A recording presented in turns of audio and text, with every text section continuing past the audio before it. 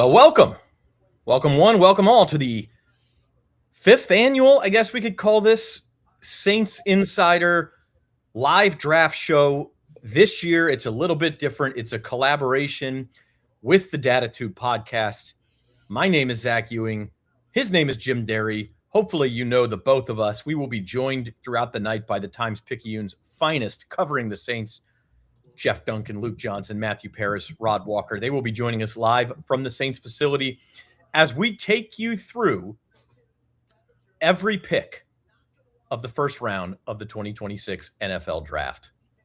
Jim, we're finally here. We've been talking about it literally for months, and we are finally here. We have been talking about it, and I know I promised the other day I was going to have we may have some kind of like special beverage of choice, but I've just gone with the Poppy to get started here because I don't want to get too overboard.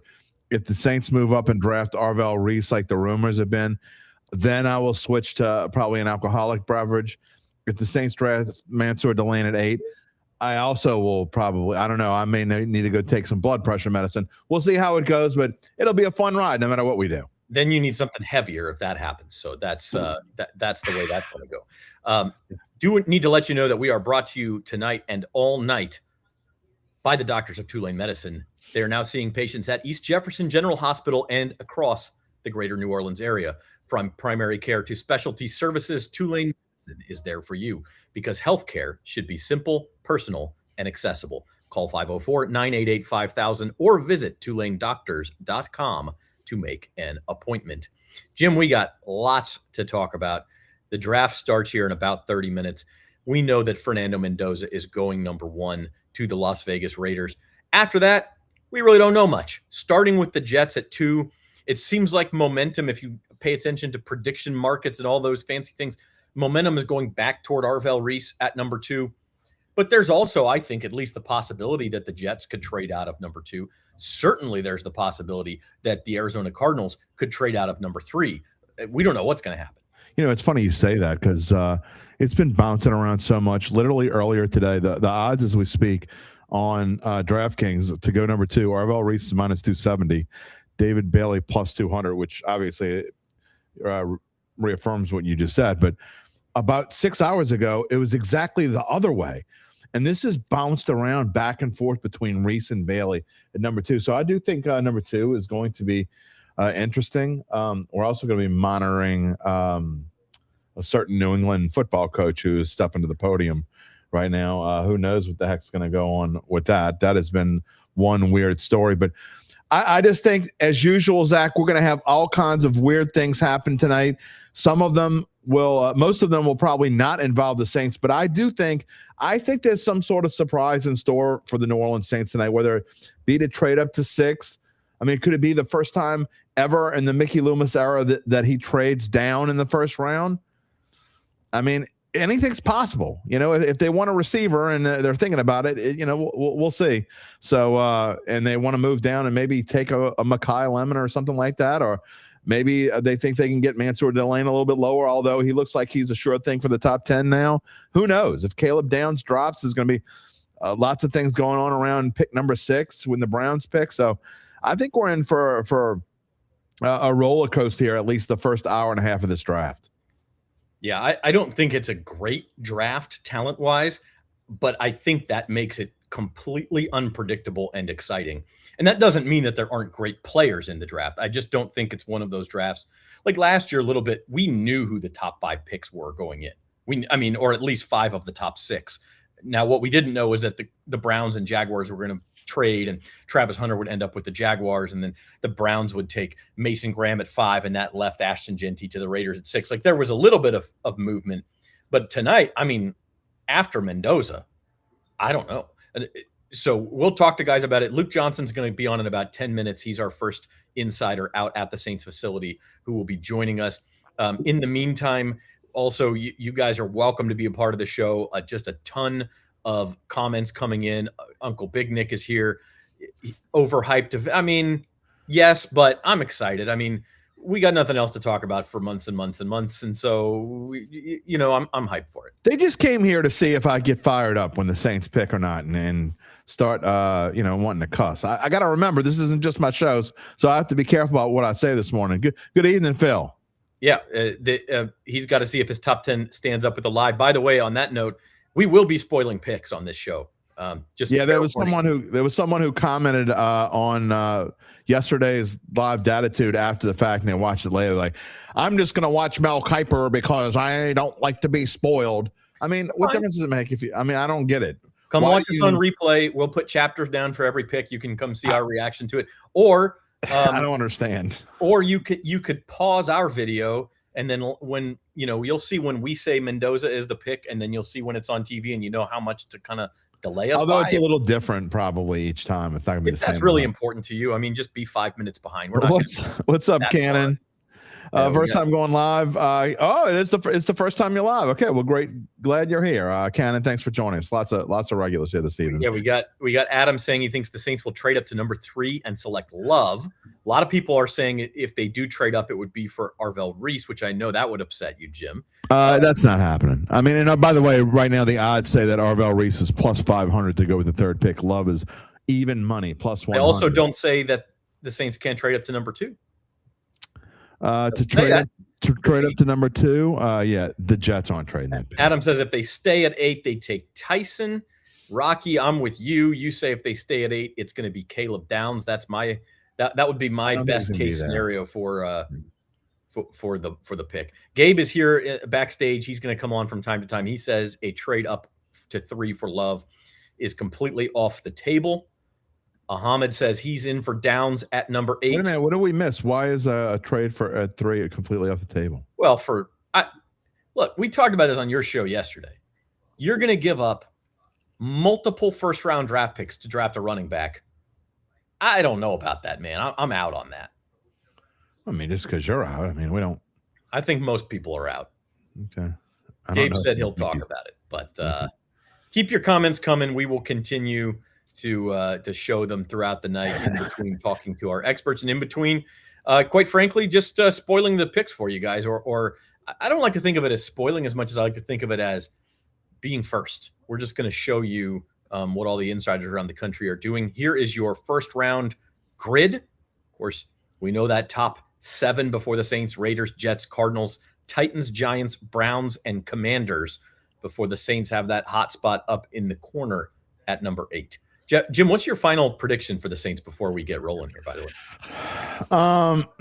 I don't feel great about it, but I wrote on SI earlier today that I was going to go with Carnell Tate. I'm 50-50 on whether he'll be there or not. And looking at the odds don't necessarily back me up. And you know how I like odds. So I don't love that that's my – I think it would be great if they get Carnell Tate, but he's all the way to plus 700 now. So the odds are saying that he's probably going to be gone. I think if he's there, the Saints are going to run to the podium. However, if he's not there, if Tate's gone, I'm going to stick with what I've been saying all week long. And in fact, last week as well, I think it's either Tate or it's Tyson. And that's why I think it's possible that the Saints might move up, because if Love and Tate are gone and the Saints want to make sure they get Tyson and don't get sniped by the Washington Commanders, they're going to need to trade up, and I could see that happening. I think if the Saints move to 6, it would be to get one of those receivers. Yeah, I think that's possible. I could see them also trading up for Caleb Downs if they're just in love with the guy. If he's just who they think will be the the captain of this defense for years to come. So that's.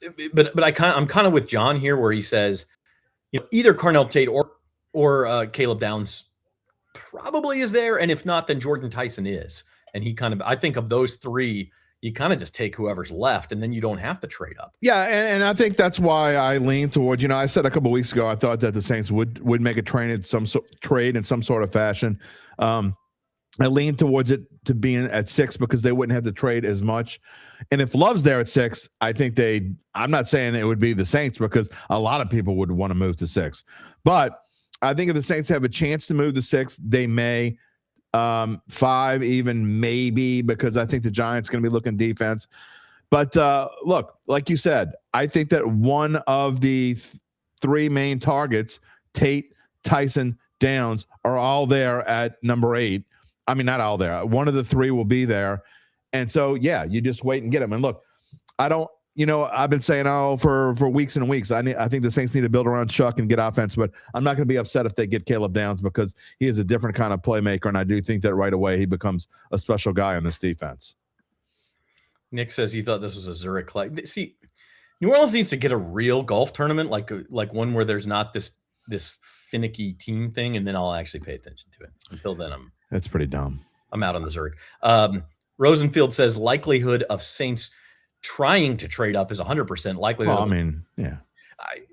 I mean, yes and no, but we know the Cardinals are willing to do it. Define trying to trade up. It's all about the price, right? I think they've called. I mean, Mickey basically said yesterday in the pre-draft press conference that they've called almost everybody, if not everybody, just to gauge everything and just to say, hello, we're still here. But trying to trade up and calling people, that's not the same thing. So I don't know that they're necessarily trying to trade up. If you believe what he said, and I'm not saying you do or you don't, but if you believe what he said yesterday, and he says, quote, we're not one player away, then they're not trying to trade up. They may make calls and see what the price is, and if they can afford to do it, great. If there's a certain player they want, great.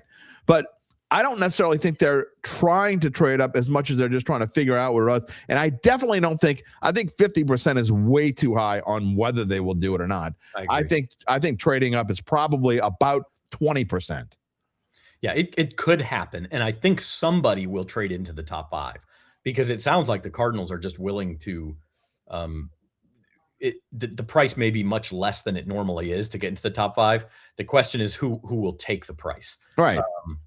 Now, if in the scenario where Tyson, Tate, and Downs are all gone in Love, right, that presents an interesting situation for the Saints. I think at that point, the best, now this is unlikely, but the best players left on the board at that point are probably defenders. You're probably looking at Mansour Delane of LSU, Ruben Bain of Miami. Maybe that means Sonny Styles fell. I mean, somebody fell if those 3 guys are all off the board. But that would create another interesting scenario for the Saints. I'm going to throw this out there, and I hadn't said this yet, okay? Lots of times I am definitely one who believes in the premonitions and feelings and karma and all those sorts of things. I believe in all of that stuff. I think there's rationale to all of them, whether you believe in them or not. And I will say this. I've been having a bad feeling all day, and I don't know if it's because the odds have been moving. And some of you won't think it's a bad thing. Some of you will think it's a great thing. But I've been having this bad feeling all day that the Saints are going to draft Mansour Delane at 8, and I am not going to be again. I'm not saying Mansour Delane is not a great player because I think he is a great player. I think he's going to be a great NFL player. However, I just want this team. I just can't take this offense like it's been. I mean, I'm so spoiled from the 16 years of my life between 2006 and 2021 or 15 years or whatever it is. I need this offense to be good again. I need them to build around Tyler Shuck. I need to cover a team that scores more than 18 points a game, and Mansour Delane ain't going to cut it. I get what he would feel, but I just have this gut feeling that that's where it is, and I hope I'm wrong. Well, here's my thing about Delane, because I think he's a really good player. And if you watched LSU last year, you'll know he's a good player. But it's a weird fit because he's not a slot corner. So where do you put him? You put him on the outside, and then who plays the slot corner? Who plays the star position? Right. And so that's why it's a weird fit to me. And that's one question we can ask of our first guest on the night, who is joining us live from the Saints Airline Drive facility, and that is our very own Luke Johnson. Luke, how's it going? Going great, fellas. How are you doing? That is one hell of a hairdo. That's fantastic. It's just a normal hairdo, man. It's just the problem is I have to keep my hair pretty short because it grows up and not down. That's just phenomenal. I mean, I give you thumbs up for draft night decor. So Luke's always on point, man. We're gonna. Yeah, well, I had to make sure I wasn't wearing a hat because last year you guys ripped me for the hat. So. We sure did. I was actually going to bring that up next, but good job. I like that. All right, Luke. First question is what we were talking about. If the Saints take Mansour Delane, is that an awkward fit to you? What do you think they would do with that? I mean, it's an awkward fit if you're just looking at this year specifically, right? And what areas on this roster they need to address. just because you're like he's really an outside corner, and you feel pretty good about what you had from your outside corners last year. He'd probably be an upgrade over both if he's as good as what you're thinking. If you're talking about a top 10 corner. I was looking this up before the draft. In the last 10 drafts, there's been 11 defensive backs taken in the top 10. 8 of them have gone on to make a Pro Bowl. Talking about some of the best defensive backs in the NFL. That's where they go.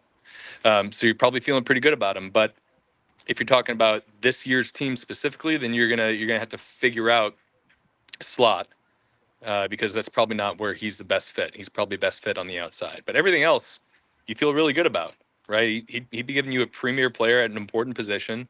He's somebody that can play in both man and zone schemes. I don't think I'd have a huge problem with it. It's just that there's other positions that would have a better positional fit on this specific roster this year. Luke, if a Sonny Styles were to fall, and I have a weird feeling that he might, if a Sonny Styles were to fall and to get down to 8, is that, again, you're talking about a player that maybe doesn't necessarily fit what the Saints are trying to do on defense, but I mean, with a talent like that, is that someone that you think that Brandon Staley that would love to be able to fit in there? I think they probably would come up with some really cool, funky stuff to do with him, just because he is such a freak athlete. I mean, we're talking about somebody who's like 6'4", 250, who's running like a 4.43, right? Just super explosive player. But I think when you're looking at him as just like a pure off-ball linebacker, like there are some like concerns there, right? Like he was never like massively productive at Ohio State. This is somebody who's originally a college safety who moved positions, so you're gonna have to probably get a little bit creative with him in how you're deploying him. I think just for me personally, like there's other guys I would prefer in that spot, even though I think he has a chance to be a really, really good player. It's just there's going to be some work associated with, but you bank on the gifts, which are phenomenal. I mean, there's like nobody really in this class who has the physical gifts that Sonny Styles does. Luke, I think we talked yesterday, and you're kind of on the Caleb Downs train as well. You weren't on the show yesterday, but is he a guy where if he falls to 8, that's just the easy button for you? I mean, for me, for sure. I think there's some other guys I would like consider, but I think for me personally, it's just if you're drafting a guy in the top 10 of the draft, and the top 8 of the draft, you are wanting, like there's no guarantees in the draft, but you're wanting as close as you get to a sure thing. And to me, I mean, I think he's one of the 2 or 3 best players in this draft. And the only reason he'd be potentially making to 8 is because he has an S next to his name. Now, that wouldn't be what he plays in New Orleans. He'd be playing an important position for him, in that star position. He is an outstanding run defender. I mean, he racked up more than 100 tackles as a freshman at the University of Alabama. It is very hard to get on the field as a freshman, as a defensive back at the University of Alabama under Nick Saban. And then he went into Ohio State and became even better. I just think that you are picking a player who you can just like almost forget about, it's like immediate day one starter impact player.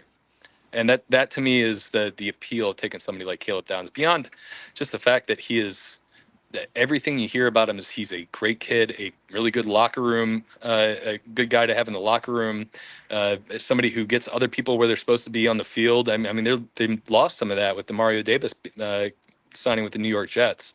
So I just think he'd be such a slam dunk, just easy pick to make for me.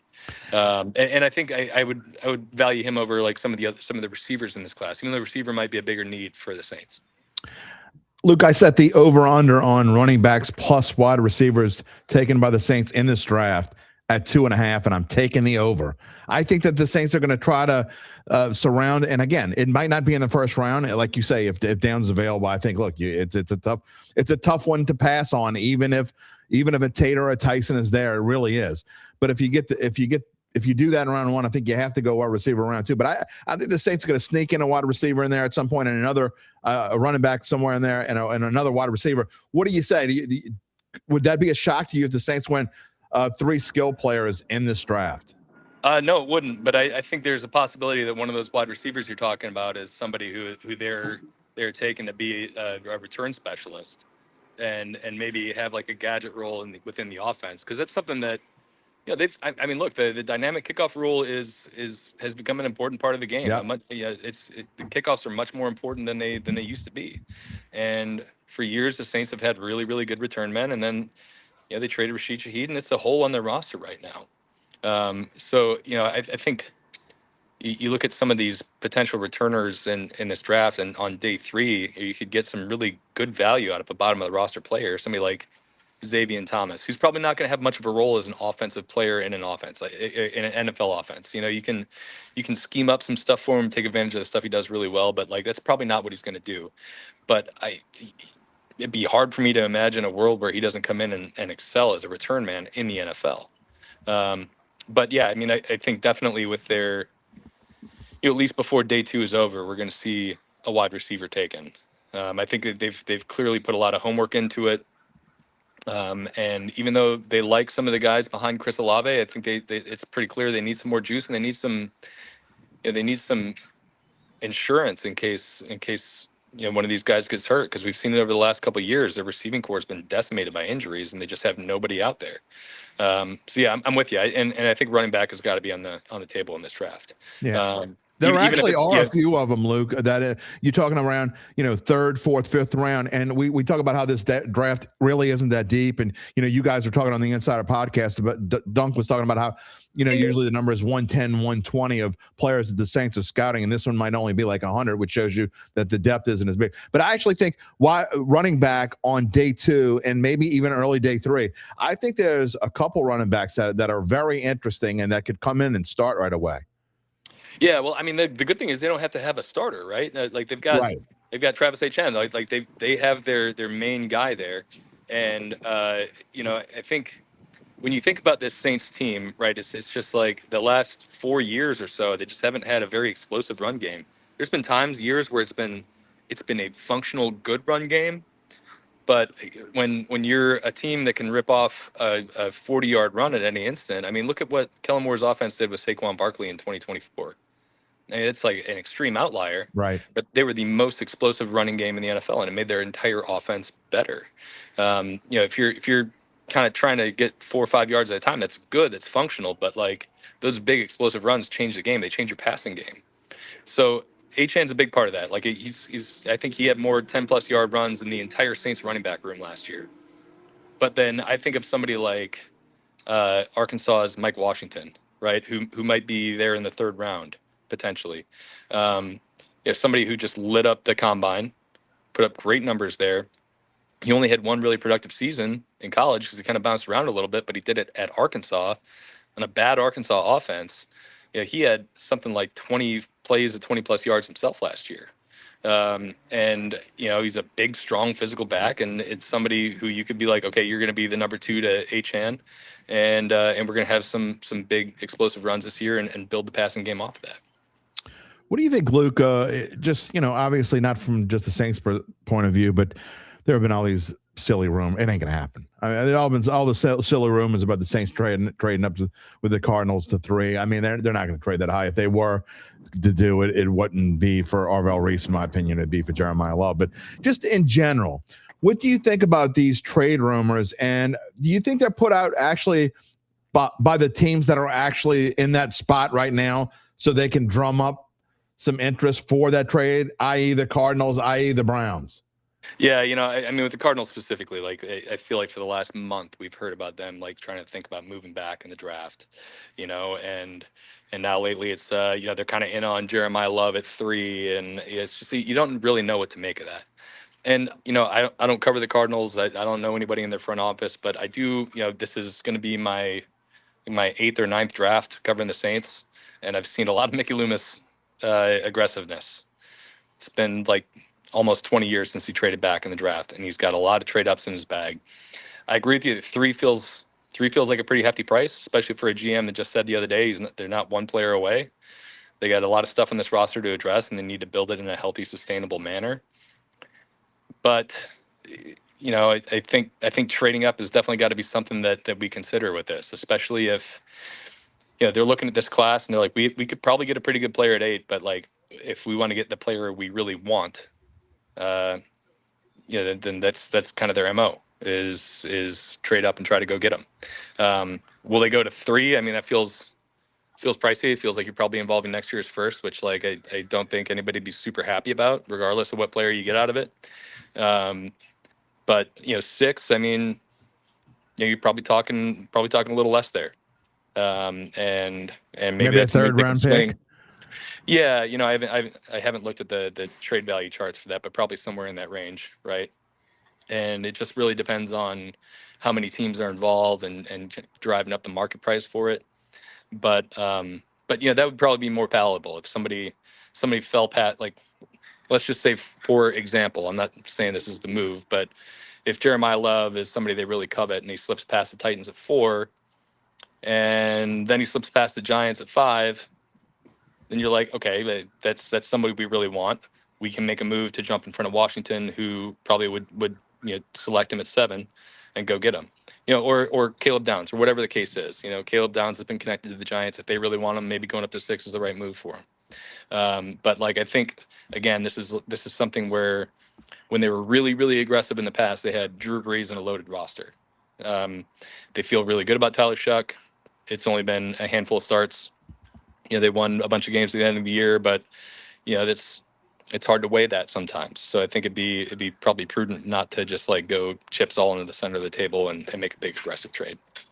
All right. Well, we are about to find out, just a couple minutes away from the start of the draft. Luke, we'll join back up with you after the Saints pick. But until we do that, what's your final prediction here? Is it Caleb Downs or one of the receivers? What do you think we end up with here joining New Orleans in an hour or so?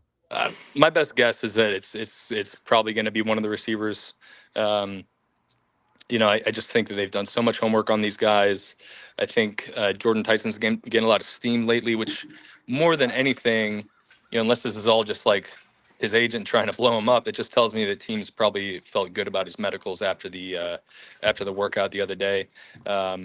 So I think that to me is just like, feels like the best chance for one of those guys to be available and for them to kind of pull the trigger at a position in need here. All right. Thank you, Luke. My pleasure. I'll work on my haircut for next year. All right. Can't wait to see it. Put a hat on. See you guys.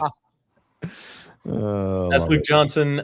He is one of our beat writers for the Times-Picayune, covering the Saints. As he mentioned, he's been here 9 years strong. It might be his ninth NFL draft, covering the Saints. So very knowledgeable guy. Going to bring on our next guest. The draft is about to start, but we know Fernando Mendoza's number 1 pick, and they screw around for a while. So let's bring on another guest for right now, and that is one of our guys up in Baton Rouge covering the LSU Tigers. And there's that aspect of this draft tonight, too. And this is Reed Darcy. Reed, welcome on to the Saints Insider Dattitude NFL Draft live show. And the LSU has a first-round pick almost every year, but it looks like they will have exactly one this year, and that is Mansour Delane. What do you expect for Mansour tonight? Yeah, I think Mansour should go in the top 15, but most likely in the top 10. I think if the Saints pass up on him at 8, I could see him going at 9 or 10 pretty easily. The Chiefs could use a lockdown corner. Really, any team could use a lockdown corner because that's who he is. That's who he showed that he was in his only year at LSU. He came in to Baton Rouge as one of the top defensive backs in the transfer portal before he signed on, and then he kind of elevated his game to an even a higher level. He really emerged as one of the best defensive backs in the country, and it's like we kind of didn't really talk about him a whole lot throughout this past season because nobody was ever throwing to him, and that's a good sign if you're a cornerback. I think looking at all the prospects that are projected into the top half of the first round here, he feels like one of the safest ones. He feels like he has a very high floor, really, really safe pick, lots of upside, but not much downside. I don't really know if there's a case against Mansour Delane. I think he's just that good, and he'll probably be a pro for a pretty long while. Reed, to show my age, and I didn't know this until a few months ago when I went to my 40th year reunion, but apparently your dad and I graduated together. I had no idea until I'm like, well, that's a small world. So your dad and I were both Shaw class of 1985 and got to talk to him for a while. And it just made me, thanks for making me feel older than I already am. Yeah, go Eagles, right? Yeah, my dad grew up on the West Bank, not like literally just right around the corner from Shaw. So he would walk to school every day. So yeah, small world. I got roots on the West Bank. There have been some Shaw Eagles in the first round of the draft before. There's one on ESPN and Ryan Clark that's on all the time right now. But go back to Mansour Delane, and what I found interesting about him as the last few weeks have rolled on, and I have heard, I think maybe 13 of the 16 GMs who are in the top half of this draft talking about Mansour Delane at some point, and just talking about. It seems like he is one of the more NFL ready players to go into this draft. And look, I throw out there that I don't necessarily want the Saints to draft him, but it's not because I don't think Mansour Delane's a talent. I'd rather see them build around their offense, but I think that Mansour Delane's going to come into this draft and be ready right away. Yeah, 100%. He came to LSU and like the first day we saw him show up at spring practice or fall camp, you're like, oh, this guy is just, he's kind of different. He had that look of an NFL player right away. You could tell that they're just the way he moves, the way he's built. He definitely had that look to him. So I think he'll probably, whatever team scoops him up, he'll be starting week one, and he'll have that ability to be that lockdown corner you need right away. Now, it may take some time for him to develop that in the league to get adjusted to the pace and speed of the game, but that's absolutely in the cards for him to figure things out pretty quickly. Our Cokie Riley did a good story on him during the season about him and his upbringing and his dad, and how he kind of has been molded, throughout the course of his career, high school, college, to kind of be this prototypical defensive back. So there's not a whole lot of downside here. And on top of that, he's also just a really good dude, covering the guy, talking to him throughout last season at LSU. He was one of the best talkers on the team, one of the best interviews on the team, just a really down-to-earth guy, always gave you thoughtful, good responses. And so I think he probably interviewed well with a whole bunch of NFL. And Reed, that's all part of it, right? I mean, that's part of what gets. It's not just the athletic ability, especially when you talk about the Saints. They have a type, right? And I think actually Mansour Delane really fits that type, which is another reason why he's climbing up there a little bit. But he fits that type of a guy who could come in and have no problem adjusting to the next level right away. Yeah, but Jim, you forgot the Saints don't like LSU guys. I don't know if that's you knew definitely true. That's what I heard. It's never happened, Reed. The Saints have never drafted an LSU player in the first round of an NFL draft. Never been done. Reed, before we let you go and get to the draft here, how about Garrett Nussmeier? Not going to hear his name called tonight, but I think we got some closure with the injury situation. You and I talked about this in the LSU Insider that dropped earlier today. The cyst on his spine, which sounds awful, but like I said, maybe really kind of a good pre-draft season between the Combine and Pro Day and Senior Bowl and things like that. He's a guy I feel like somebody's going to take a flyer on and maybe get a steal in rounds 2 or 3.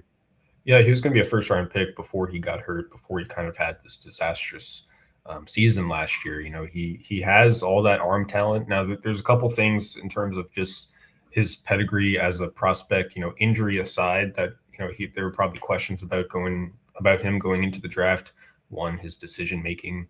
Two, really his ability to use his legs. I think those two are probably things that would have come up in the pre-draft process, whether he was battling this injury or not. But the number one thing for him throughout the pre-draft process was trying to figure out a way to show NFL teams that this injury was what was preventing him from having a good year in last year. It's just like I think he just wanted to show that he was healthy and that he put that behind him, and that was the reason why he had such a bad year. And I guess the fact that it's a cyst on his spine, that kind of makes a lot of sense. I know as LSU reporters saw that and we're like, okay, yeah, that explains a lot, because it kind of explains the mysterious nature of the injury, how we never really got a firm official diagnosis for what it actually was. It was always vague. Brian Kelly never really got into specifics of it, probably because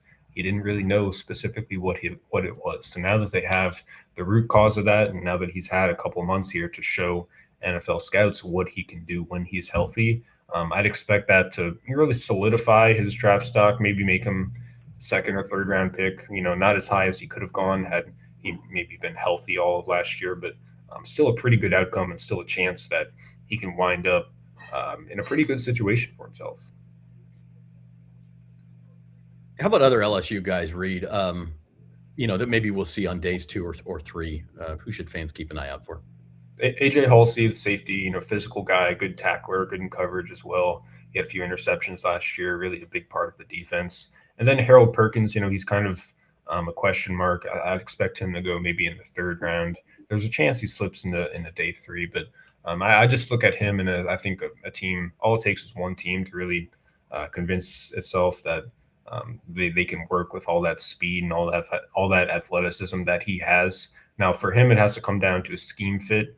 I think it'll take a team to look at him and have a very specific role for him in their defense that he can play, because LSU never really figured out what his best position was. He's kind of a tweener in terms of size and length and athleticism and all that. But the dude he's a game breaker, as we've seen throughout his career. It's just finding the right role for him. So as long as one team has that role in mind for him, I think he'll be a day 2 pick. But other than that, it's probably some day 3 guys. Xavier Thomas, I think, helped himself in the pre-draft process, running the 4.28, I believe it was, in the 40. That was pretty big deal for him. Aaron Anderson should hear his name called at some point in terms of like a slot receiver who can maybe start out on special teams and then work his way into a role on offense. But other than that, it's really about those guys, Nuss and Delane and Harold and Halsey at the top, and then a few day 3 guys who will probably bounce around the league, be on special teams, and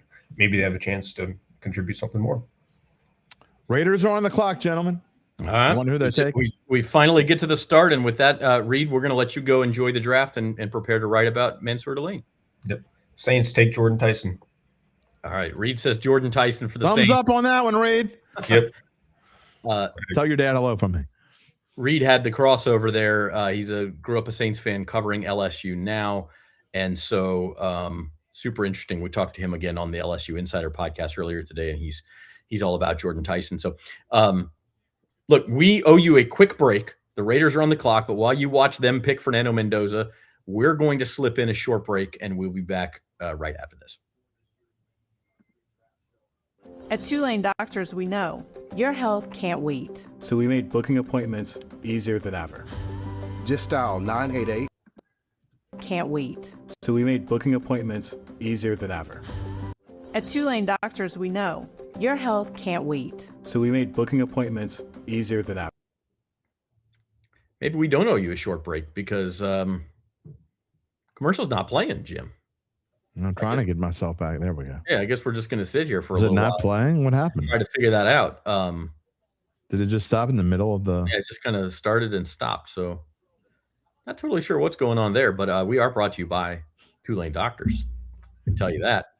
This NFL draft coverage is brought to you by the Doctors of Tulane Medicine, now seeing patients at East Jefferson General Hospital and across the greater New Orleans. That's all right. Mendoza didn't get picked yet. I'm sorry. From primary care to specialist services, Tulane Medicine is there for you because healthcare should be simple, personal, and accessible.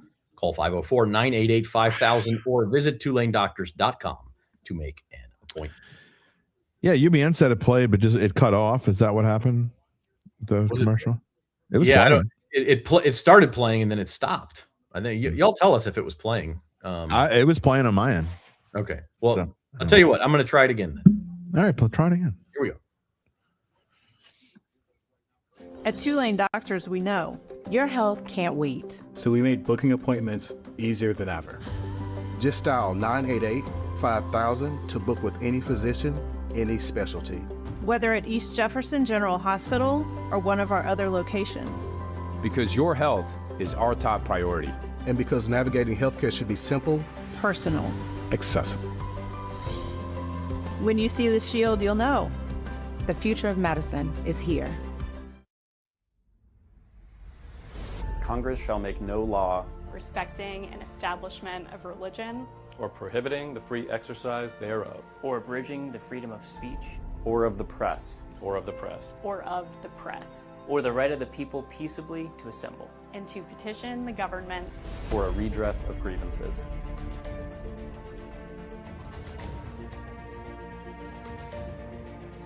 Because it's worth it.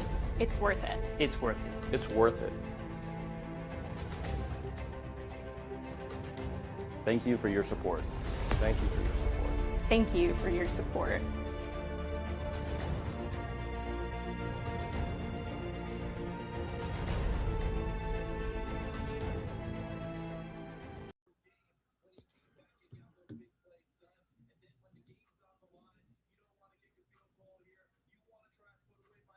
Wait.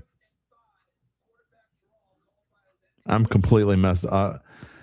Are we supposed to come back, Zach? Are we back, Jim? Yeah, we're back, but Tulane's still on the screen. Tulane's getting there. We go. All right. I'm complete. No, that's If I all would right. have known it was going to actually work the whole time, I would have gone and got a piece of pizza and I would have eaten it in a minute and 20 Even in seconds. that time, that's impressive. I mean, I would have had to go to the kitchen to get it too. I mean, it's like, through the dungeon, around the green screen, through the dungeon, into the pizza, and shove it down my throat in a minute and 20 seconds. I might be able to do it. Do you want us to bring Gabe on for a minute, Jim, so you can go eat? Is that what? Nah, not yet. I mean, but Gabe can come on if he wants. But I mean, I'm wait to eat until after the pick's in. I wonder who it is. It is Fernando Mendoza. We can confirm that. Oh, okay. You know, I don't think that's spoiling anything, but it is indeed Fernando Mendoza, Indiana quarterback, who is headed to the Las Vegas Raiders. You know, we haven't. It's been assumed so much that he's been the guy. How do you feel about Fernando Mendoza, Jim? You think he's going to work in Vegas? I got to be honest. I don't get it. I know that they need a quarterback desperately, and the Raiders are kind of starting to turn into the Jets, whereas you wonder when their next real quarterback's going to come. And I mean, of all the look, we've said this draft isn't great, but to me, it's pretty damn good at the top part of the draft. And the Raiders, to me, are missing out of some of these players that Fernando Mendoza may be a really good quarterback. I just don't see him being. Do you see him being an elite top half of the league quarterback? Because I don't. And so, I mean, I guess you kind of you're forced into that pick there. It's almost kind of a curse of what would happen if the Jets were the number one pick? Would they have picked Mendoza? I don't know the answer to that. I guess they would have, but I just think it's kind of a forced pick where they almost feel like they have to. He's got the size. Anybody who needed a quarterback would have taken Mendoza. I'm confident in that. I mean, look, here's the thing. I don't think that he is a can't miss prospect like some guys we see go number one. Yeah. He's not Andrew Luck. He's not Peyton Manning. He's not, Joe Burrow. He's not that. But I do think that he's got the size. You know, we list him as 6'4". I think he's almost 6'5". He's definitely got the size. Big dude, but he can run. We saw that in the college football playoff. There's a lot of, and this is going to sound funny because I think his ceiling may be even higher, but there's a lot of Tyler Shuck in this guy, which that should make Saints fans happy just because he's, that's high praise for Tyler Shuck because you had to take him at number 40, not number 1. But I think Mendoza maybe has a higher ceiling. He doesn't have the injury history of Shuck. He's younger than Shuck was. There's other things that make you think maybe he still has some room to grow. So I think it's a good pick. And I mean, but you're right that you almost have no choice if you're the Raiders. You have to take your quarterback of the future. He's by far the best quarterback prospect in this draft. So no question. And there's no question, too, that his run in the college football playoffs where people got to take a really good look at him, and he was obviously beyond his quarterback skills, was clearly this leader, and the players were following him. The entire team was following. There's no question that helped him. So, look, but again, I mean, is he the best player in this draft? I don't think so. But what do you do if you're the Raiders? You certainly need a quarterback, and you only get the number. Well, I mean, they get the number 1 pick. I think that's maybe the last time they picked the quarterback number 1. It didn't work out so well, if I remember correctly. Some guy from LSU, gold, and also drank stuff that was purple. Yeah, he also ate his way out of the NFL, if I remember correctly. He's about 100 pounds more than me.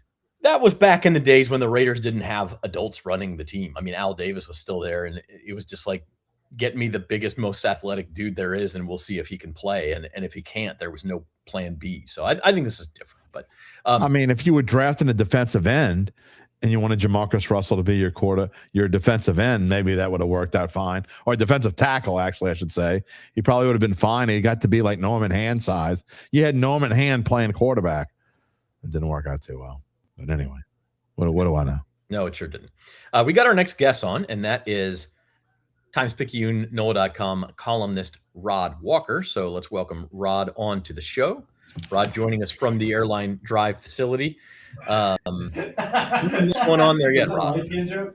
Do what? I'm sorry. Nothing too much going on there yet. Just, I guess, reporters talking. Yeah, we're just sitting around, and we just saw the Mendoza pick. Pick is in for the Jets, by the way. Okay. Oh, so no trade. Okay. What's your feeling on the Saints tonight, Rod? You mentioned on the show yesterday, you've been kind of team receiver. You think it's Jordan Tyson or Carnell Tate. Is that still where your head is? Yeah, but I do think if Caleb Downs is there, I think they might get him just because of how dynamic of a player he is, and I think they'll worry about receiver later on in the draft if that's the case. Okay, a little bit of breaking news here. Yeah, go ahead. They've taken David Bailey. So a little bit of a surprise. Like that was definitely rumored at times, but today it went back and forth. Toward Reese. Everything. This morning it was Bailey, and it switched at some point this afternoon back to Reese. It was Reese yesterday. It was Bailey this morning. It was back to Reese. And if you bet on Bailey at plus 175 or whatever, you made yourself some money. Yeah. What's your reaction to that, Rod? And I thought Reese would go second, and a lot of the mocks I saw over the past 24 hours had the Saints trading up with the Cardinals at 3 for Reese. So we'll see what happens here in the next 8 minutes or so. Yeah. Do you think a trade is a possibility? I mean, we've kind of said all month, this is probably not the year the Saints trade, just sit back at 8. And maybe it's all coming from the Cardinals side, but man, there's been a lot of steam, a lot of rumors about that. Yeah, there have been a lot of rumors. And we do know if the Saints have a guy they really, really want, I could see them doing it. But again, I just kind of feel like if they just sit at 8, I think you still get somebody good that you really like too. So if they really, really like Reese or want to come up and try to get Jeremiah Love at 3, this would be a good time to do it. I was saying now's the time if you're going to do it, right? I mean, right. I just don't see the price to get up to number 3, Rod, just seems like it'd be way too much when you're talking about rebuilding. And Mickey was talking yesterday about how they're not one pick player away. If Drew Brees was still on this team, I could see them going to get a Jeremiah Love, but I just don't see them paying the price to do that, to move that far. Yeah, I agree. I just don't know if it's really worth it right now. But again, we don't know how highly they think about those guys like Reese and Love and Caleb Downs. But I mean, I think you can sit tight and just wait. I gotta give it to Zach too. Zach's been on the David Bailey train for well over a month now.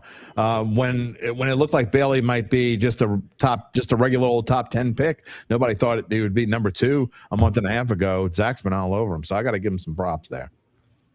I like David Bailey. I'm curious what you think, Rod, about Aaron Glenn choosing kind of, Bailey was a very productive college player. I think he had 14.5 sacks last year, whereas Arvell Reese is newer to the position, maybe is still growing into it. His ceiling could be higher than David Bailey. Why do you think he chose Bailey over Reese? Or was Aaron Glenn just, maybe he's not as involved in the decision as some head coaches are? I would think Aaron Glenn would probably be heavily involved in it. He's a defensive guy, and I just think I'm not sure because I really thought Reese would go 2 here. So I don't know what it was they liked about him, but I know somebody just kind of pointed out how bad they were in the sack department last year, and now they got I think they kind of fixed that, and obviously got DeMario up there as well, so he can kind of take him under his wings and just kind of show him the ropes on the defensive side. Yeah, that's interesting as well. The Saints are now 6 picks away, Rod, and I'm just curious your thoughts as to how you think this is going to turn out over the next 45 minutes or so. I think we have to see. I mean, if any, I think the tackles is the one position we think could be like that could kind of throw a little monkey wrench in everything and help somebody else fall down to the Saints even lower. But I'm really curious about what happens at 4 with these next 2 picks, 3 and 4. I want to see if Jeremiah Love is going at 4, and I want to see what the Cardinals do. I think whatever the Cardinals do is going to kind of dictate the rest of this top 10 here. Go ahead, Jim. I was just going to say, I think there are a lot of people going to be surprised about Bailey moving up. And now all those rumors that we've been hearing, Rod, about Arvell Reese, and I don't necessarily believe them, but we saw the mock draft was it Jeremiah who threw it up there as early as, as late as last night, that the Saints would trade up here. Just your thoughts on, again, I don't necessarily think they would trade up to get him, but how good of a player do you think Reese is?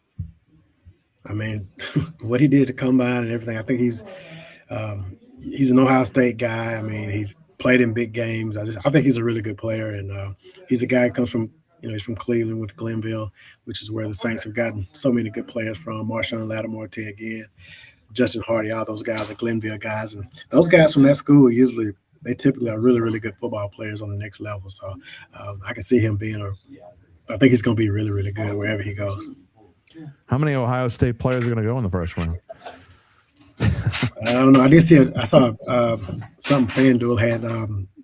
I think that it was 11.5 was the over/under on Big Ten guys in the first round. So I think I might take the over on that too. I think they can get to 12 guys. I think you're right. I think they might be close. It'll be 11 or 12. I think so. Sorry, guys. I'm not in the room. I thought I might see the third. I thought I might have seen the third. Yeah, I thought the same thing. I did not. I was like, "What is that?" No, I got a notification, and look, if Arizona is going to trade, this is they got 8 minutes to do it here. So this is the kind of the moment we've all been waiting for. Yeah. Curious to know, Rod, because I think you were still kind of actually down to 2 minutes, by the way. If Carnell Tate and Jordan Tyson are both there, which receiver do you prefer for the Saints? On the podcast yesterday, I said Tate just because of the, he doesn't have the injury questions that Tyson has, but I think you can't go wrong with either one of those guys. And to me, I think that's what the pick will be, unless Caleb Downs is still on the board at that point. I think if he's on the board, I think they go with him. But if not, I'm expecting to be one of those two receivers. By the way, Rod, you got to tell me where you got that dearly beloved shirt you wore yesterday. I don't know if they make that in 3X or not, but I got to find. That's the best T-shirt I've seen in months. I'm just saying I got to get that. Hey, I can't remember where. All right, guys, we got a pick. The Cardinals are not traded, and they are taking Jeremiah Love. Name running back at number 3. I got to give it to Schrager. I think isn't that what he was saying was going to happen? So the dream is dead, Jim. The dream. Yeah.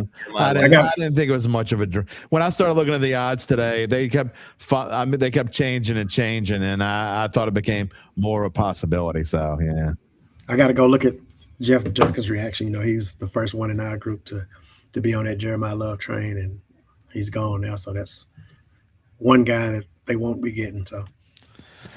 Yeah, now there's Titans on the clock, and Arvell Reese is sitting there. They may just go ahead and pull the trigger for Arvell Reese.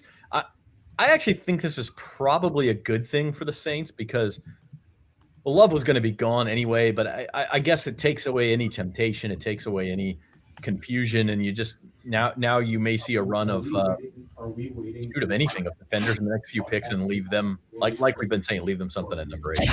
Yeah, no, I think this is – the order's obviously not what we thought. I didn't think Love was going that. I thought he'd go 4, not 3, but he's a guy that we all thought would be gone by the time the Saints pick. So I think for right now, the Saints are still in good shape, and the guys who they had on their board, who they really wanted, I know they're all right there still. Yeah, and that's the thing. I don't think anything's going to change in the first 4 to 5 picks of this draft that will change the Saints' MO, or who they might get, or anything like that. Rod, still the guys that you're talking about. To me, there are 5 guys that they might get. Downs, Tate, Tyson, Delane, Bain, any one of those 5 guys. I think it would be a shock. We can say that it's going to be one of those 5 guys if they stay at 8, right? Yeah, I'll 4, 5, 6, 7, 8. Yeah, one of those guys is available at this point. Yeah, they're already. You're right. Now, unless they go in that order, and not necessarily that order, but they're going to get one of those guys, I would think, and that's why it's becoming. And Zach and I talked about it earlier. I think we both agree that it's somewhere about the neighborhood of 20% that the Saints would trade up.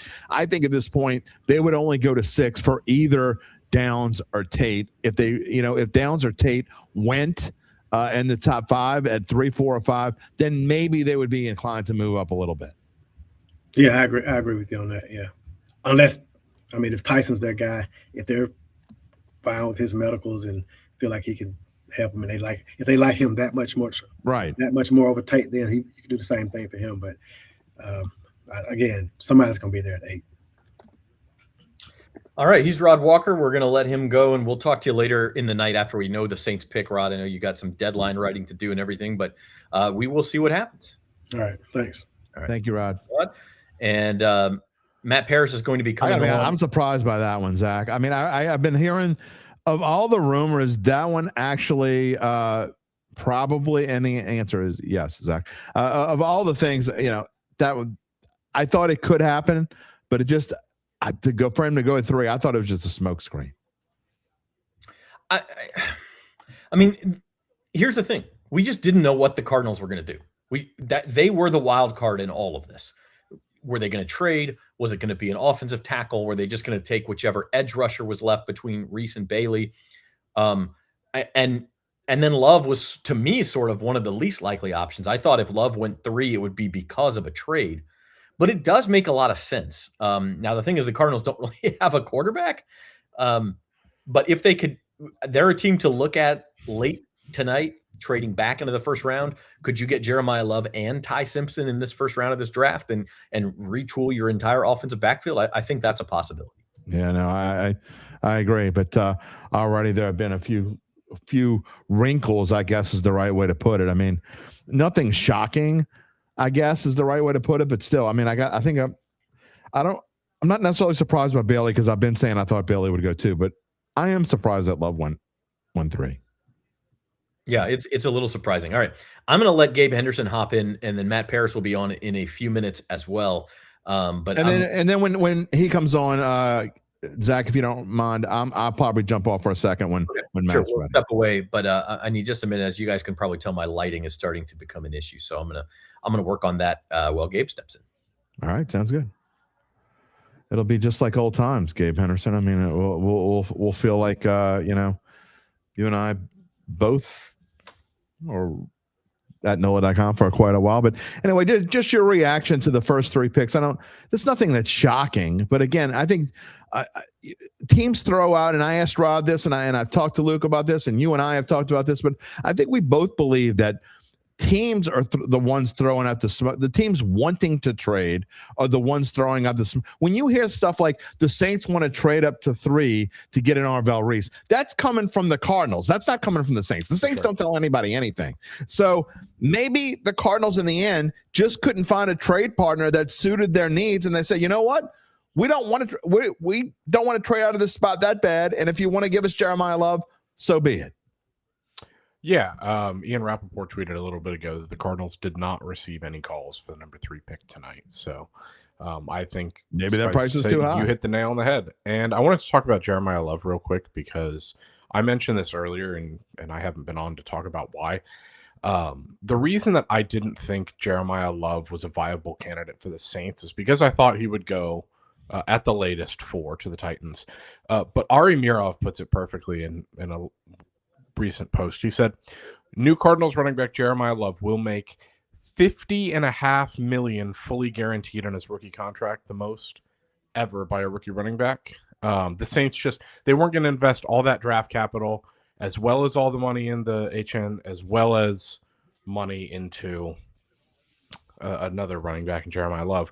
But we do have the number 4 overall pick, and this one is a surprise. It's Carnell Tate. Carnell Tate moving all the way up to number 4. I'm trying to see where his little slide is. Zach, if you want to just click on it, you can. Wow. Carnell Tate, that is a surprise that he moved before.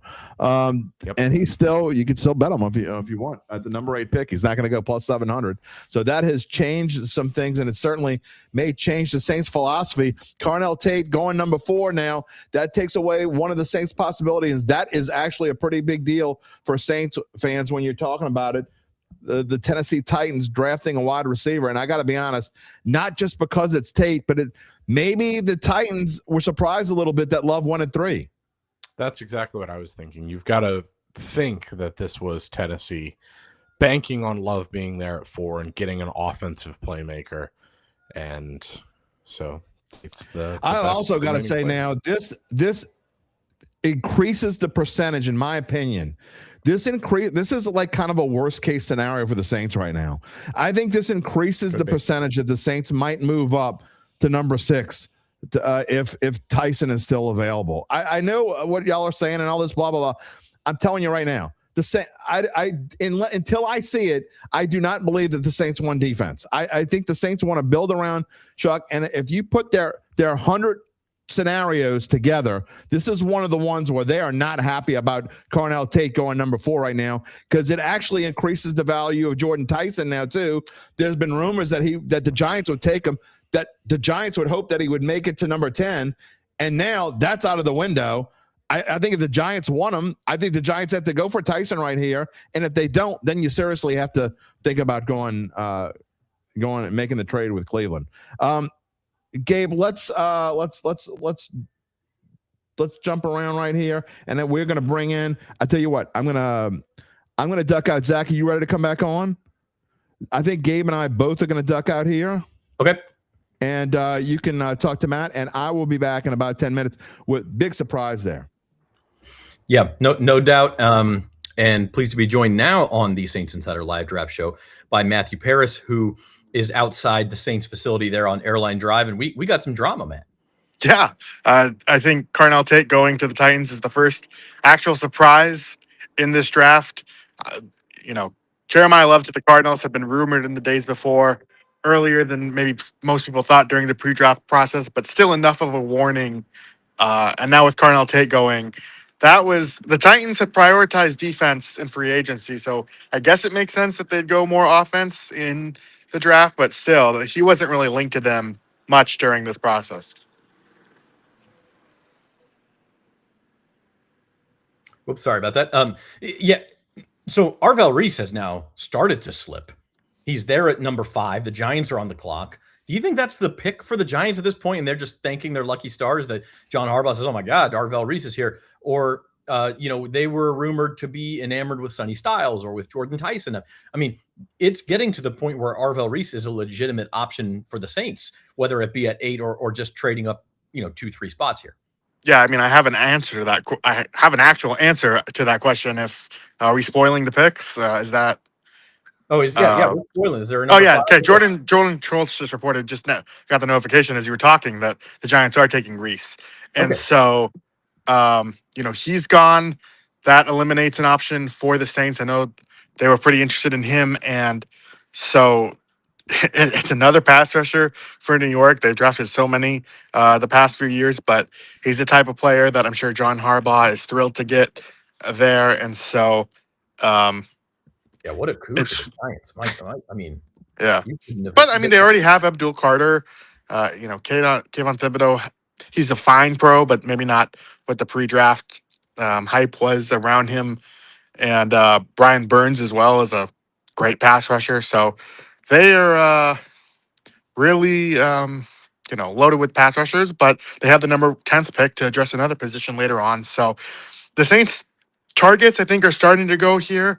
We'll see if someone jumps ahead. As I was talking, Ian Rappaport reported that the Chiefs and the Browns might be making a deal. Do you have any more information about that? I have not seen. I think I got the same notification as you, and so that would be interesting. I wonder who the Chiefs would be jumping up for. Caleb Downs, possibly. Maybe Reuben Bain. Maybe Reuben Bain. Okay, Gabe just told us backstage it is official. The number 6 pick to the Kansas City Chiefs. Things are happening very quickly here with the 8-minute clock. I like it. Yeah, yeah. As someone on deadline for our print, maybe a little too fast as this is going on. But what did they give up for him? Is the compensation out there? Yeah, let's see it. Gabe, if you see that, let us know. I'm going to look for it myself as well. So the Chiefs move from 9 to 6. I assume that means Cleveland is now picking at number 9, and then just got something else as well. But right now, I mean, we've already had a topsy-turvy top 5, and now we've got a trade. Gabe says he does not see the compensation yet, but Uncle Big Nick's right. This is getting fun now. Yeah, it is. Yeah, and something too that we say this every year about the draft, but like this is one of the cliches that I think is coming true for this one, especially, is that the top 10 was not settled. I think this year, especially because there were no star quarterbacks, there was a lack of elite level talent, that it made everyone's evaluations on these players a little bit different. So the Titans, for instance, they were much higher on Cornell Tate, presumably, than they were on Reese or other players on their board. And so now the order is getting a little funky. And because you're seeing this run on pass rushers, if that's what the Chiefs do, then the Chiefs are taking Delane, apparently. Oh, wow. Okay, so I wonder if they felt like they needed to get ahead of Washington, I think so. and or the Saints to take Delane. So LSU's Mansour Delane going to the to the Chiefs at number 6. So congratulations to LSU's Mansour Delane. Chiefs traded a corner to the Rams. They actually picked up an extra first-round pick in that deal. And Gabe says that number 29 pick is not in this deal. It's for a 3rd and a 5th. Number 74 and number 148 is the comp. So to move up 3 picks, it doesn't look like the Saints are trading up at this point, but that was about what we figured is about a third. We were saying maybe a 3rd round pick for the Saints to move up to number 6. The Chiefs added a 5th round pick as they're picking 1 spot lower. So Matt, we're going to let you go because I know you got to do work. Okay, thanks. We'll let Matt go and we'll find out what happens. But there you have it. I mean, it's fast and furious right now. Let's see, Gabe, why don't you come on and tell me what you think about this trade? I think the fact that the Chiefs didn't have to give up their second first rounder is a good deal for them. Yeah, that would have been a lot to move up 3 spots to give up an extra first rounder. But sometimes you get desperate. Do we think it's to keep Delane away from Washington, or was New Orleans involved here? I would assume it's Washington, especially considering the Chiefs traded away a DB this offseason. But now, if you're the Saints, Jim was talking when he and I were on a little bit earlier about how this is worst case scenario for the Saints.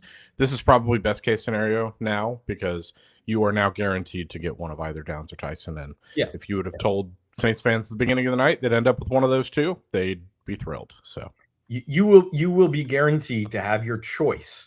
Tyson, Downs, and Ruben Bain. 2 of those 3 are going to be available. Now I don't, and those are all 3 at positions of need. And so I think the Saints are going to walk away from this top 10 pick with somebody that they really desperately needed. Yep, 100% agree. And I don't think they can go wrong with any of those 3 either. Let's see. Ahmed says Washington is going to get Downs. It could that be. Wouldn't surprise me.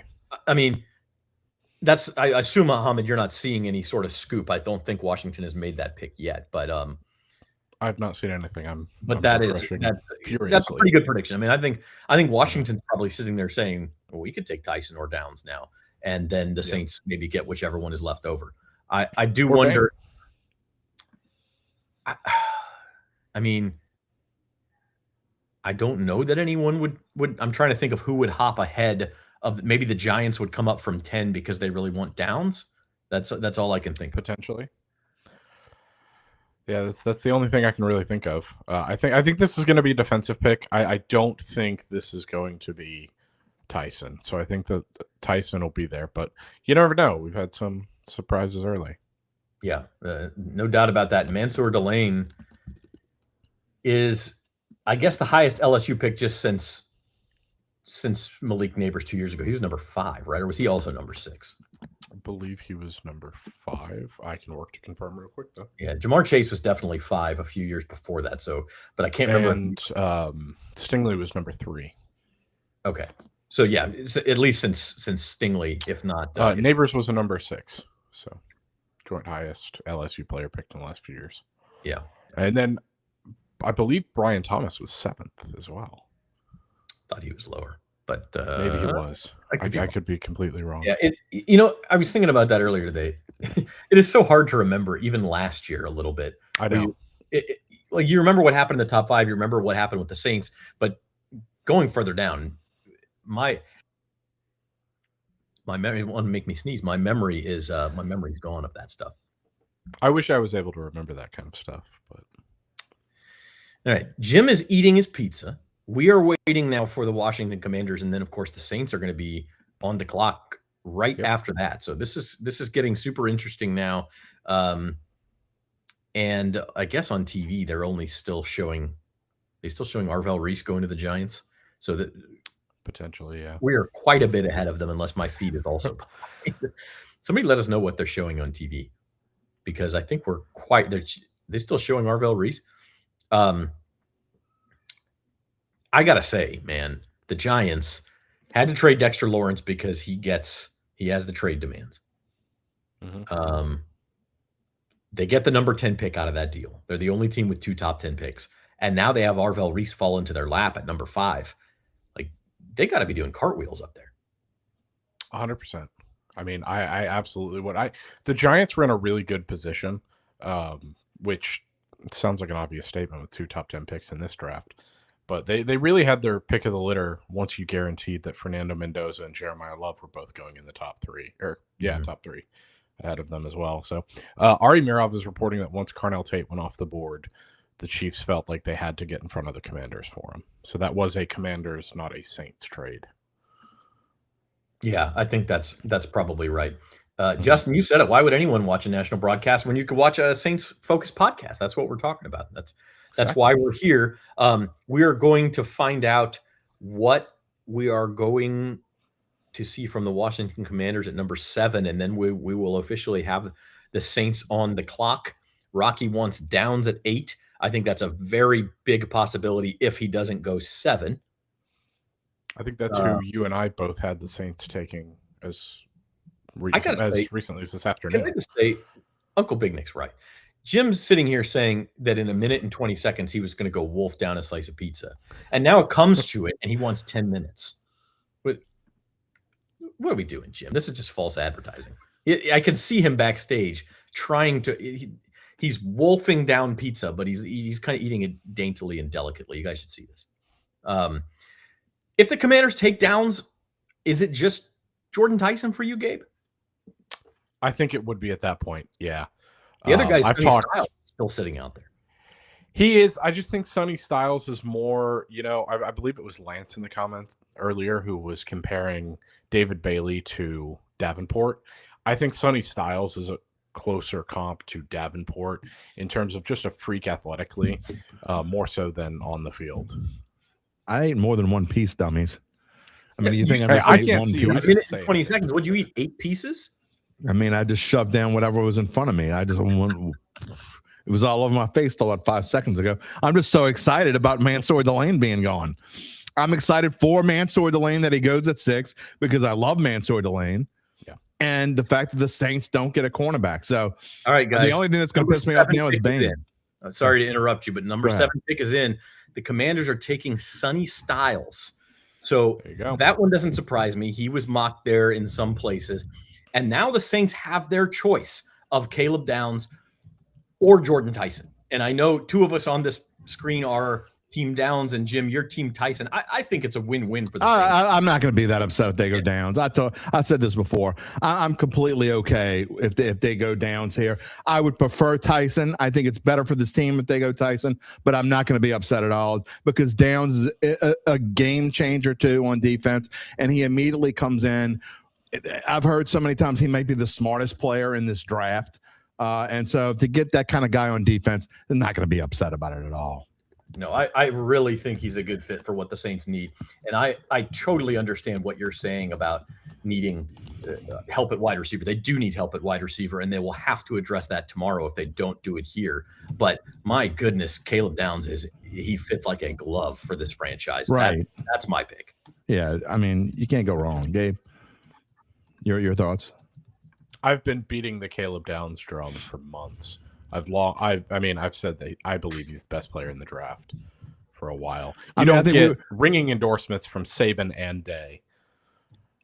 And all 3 of us would be absolutely floored if it's not Downs or Tyson, right? I would be. I mean, Ruben Bain, I guess, is your 3rd option at this point. I can't imagine that they would go for a guy that doesn't even necessarily fit in the system. He doesn't necessarily fit in the system. He doesn't fit the way Jeff Ireland and Mickey Loomis have always drafted. It doesn't make sense. But we will see what happens. All I can think of is alligator. I mean, dinosaur arms. You want to see Jim crash out? Let Ruben Bain be the pick. Yeah. I'm preparing myself for something silly here.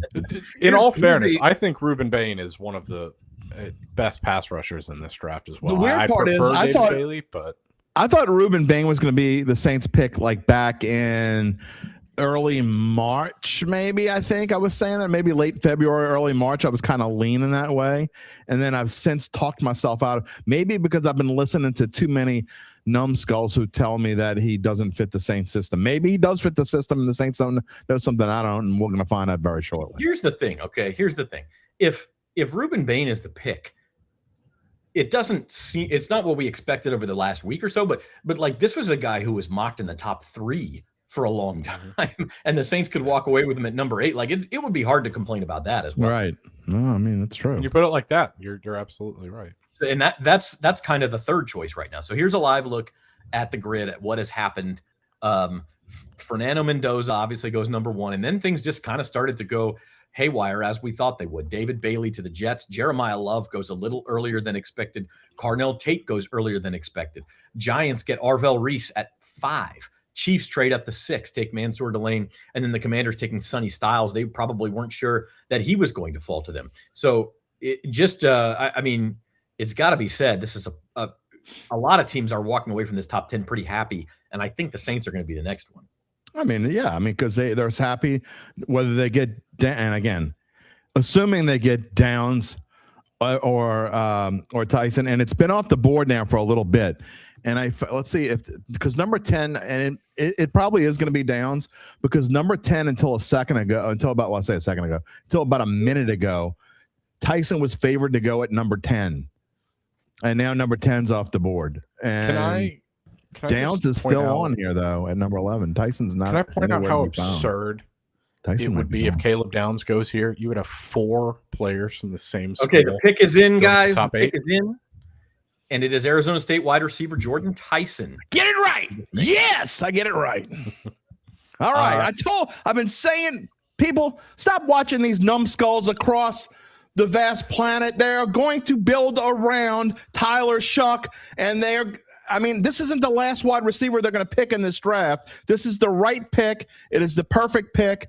And look, I'm excited. All right. I don't get to be happy on this too. Here's what we're going to do. I'm glad you're happy, Jeff. Gabe, I'm going to let you go backstage. We've got Jeff Duncan here, and Jeff Duncan and I are going to tag team on Jim and tell him what a mistake. Yes, please. Here's Jeff Duncan from the Saints facility. He was team Caleb Downs. I was team Caleb Downs. The only thing we didn't think was that he would be there. They passed on him, Jeff. What's your instant reaction to that? Well, I mean, I think we know it was going to come down to a certain pool of players, and they clearly feel like they need to bolster the offense. I think it was probably a tough decision for them. We'll find out in a little while. I don't have a problem with it. I mocked this. You did on Friday, so sure did. It makes a lot of sense to me.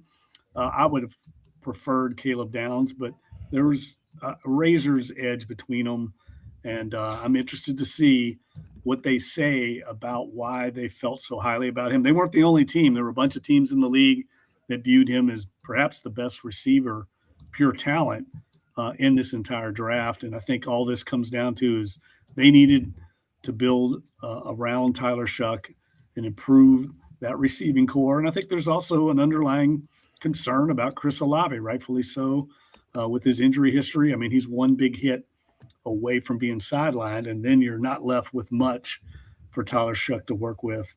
Now, there's obviously a huge injury history with Jordan Tyson. It'll be interesting to hear what Saints officials have to say about why they felt comfortable investing in a player that just yesterday, Mickey Loomis said they don't want any risk. They're risk averse at this point. Well, it's a pretty big risk. I don't think anybody doubts about that. Yeah, but don't you think, look, obviously, I'm happy for the first time on a draft night because I'm actually right about something as much as I am about the actual pick. But don't you think, though, that you're willing to take a risk when some people are talking about how and again, if he hadn't been hurt, obviously he has been hurt, so that's part of it. But you're talking about a guy who theoretically, if he wasn't hurt last year, might have been the top 2 or 3 player in this draft. Yeah, but that's just it, though, JD. I mean, he has been hurt. He's been hurt a bunch and a bunch of different things. And unlike Tyler Shuck, a lot of them were, soft tissue injuries. I mean, it took him months to get over a hamstring injury. So, look, I think he's a talented player. I don't think anybody I talked to said his talent is off the charts. I think this is obviously a push to get Tyler Shuck some help on offense. The word I kept hearing all off season was we've got to get more explosive. It's got to be explosiveness on offense. That's why I like Jeremiah Love so much. Clearly, he was going to be gone, and so I think they're adding a guy that brings some of that ability to the receiving core that they don't have right now. And look, a lot of teams like this guy. So let's see how it plays out. But this is the highest they've drafted a receiver since I think it was 1978. So pretty historic night. Yeah, I think that's the only time they've drafted a receiver in the top 10. Is that a long time? 1978? I was a little kid in 1978. I think I was only 42 in 1978. I was My parents 10. had not even met in 1978. So that's thanks for ruining it for me. I appreciate that.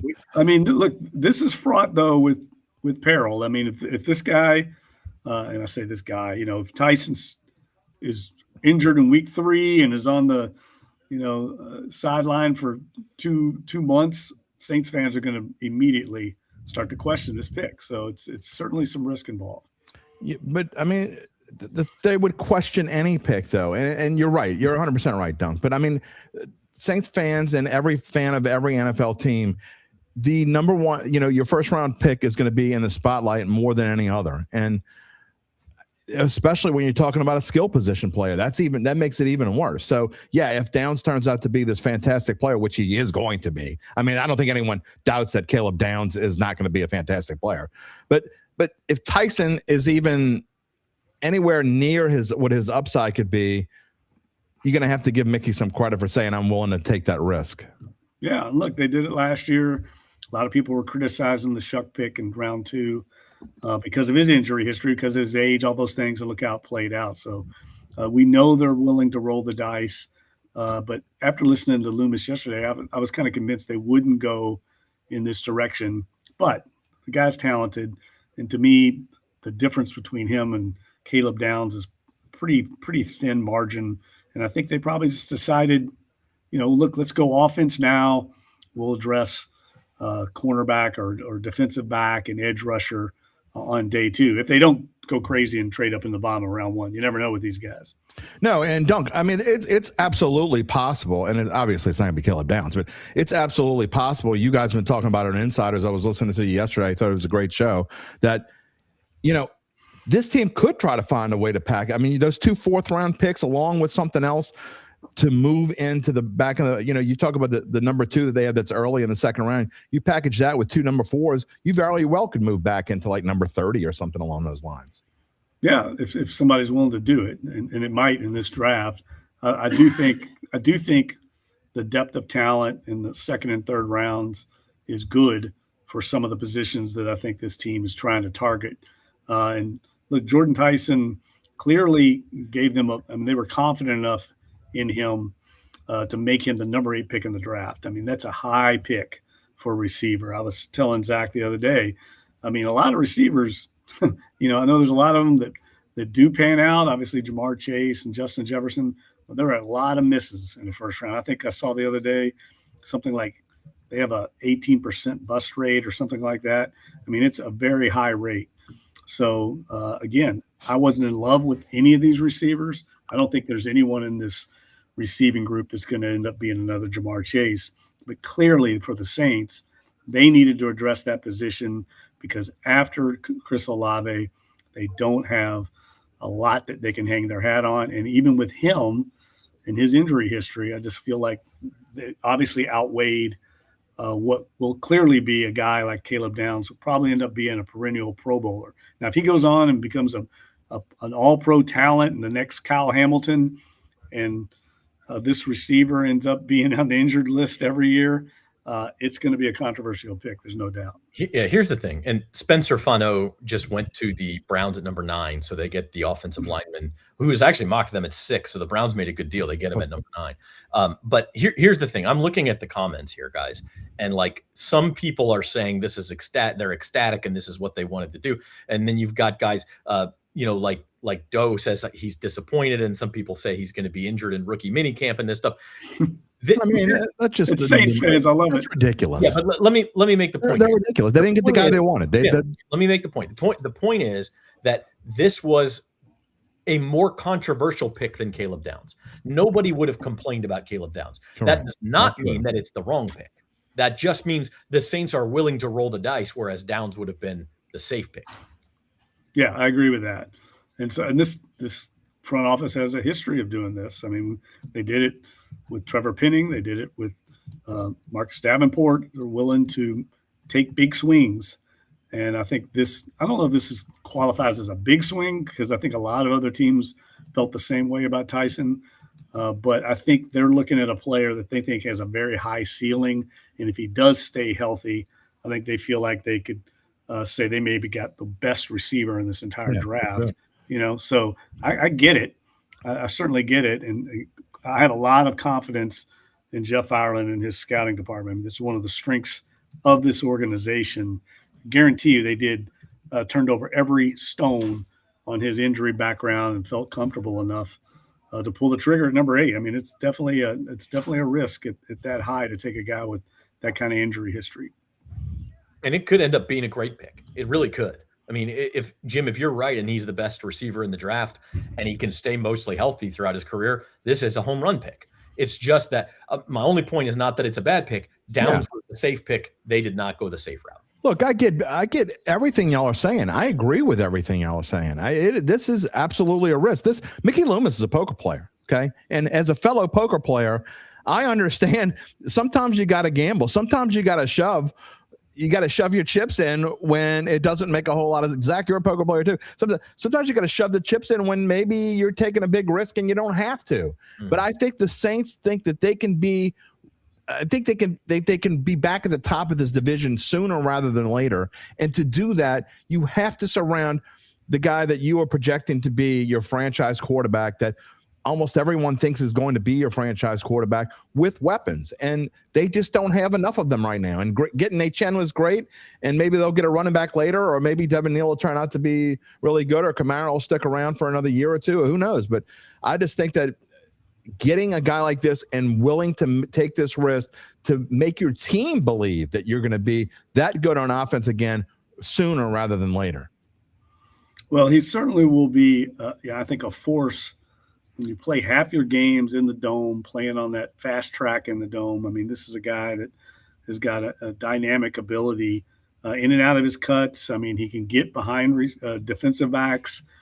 He's shown an ability to make plays out of nothing.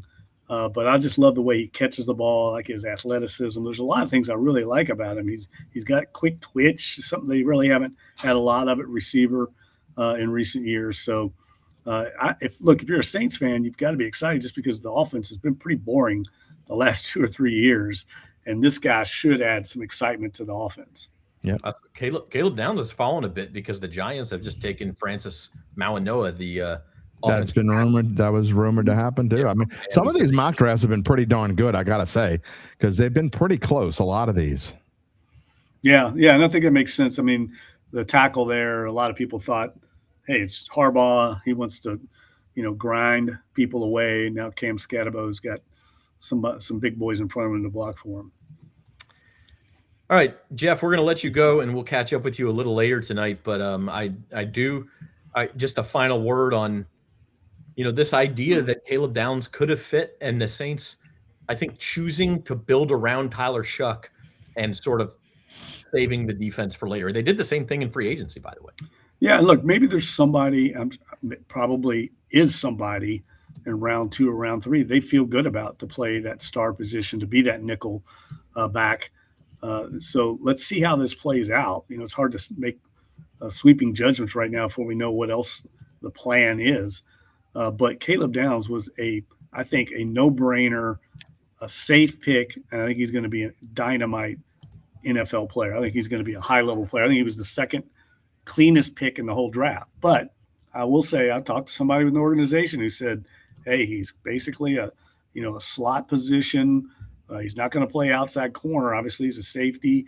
You don't take safeties that high. He doesn't really have any outstanding individual physical traits. He's not a blazer. He's not a huge guy. There's some things that could give you pause, which obviously other teams feel the same way. I just like for this team the intangibles that he brought to the table, because I see a defense that's missing DeMario Davis, could be missing Cam Jordan, already missing Ty Matthew, and other than Caden Ellis and Justin Reed, who's probably in his last year or two, I don't know who the leader and the captain of that defense is going to be. So he seemed like a perfect fit to fill that intangible quality. But clearly, they felt differently, and we'll see how it plays out. All right, he's Jeff Duncan, Times-Picayune columnist. You can read his work at NOLA.com/Saints. We'll talk to you later on. Great stuff, Dunk. Great stuff. All right. You can see below the Saints' next pick scheduled to be number 42 tomorrow, probably around 7 o'clock tomorrow. Now we start, I guess, trade-up watch. Jim, would they trade? I think if they trade up into the back end of the first round, it's probably for one of the edge rushers mock back there, a Cassius Howell or an Akeem Mesidor or one of those guys. I don't know that there's anybody else that they'd be willing to give up a lot of assets to go get. And I don't think it's likely, but I think those would be the targets. No, I think, look, and I know a lot of people might be unhappy about this part because there's been so much talk about Chris Bell, but I don't think there's any way now you go round 2 and you take Chris Bell at 42 and have two guys, first of all, two receivers just alone at the top of your first 2 picks, but 2 guys who are coming off of injury woes. I mean, that's a huge deal too. So I don't see that. I think Chris Bell's now off the board. And now I think you start thinking about who are the best defensive backs that are left and go at round 2. And, we'll kind of talk about those as we go along, but maybe they keep surrounding Chuck. I'm not sure. So it'll be interesting as we go forward here, thinking about who could be the early pick for tomorrow for the Saints. Yeah, that's the only thing, and that was one reason why I argued for Downs, is that I think the defensive backs kind of have a little bit of a drought there in round 2. There's not a lot of them with that round 2 grade, and so that's going to be a difficult position to fill in round 2. Now, later on in the draft, there's more. But you'd be reaching for a guy, or maybe there's 1 or 2. We'll see what happens. Like Oregon has a safety, Dylan Thieneman, probably not a slot corner. He's the next safety slotted to go off the board.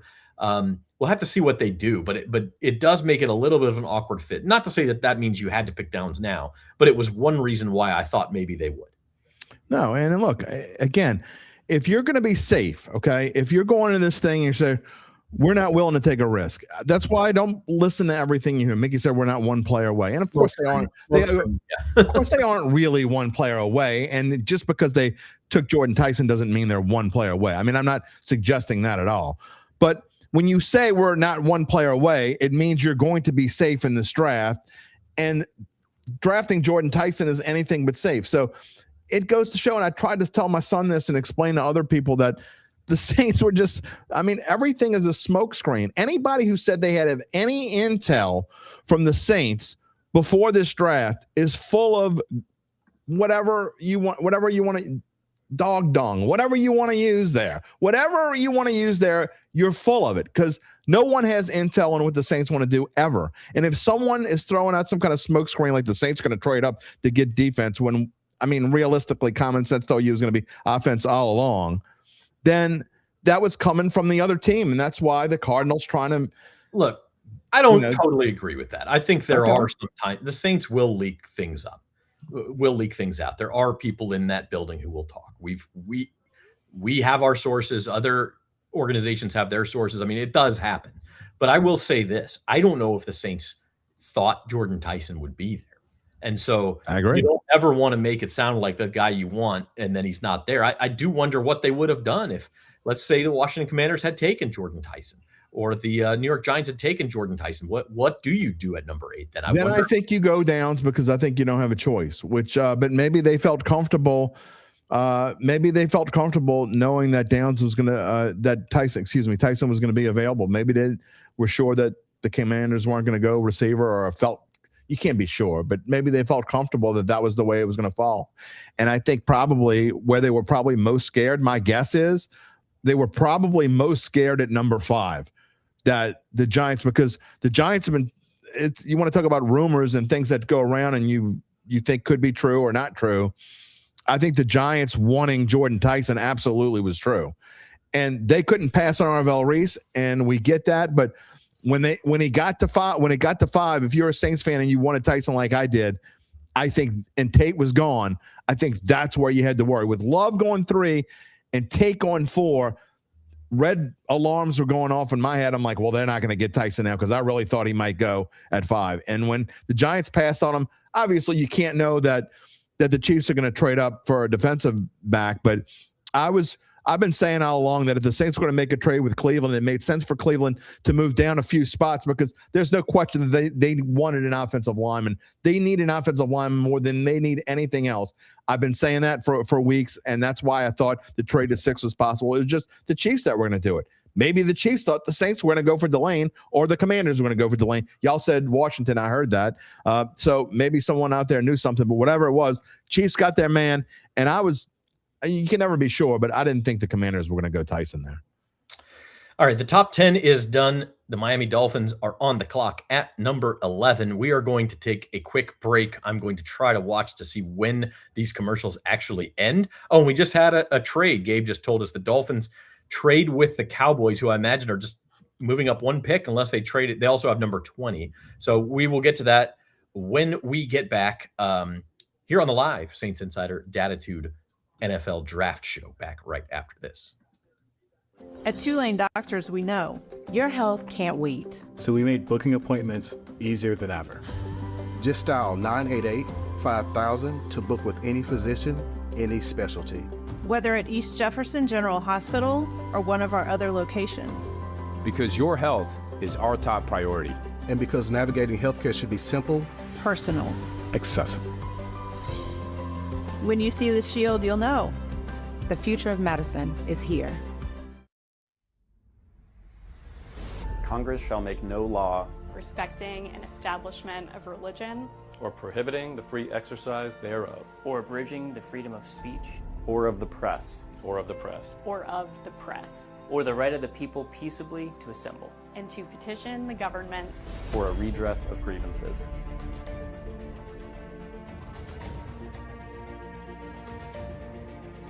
Because it's worth it. It's worth it. It's worth it. It's worth it.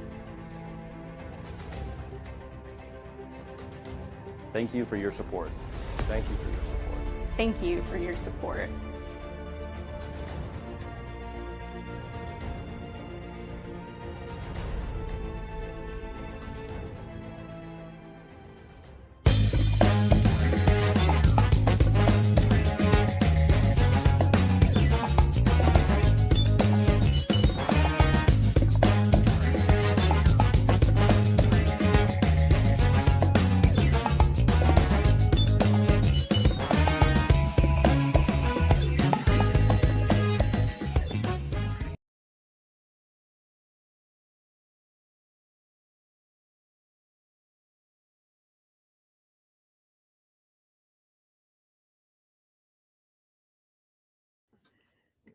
All right, I think we're back. I think that that commercial has a weird, funky ending where it just kind of sits there for a minute. Yeah, we are back here on the Saints Insider Dattitude live draft show, and the Dallas Cowboys have wound up with Caleb Downs, Jim Derry. That's quite a coup. You've got to be happy if you're a Cow. I mean, it really is. I mean, for them to, we thought the Cowboys were going to make a trade at some point. And they make a move with the Dolphins, right? Is that what happened?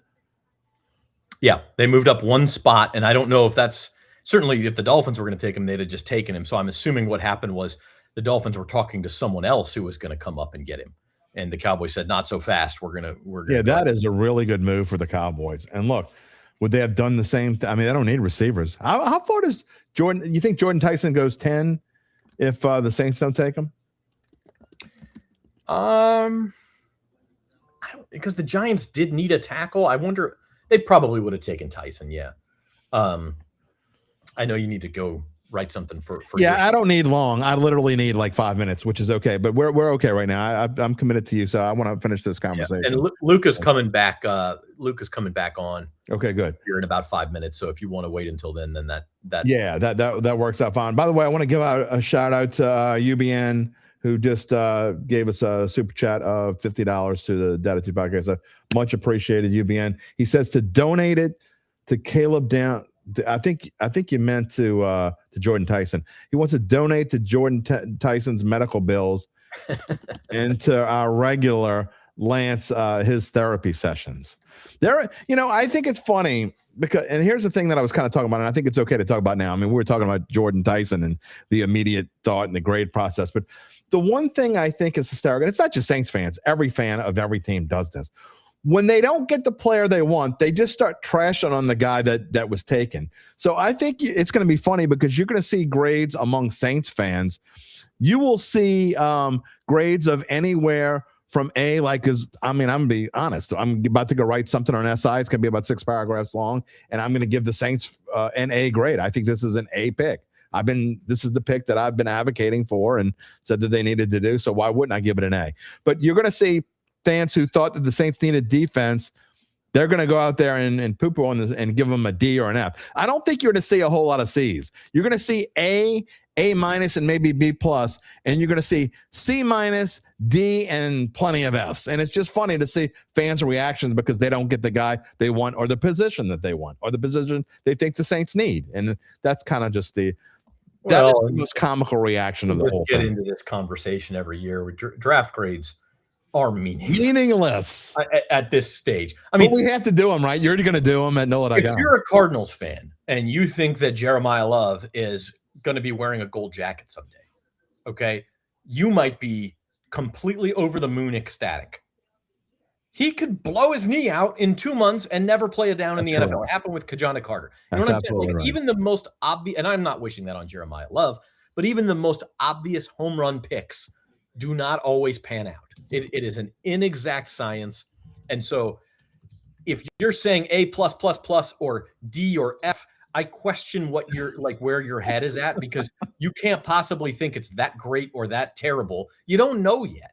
I can't think of a play. And look, I told you, I said here as we first started this show, if the Saints would have drafted Mansour Delane, you would have seen me get upset about it, and I probably would have had a few choice words. However, if I had to give it a grade and they would have drafted Mansour Delane, I probably would have given it like a B. I'm not going to give it a D or an F because that's not what I want the Saints to draft. It certainly would have been a need, just like Caleb Downs would have been a need and a great player. I probably would have gave Caleb Downs an A- instead of an A. But it's just, it's easy when it's not the player you want. How do you think New England Patriots fans felt after Tom Brady? I mean, they weren't even paying attention. Like, you know what I mean? You just don't know. And so I think it's a little silly to yes, you're right. We all do grades and we all say this they got what they needed to get, and based on the information we had, they did everything they could do. But I mean, we don't know. We just don't. As Jim Mora once said, you think you know, but you don't know, and you never will. Well, we will know, and that's, I was going to make that point. What's funny is Jordan Tyson and Caleb Downs, I think some Saints fans are going to follow their careers and compare them now, because the Saints had their choice, and it wasn't a situation where you go, oh, well, you passed on you passed on Ty Simpson and he turned into a Hall of Fame quarterback. Well, no, they were never going to do that. But everyone knew they had their choice between Tyson and Downs, and they went Tyson. And so now I do think I'll be interested to kind of compare and contrast their careers and see how they go. I mean, that's what this is about too. And the funny thing is, I mean, the comparisons will start before the season even starts. You'll hear Numbskull saying, did you see what Caleb Downs did in minicamp last week? What has Jordan Tyson done? I mean, you'll literally see that. And I mean, we'll get in the preseason, and Caleb Downs will make some fantastic play, and Jordan Tyson won't have a catch in week 1 of the preseason. And you'll be hearing people saying that. I mean, UBN saying we're making the point that it's overrated and overhyped. We know that it's overrated and overhyped. However, it's our job to continue this overrating and the overhyping, isn't it? Gabe just passing on some breaking news. the Rams have taken Ty Simpson at number 13. Wow. Getting ahead of the Cardinals and the Jets and anyone else who thought we can draft You know back what? in the first round to get him. You know what? I like it. And maybe it's a reach, maybe it isn't. But I'll tell you this. The Rams think they're that damn good, and they went up and said, you know what? We're going to go get the player they want. I don't have a problem with it. And it goes back to, I'm going to contradict myself from last year because I said I thought the Saints were reaching at 40 when they went to get Tyler Shuck. And the more you think about it and you say, you know what? If that's the guy you really want and you don't want to take a chance on him being gone, you go out and spend the money. And I mean, you go out and spend the draft capital. The Saints did that last year at number 40. They went out, got Tyler Shuck. And as of now, it looks like it's a pretty darn good deal. Thank you so much, Adam Varner, for the super chat. We appreciate it. But you know what I mean, Zach? I mean, if that's the guy you really want, even if it's 15 picks higher than he's supposed to go, do you just say you just go get him? And it's funny too. You listen to mock drafts and the insiders and Todd McShay and Adam Schefter and these guys, and they get to the Rams at 13 and they go, well, the Rams don't really have any needs. Because their one sort of obvious need from last season was at defensive back, and they went and traded their second first-round pick, which was their own pick, actually, to the Chiefs, number 29, to get Trent McDuffie and fill that hole. So now this pick, which, by the way, belonged to the Dirty Birds of Atlanta, this was that pick that they got right for getting back into the first round last year. All the mock drafters are going, well, what do they need? You know, their receiving core is older with Devontae Adams and Puka Nacua. So could they use a receiver? Yes. But, you know, is there a receiver they would take at 13? You know, maybe they like Mekhi Lemon, or maybe they like Ty Simpson, but you don't need to take him at 13. So you trade back. And then the natural response to that is, well, trade back for what? For more picks? You don't need more picks. So to your point, I think this is the guy who is our heir apparent to Matt Stafford. Stafford's probably playing one more season, maybe two, but probably one more season. And if he should get hurt, because that's sort of the other major weakness of the Rams, is that you've got an aging offense where an injury could really hurt you.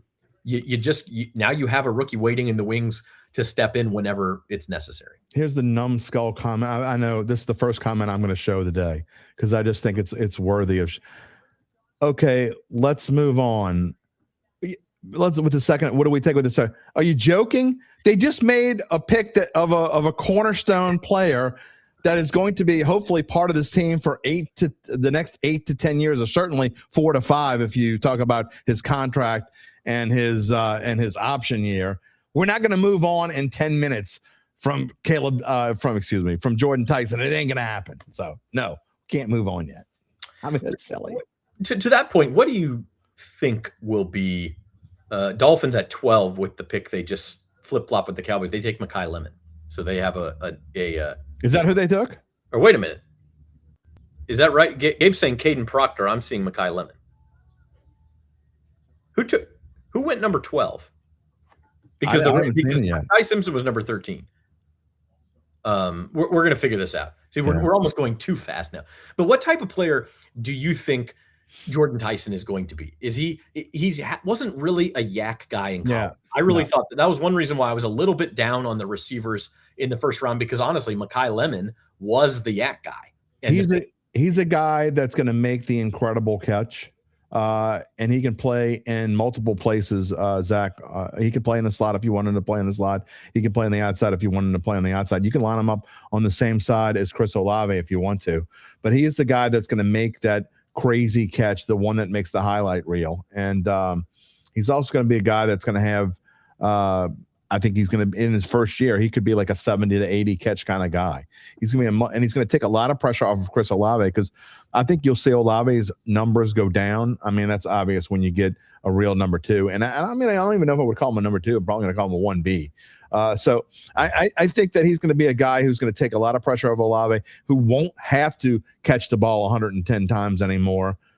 It'll help Juwan Johnson as well, too. So I think he's going to kind of play all over the field, but I think you'll probably see him more in the slot. Okay, so it is Caden Proctor. Todd McShay, of all people, had it wrong and said Mekhi Lemon to the Dolphins. So you don't see him make that mistake very often. But it is Caden Proctor, the big offensive tackle from Alabama, who is going to the Miami Dolphins. And that pick makes sense. The Dolphins may be the worst team in football this year. They might be my pick to be bad. Pick last year. They have lost or traded away everybody. And so to me, when you're in that position, you build on rebuild mode. Yeah. And look at that size, 6'6", 352 pounds. Look, for Proctor. think about where the Saints were 2 years ago, Zach, and you go get Fuaga and you go get Banks. And so the Dolphins are pretty close to where the Saints were 2 years ago. And so that's what you do. You start and I talk to Mike Detillier about this all the time. If you can't, you got to build from the inside out. And so I think you're seeing the Dolphins make moves on both sides of the line. Yeah, I think that's the smart thing to do for them. And they do have another first round pick. They have the Broncos pick at number 30 from the who did they trade to the Broncos? Wide receiver, blanket on his name. Wait, I'm sorry. Who's that? Wait, who do they? What are you They traded to the Broncos for the first round pick. Somebody's got to help me out here. I'm having a brain fart right now. I'm sorry, my mind's in about 18. Jalen Waddle. Thank you, Gabe. Jalen Waddle to the Broncos. My mind's in about 18 places right now. So, all right, we're still waiting on Luke, but Jim, if you need to go, well, just give me like 5 to 7 minutes, and I'll be right back. I actually have part of it together already. Yeah. I just got to put a grade up on Tyson, and then I'll be right back. All right, I'm curious because we're gonna let Gabe in, and Gabe said he had some stats on Jordan Tyson, and while we're talking about him, let's get to that. So we'll bring Jim back in a few minutes. Gabe, what you got? So I actually don't have stats on Tyson. I will say on Tyson specifically, though, a lot of people talk about his injury history, and one thing that stands out with him is how well he's bounced back from said injuries. So there's something to be said there for not only his work ethic and athleticism, but his raw talent as well. I don't know if I would. Okay, maybe work ethic wise, yes, but he keeps getting hurt again. I don't know. Yeah. I mean, so many things with injuries are luck based. You know, we've seen a lot of people in college who are injury prone go on to play relatively injury free careers. So I wouldn't be too hung up on the injuries. If I were a Saints fan, I would more focus on the numbers. But the stats that I wanted to read, so I crunched these numbers a few weeks ago just to kind of see where the Saints were on both sides of the ball with both quarterbacks under center last season. Now, obviously, you have guys like Alontae Taylor, Cam Jordan, and Demario Davis who have moved on defense. So I see why people, I was one of those people, felt they needed to address defense with first. So here's some of the numbers. On defense, with Rattler under center, they allowed 28.3 points per game. With Shuck, that number improved by nearly 9 points per game, 19.7 points per game allowed by the Saints defense with Tyler Shuck under center. Whereas the offense, the progression on offense wasn't as great. They averaged 14.7 points per game with Rattler, 15.1 with Shuck. So if you're looking for an argument as to why the Saints needed to address offense here, look no further than those numbers, as well as reinforcing the wide receiver room and really putting all your chips in on Tyler Shuck, who you believe is your franchise guy. Yeah, I mean, it's hard to argue with any of that, looking at some of the arguments going on in the comments here. And it looks like NOLA man said, yeah, this is the comment I kind of, here's where this pick goes bad. If he's not on the field, this is a disaster. If you make a top 10 pick, the guy's got to at least be a regular starter for your team. Otherwise, it's a huge bust. It's a huge miss. Saints haven't picked this high in 20 years, 19 years, I think. He's got to be on the field. So you have to trust your medical team. And I know there's people laughing out there talking about trusting the Saints medical team, but you have to trust that everything checked out with his hamstrings. Now, I will say one thing: he missed, like 6 games, I think, with the hamstring, which seems like a lot. He played when he pulled the hamstring. Arizona State was playing Texas Tech. Texas Tech was unbeaten, top 5 in the nation at the time, and Arizona State was locked in a close game with them. He pulls the hamstring. He stayed in the game and caught like 4 passes in the fourth quarter and led them to an upset win. It was their best win of the season. Texas Tech's only loss until the college football playoff. And, look, the guy's a gamer. You give him credit for that. And I think that he probably made that injury that much worse, You can question whether the ASU coaches probably should have pulled him out, but the fact that he played, maybe that's why the injury's worse. Like Jim is very outspoken about this, and I don't agree with him to the extent that he expresses it. But every player is injury prone to a certain extent, and you can't go running scared of all of that all of the time. 100%. And that's why strength and conditioning coaches exist. There is work you can do on hamstrings. You can not have him. I mean, the science that the Saints are going to have, and Jeff Duncan touched on it earlier, they have left no stone unturned here. You have to believe that if they use a top 10 pick on a receiver, they do believe that they can, keep him on the field. Yeah, well, sure. I mean, certainly they are not going to sit here and say they don't think he's going to. Jordan Tyson's about to be on a Zoom call with the media, and that's what Luke is waiting on. He'll be in after that, so he can let us know some of the things that Tyson said. Like Phil said, safe picks don't win championships. I mean, I think Caleb Downs would have been a safe pick that also could have helped you, So do I. Go toward a championship. But having said that, if Tyson does turn into the best receiver in this draft, and that's what you're kind of banking on, then that certainly helps as well. Here's the thing with Caleb Downs, and I'm just playing devil's advocate here because I've made it clear in the weeks building up to this draft, and you and I have both expressed that we thought Downs was the guy here. You would have had to do some shuffling on defense if you took Downs, be it having him move to that star position or potentially moving one of your safeties to that star position to address that. I think Downs would have fit naturally as the star. No, I completely agree. But I just wonder if they had some hesitation there, and that's what kind of – and you know what? But at the end of the day, as Jim alluded to earlier, you are now going all in. Tyler Shuck is going to have plenty of weapons at his disposal. I think we all agree the offensive line is now in great shape going into the season. And you spent a lot of money in free agency on one of the premier running backs. So they're really putting everything on the table for Tyler Shuck to succeed. The Ravens pick is in at number 14, and this is one that the mocks were all over. Vega Ioane, I believe is how you pronounce his name.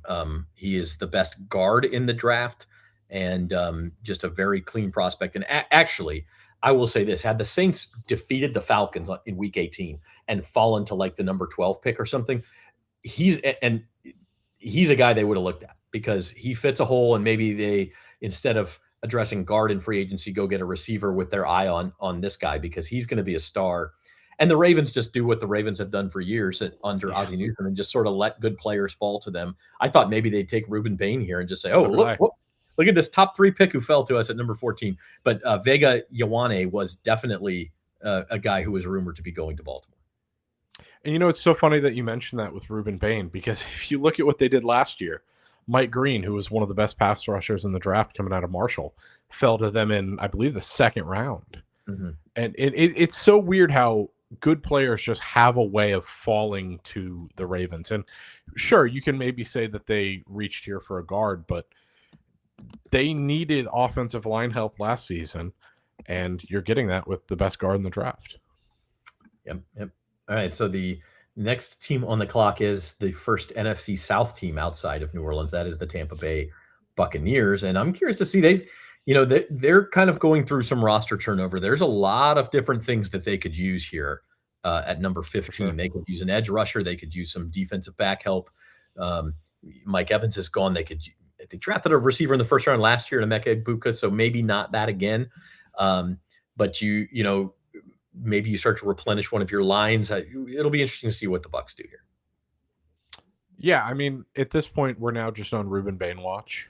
Good point. We talked earlier on this show about how odds had him going top 3, and now he's just sliding.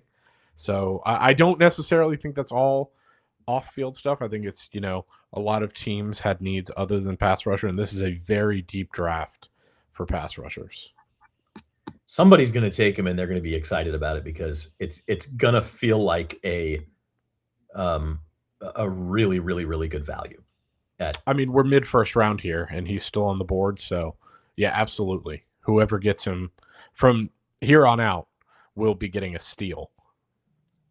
Yeah. There's no doubt about it. He could end up with the Bucks here. He could end up the Panthers. The other NFC South team to pick in this first round are coming up at number 19, as you see there on our grid. Last few picks, Cowboys move up to get Caleb Downs. You do wonder who they were trying to move ahead of. They give up 2 early 6th round picks to the Dolphins, 177 and 180, I believe they were. Maybe one of those might even be end of 5th round, the others beginning of 6th round, to move up one spot. Then the Dolphins get Caden Proctor, the tackle. Rams, the surprise for Ty Simpson at number 13, and then Vega Ioane for the Ravens at number 14. And it just sets up a fascinating back half of the draft, which I kind of saw coming, Gabe, just because there's a lot of good players still left out there. And there may be some teams who don't have a first round pick. There may be teams that do have a higher first round pick, maybe the Saints, who start to look at some of these prospects available, who maybe not now, but let's say once we get down to like the mid to low 20s, who start to say, well, what would it take for us to move back in and get another first round pick here? And I think one thing that speaks to that is the fact that you've already seen a lot of offensive linemen start going here in around the 10-15 mark. You're going to see some teams in the back half of the first round probably start trading up. So once those pieces start moving, all bets are off. And I think once the offensive linemen start to go at the clip of which they've gone, I mean, you look here on the board, and that's 1, 2, 3, 4, 5 4 offensive linemen in the last 6 picks. So once those big guys start going, teams in the back half start panicking, and that could be a great spot for the Saints to move in. Yeah, no doubt about it. I mean, we'll see what happens. I still don't think they will, but I know there's been a lot of chatter. Northern saying, I see you, man. You keep asking about the second round pick. It's going to depend on who's available, but we've got the Bucks pick. Okay. And it's exactly what we predicted. Miami defensive end Ruben Bain to the Buccaneers. What a value there for the Bucks. Yeah. And that's just one of those where you sit back sometimes and the draft just works for you. I mean, again, Ruben Bain was not in the odds to go in the top 3 this week or anything. Everyone knew he was going to slide this week, but for him to be a guy who was uber productive in college, he was the best player on that Miami Hurricanes defense. For him to fall to you at number 15, I mean, you just kick your feet up on a chair and say, yeah, we'll take that guy at 15. We don't have to give up anything else for him. Pretty easy choice. So I'm curious to know the reaction of Saints fans there, but I don't know. Put it this way. Todd Bowles is in his 60s, and I don't think he's run as fast as he did to celebrate or pick up the phone and call Ruben Bain as he just did. Yeah, I agree with you. It's one of those picks that in hindsight you go, well, yeah, duh, of course you're going to take exactly that guy. As far as the Saints second round pick, I will say this: you who dat daddy, this is kind of what I think a lot of Saints fans are probably thinking. You got to deal with that guy twice a year now. But if he's now not as productive as a pro as people thought, which was the knock on him, then maybe it's not going to be that big of a problem. But I mean, if you're looking at the Saints offensive line now, you only have one position that's a quote unquote issue to fans. And historically speaking, if you surround guys like Ruiz with 2 great tackles that are bookending your line, and McCoy, who's one of the best centers in the league when healthy, typically it works out. So yeah, it's interesting. I think somebody said he fits the Bucs defense better than the Saints, and that is true. I don't think the Saints were ever going to take him. I just don't think you wanted to get to have him in the division. But look, it's number 15 pick. The Bucs were going to get some kind of a good player there. One Smoke says, I think we go edge in the second round. That's kind of where I'm at, Gabe. And the reason I say that is just because what I mentioned earlier, if you kind of look at, and things change, but who you expect to be available in the second round. There's a few defensive backs. There's Chris Johnson, San Diego State. D'Angelo Pons, the little 5'8" dynamo from Indiana, might be there. But there's a bunch of edge rushers who I think are going to be there. Like Zion Young of Missouri, Cassius Howell of Texas A&M, R. Mason Thomas of Oklahoma, Gabe Jacas of Illinois. There's just a number of these guys who kind of have a second round grade, and it would surprise me if that wasn't the pick, just because you want to pick where the draft strengths are in those situations. And then you probably need to make sure you go get that slot corner somewhere in round 3. Well, I was going to say, so I think the only way that we see the Saints potentially trade back in is if we don't see another corner off the board in the next, say, 10 picks. And then you could get your pick of the litter between, McCoy, Terrell, Hood, Cease, and Pons. Those guys not necessarily the latter few, but the first few guys, if those guys fall to the end of the first round, I think you could really see the Saints thinking about addressing that need at slot corner. It could happen. The problem is then you probably have to give up that second round pick to do it. Exactly. So I don't think it's going to happen, but we'll see. Neither do I. I also don't think we go 10 picks without a corner. No. Also, Jim Derry says 5 minutes and it turns into 15. That I'm not surprised about. That's par for the course, man. He's been right with one thing. He was right with the Saints pick. We're not going to make fun of him for a time. He got his one. The other aspect here of Jordan Tyson, and I'm kind of scanning the comments, so I apologize if I don't show them all. They're coming in fast. Number 16 pick is in. The Jets take tight end Kenyon Sadiq out of Oregon, guy who was briefly mentioned as a possibility for the Saints. Yeah, this is your athletic freak. Didn't necessarily have the output that you would have expected. I think this is a good pick for the Jets, though.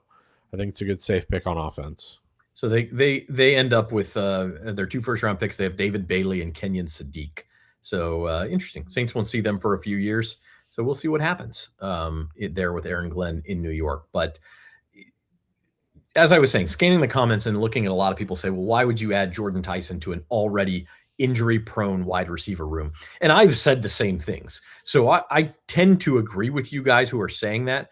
The only thing I will say is that I do wonder what this says about how they feel about Chris Olave's long-term health.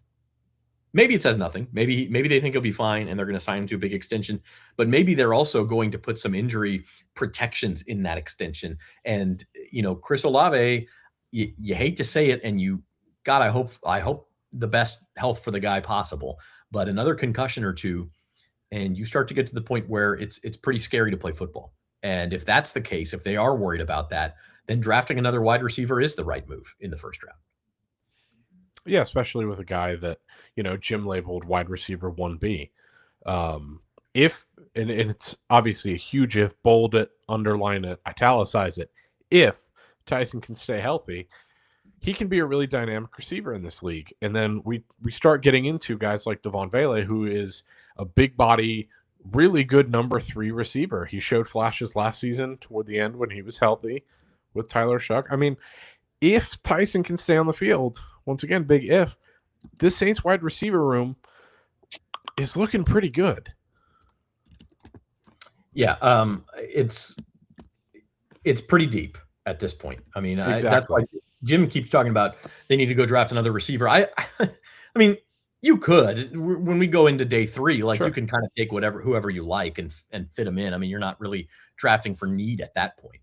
But you didn't bring in Jalen Polk, who was a second-round pick just 2 years ago for the Patriots. You didn't bring in Trey Palmer. You didn't bring in Devon Vele to then draft 2 wide receivers high and sit them all on the bench or on your practice squad. Like, that's not – I don't think we're going to see another wide receiver in the first 2 days of this draft.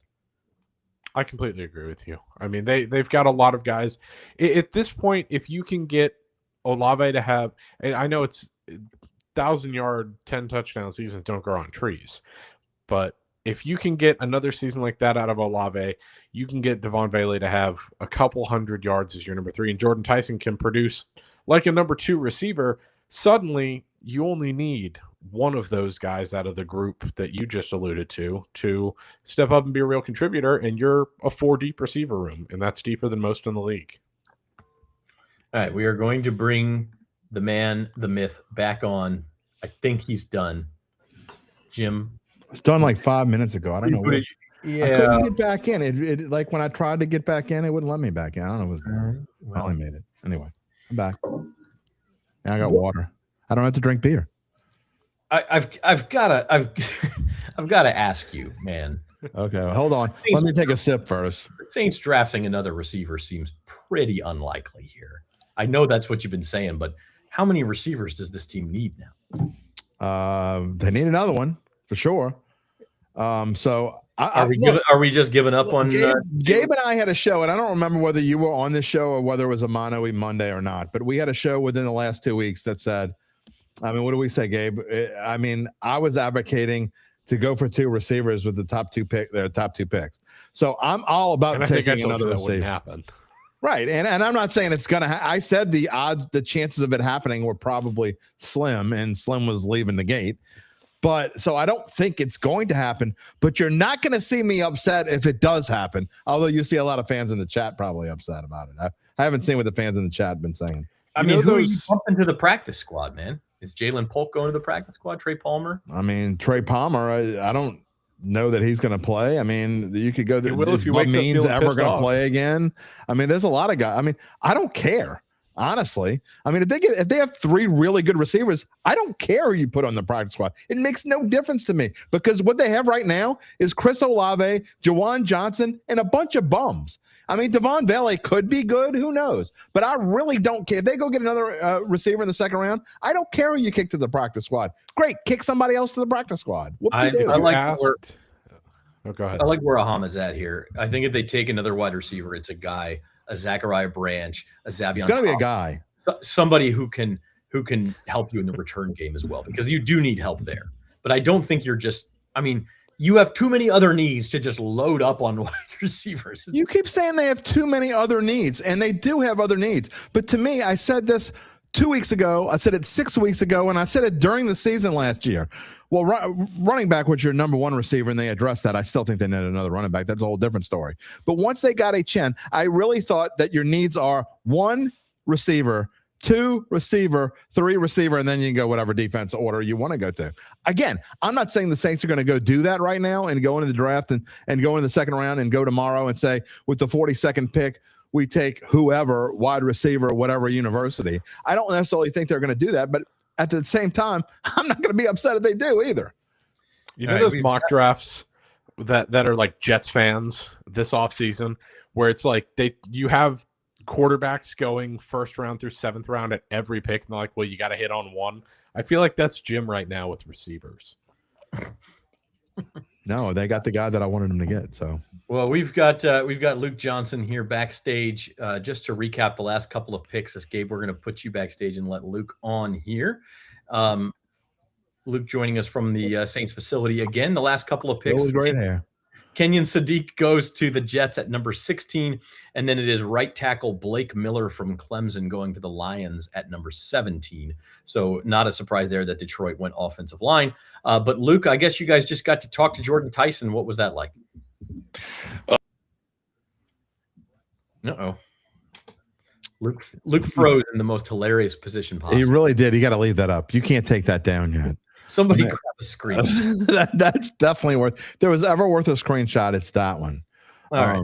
I will say this. I just posted in my grades. There's a video, and I did not see this because I was talking to you at the time, but there's a video of Tyson walking down the alley to go to talk to Goodell. And he was by far the most emotional person that I've seen. Luke, I was just saying, he's of the ones that I've seen so far, he was the most emotional walking up the tunnel of anyone else. Yeah, you know, he had a really funny story about this, and we're gonna hold on for this plane to fly by. I'm out here by the airport. Maybe that's why the signal cut out. That's why, yeah. Government interference. Yeah. Yeah. Look, he had a really funny story about this, you know, because like you see somebody get emotional, and you're like, okay, right, why, you know? And his story was he was a sophomore in high school. He was 5'4", This like did not become a reality for him until only a couple of years ago. He grew 8 inches in between his sophomore and junior year. He was joking around that he always figured he'd grow because his dad was tall and he had big feet. But he's been through some stuff, right? He was not like this super heralded recruit. Obviously, we've been over all the injury stuff: ACL, MCL, PCL his freshman year at Colorado, broken collarbone that made him miss a CFP in 2024, and then he missed time with the hamstring last year and had to prove he was healthy before the draft, right? So he's a guy he's had a pretty crazy journey getting to be a number 8 overall pick in the NFL, and he was just kind of overcome by the emotion there in the moment. It was pretty cool. That is pretty cool, honestly. Look, Luke, we talked about this before, and I know that I was in the minority in the camp that just thought that this team was going to go offense in the first round, and maybe they would have if Jordan Tyson would have went before the Saints picked and the 3 guys were gone. I can't imagine they wouldn't have gone Caleb Downs there, but I think it's clear and obvious that, and we may see this as a theme going, and you and I have talked about the over-under 2.5 wide receivers and running backs combined. I just think that this may be a theme going forward. They are just going to surround their potential franchise quarterback with as many weapons as they possibly can. Yeah, I mean, I think that's a good idea, right? They still have some holes at like starting level positions they have to address, right? I still think they definitely do need an edge rusher. Wouldn't surprise me if that's a pick at 42 or whatever they're picking tomorrow in the second round. But yeah, it's Chris Olave, Jordan Tyson feel pretty good about both of those guys. Both those guys, have questions about their health. Olave played the first 16 games last year. It was encouraging, but it's still he's only 2 years removed from the scary concussion stuff. And Devon Bailey looked very good for about a 4-game stretch before an injury ruined his season. Jalen Polk didn't play all of last year. Uh-oh. And you don't really know what they really have. Go ahead, Zach. Yeah, did Jordan Tyson address the injury stuff? I mean, it's kind of a weird question to ask and answer, but it has been the talk of his pre-draft process. Yeah, no, he did. He answered several questions about it. Basically he the statement he wanted to put out there was that he's going to do everything in his power to stay on the field, right? And which is what you want to hear. And I think the Saints, we saw him get comfortable with Tyler Shuck last year. He had all the injuries, but all the injuries were different things. It's not like chronic things he's dealing with. And somebody asked I thought a really smart question about like finding out something that is dealing or leading to some of these injuries, like the hamstring injury. And Tyson said he found out in this process he has really, really tight hips, and that was kind of causing him to overcompensate and lead to the hamstring injury. And he's kind of working on addressing that, right? So he said all the stuff you want to hear, but it's still going to be a question about him until he proves he can stay on the field, right? We're talking about 3 injuries that cost him time in college football in 3 different years. You got to show that you can stay on the field. And I think for Saints fans, especially, who've seen so many of their star players miss time with injury, I'm sure there's going to be some pause with a player like this who's dealt with injury over the course of his career. But for right now, he's saying all the right things about it. Yeah, no doubt. I do think, and I mentioned this before, I'm curious to know what you think, Luke. Caleb Downs and Jordan Tyson probably are going to be compared throughout their careers. Now, you had Caleb Downs go a few picks later to the Dallas Cowboys, which is a very visible team in the NFL. Somebody you see on TV a lot. Saints fans know that he was probably the other guy under consideration there. Do you think they kind of get tied together by Saints fans at least for the next few years? I mean, probably, right? I even when I was tweeting out the selection, I had a lot of people going, I really wanted Downs. So, I can imagine that being a scenario. But look, I will say this, we spoke a lot about Jordan Tyson in the lead up to this, and there was a lot of stuff that was, it was scary about the injury history. But I think there's no question that if you're just going on pure talent, pure upside, like who in this draft can be a number 1 wide receiver, like there's no question that Jordan Tyson is that type of talent, right? He's just got to stay on the field. And if he can't stay on the field, then you're going to see a lot of the comparisons to Caleb Downs. Because like I'm I'm certain. I told you guys earlier. I'm certain that Downs is going to be a very, very good NFL player. Like his floor might just be good starter, and his ceiling I think is very high. But I think the ceiling is very high for Jordan Tyson as well. It's just the floor is a little bit lower. One thing that Luke does at the end of Thursday night, every draft is kind of who to watch for on day 2. And we're a little bit early for that. There's still 14 picks, I think, to go They tonight. might not be done tonight. Yeah, we'll see what happens.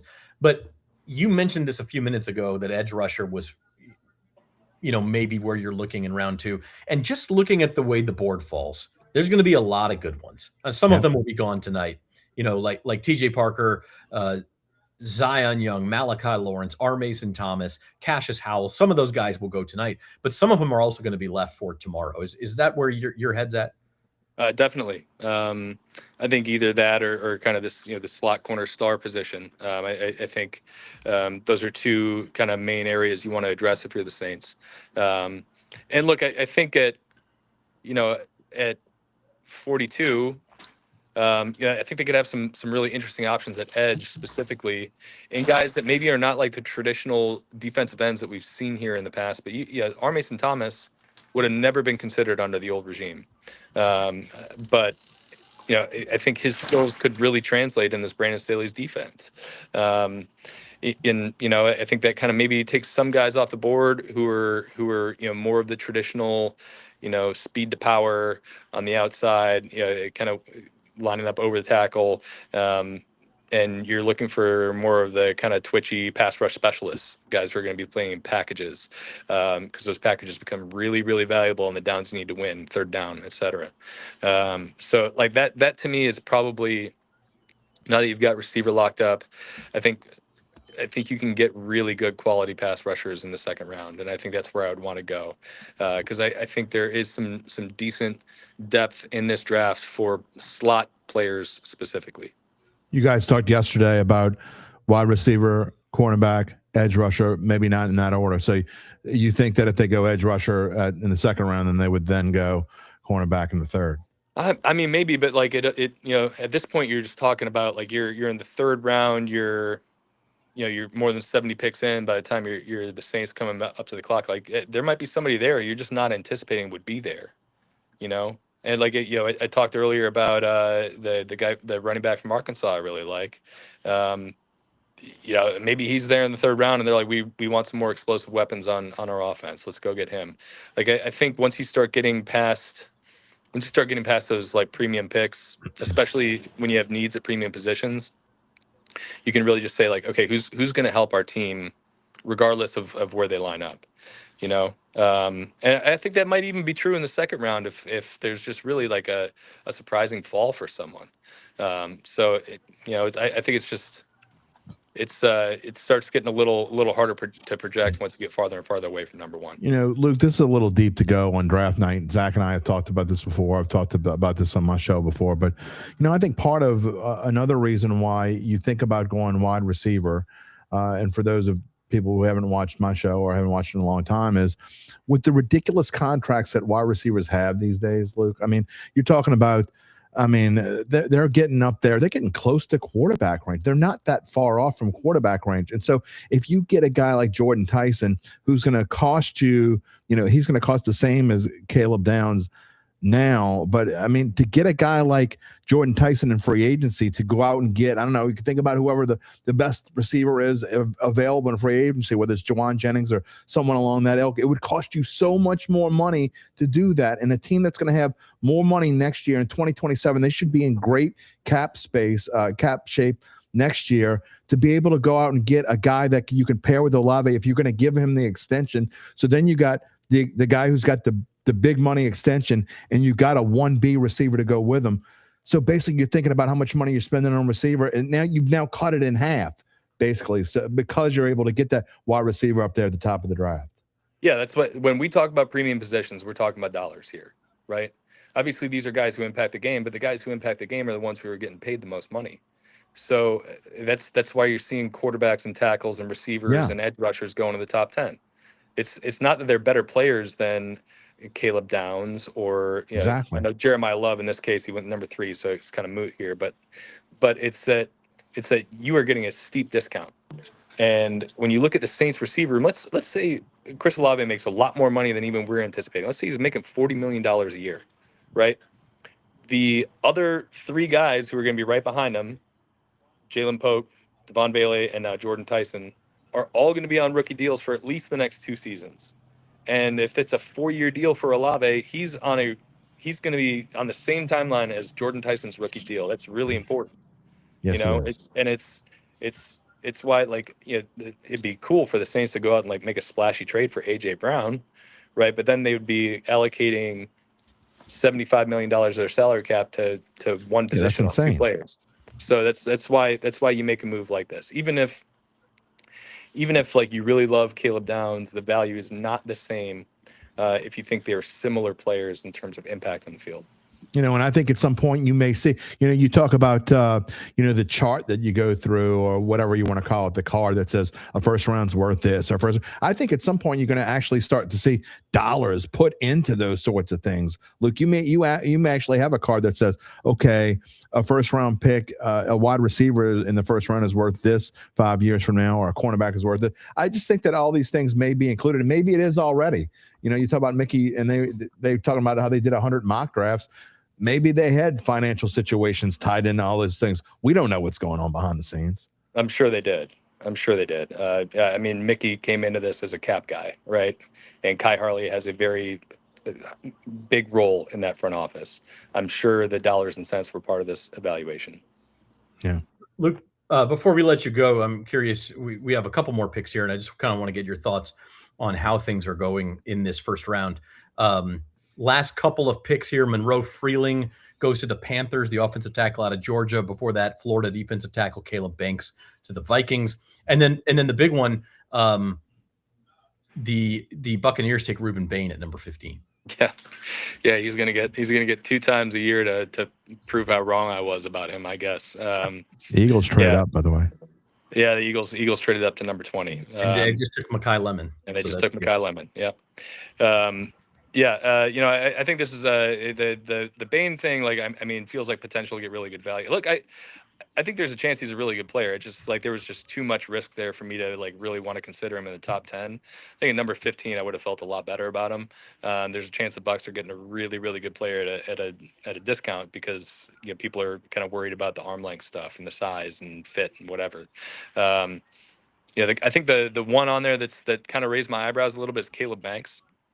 He only played 2 games last year, but he's somebody who has serious potential. And I think those 2 games last year were the last 2 games of the season after Florida had already been basically eliminated from anything meaningful.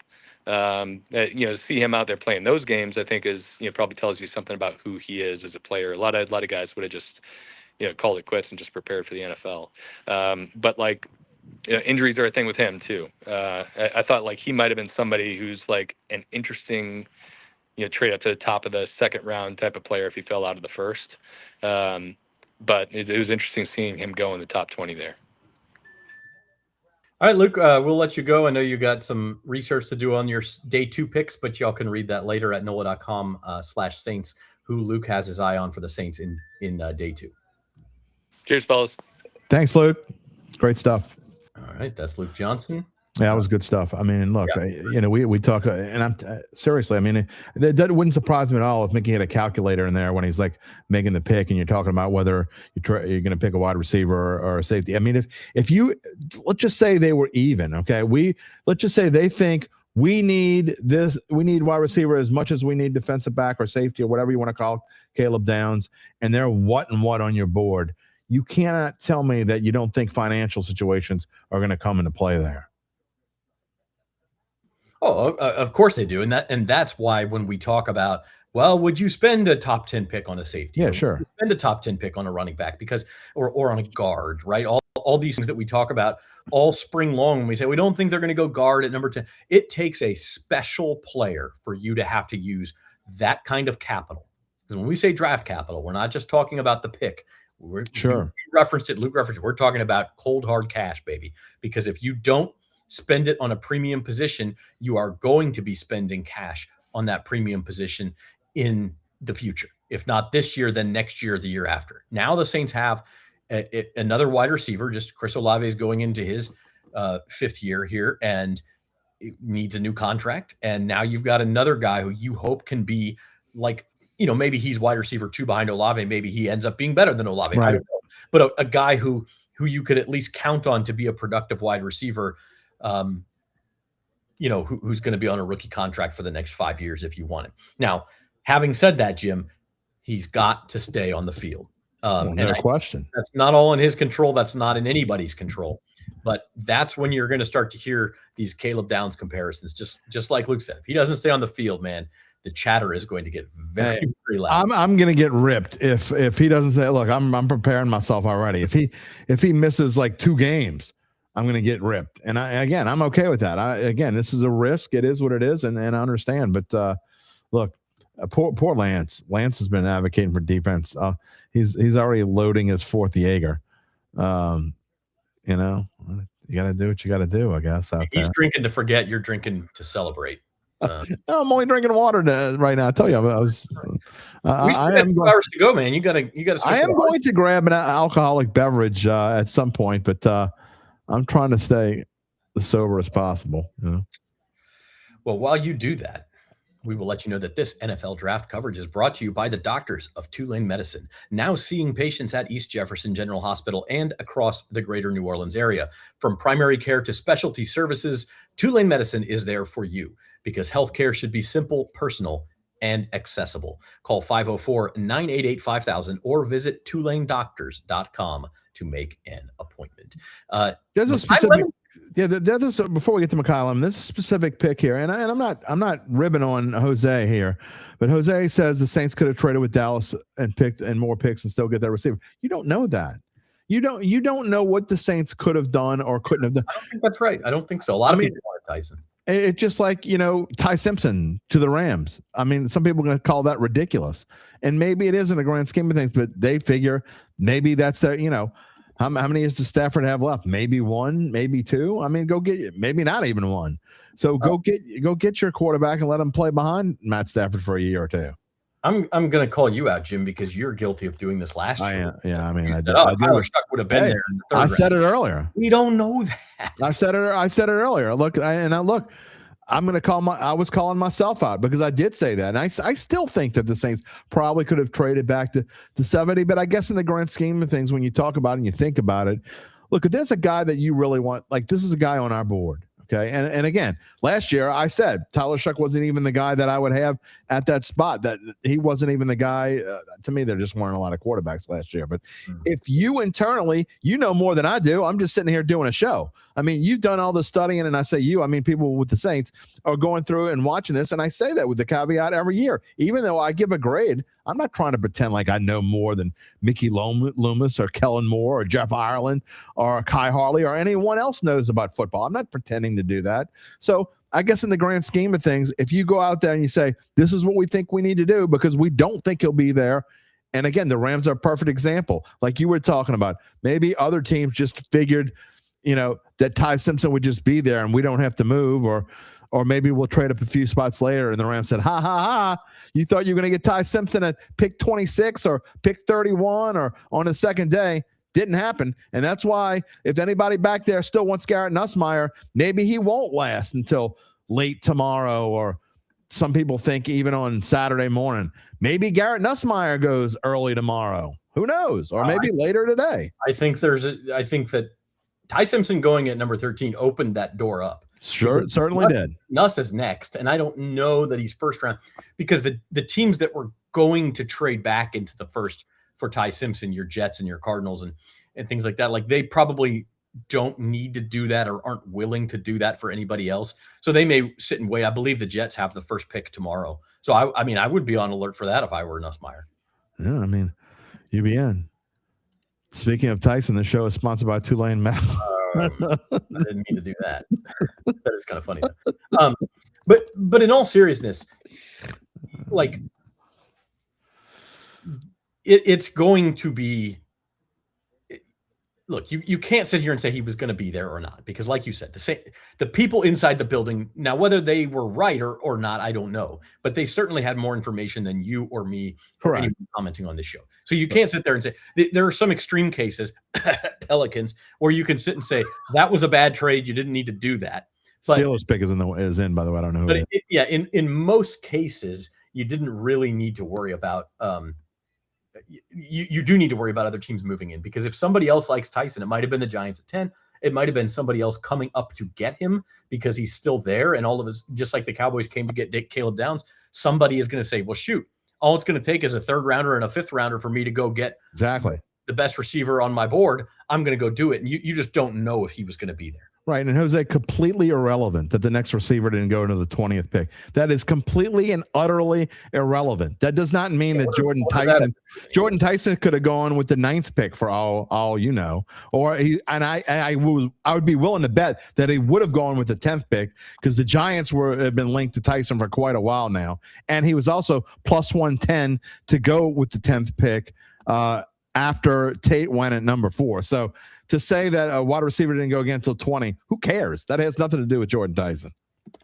We have another offensive tackle off the board, and we have another Sun Devil off of the board. It is, it's Max Ahinachor from Arizona State. Yeah, I don't know how to say that. No idea. I'm a play-by-play guy, and I don't know how to. Yeah, I feel bad because I know I did that incorrectly. I'm looking it up. It's Ihanachor. Okay, I wasn't too far off. Max Ihanachor. Chore in his name. Yeah, he likes to do chores.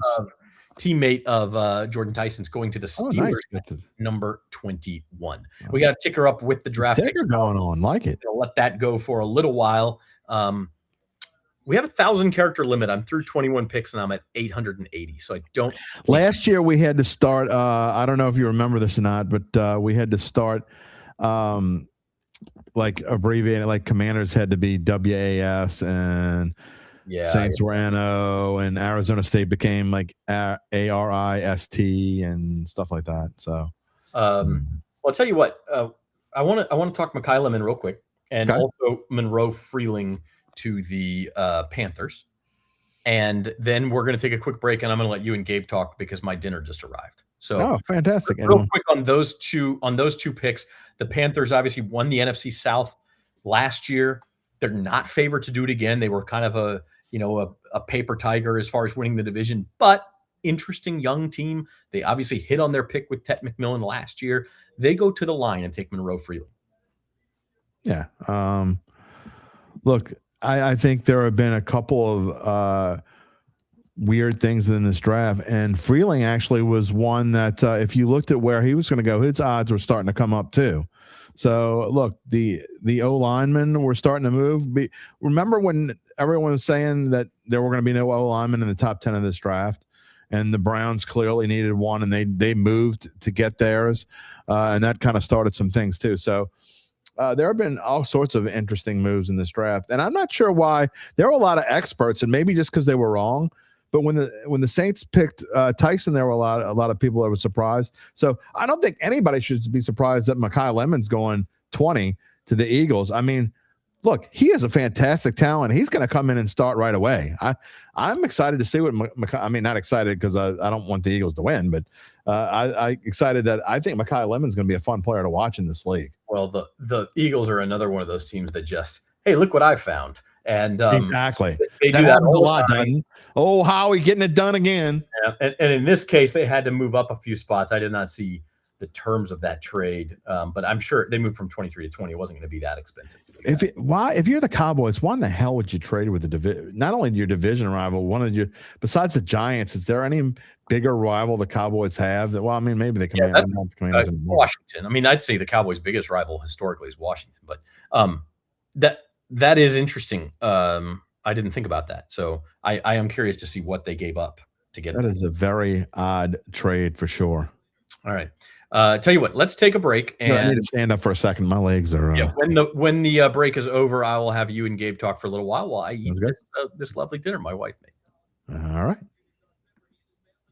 At Tulane Doctors, we know your health can't wait. So we made booking appointments easier than ever. Just dial 988 $5,000 to book with any physician, any specialty.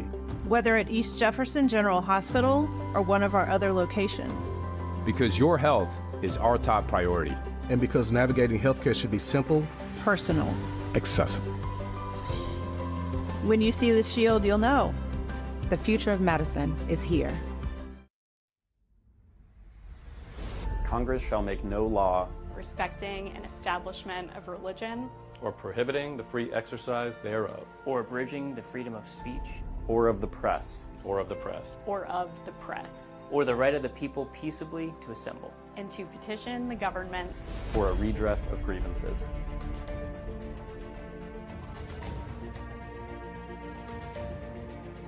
Because it's worth it. It's worth it. it's worth it. it's worth it. Thank you for your support. Thank you for your support. Thank you for your support.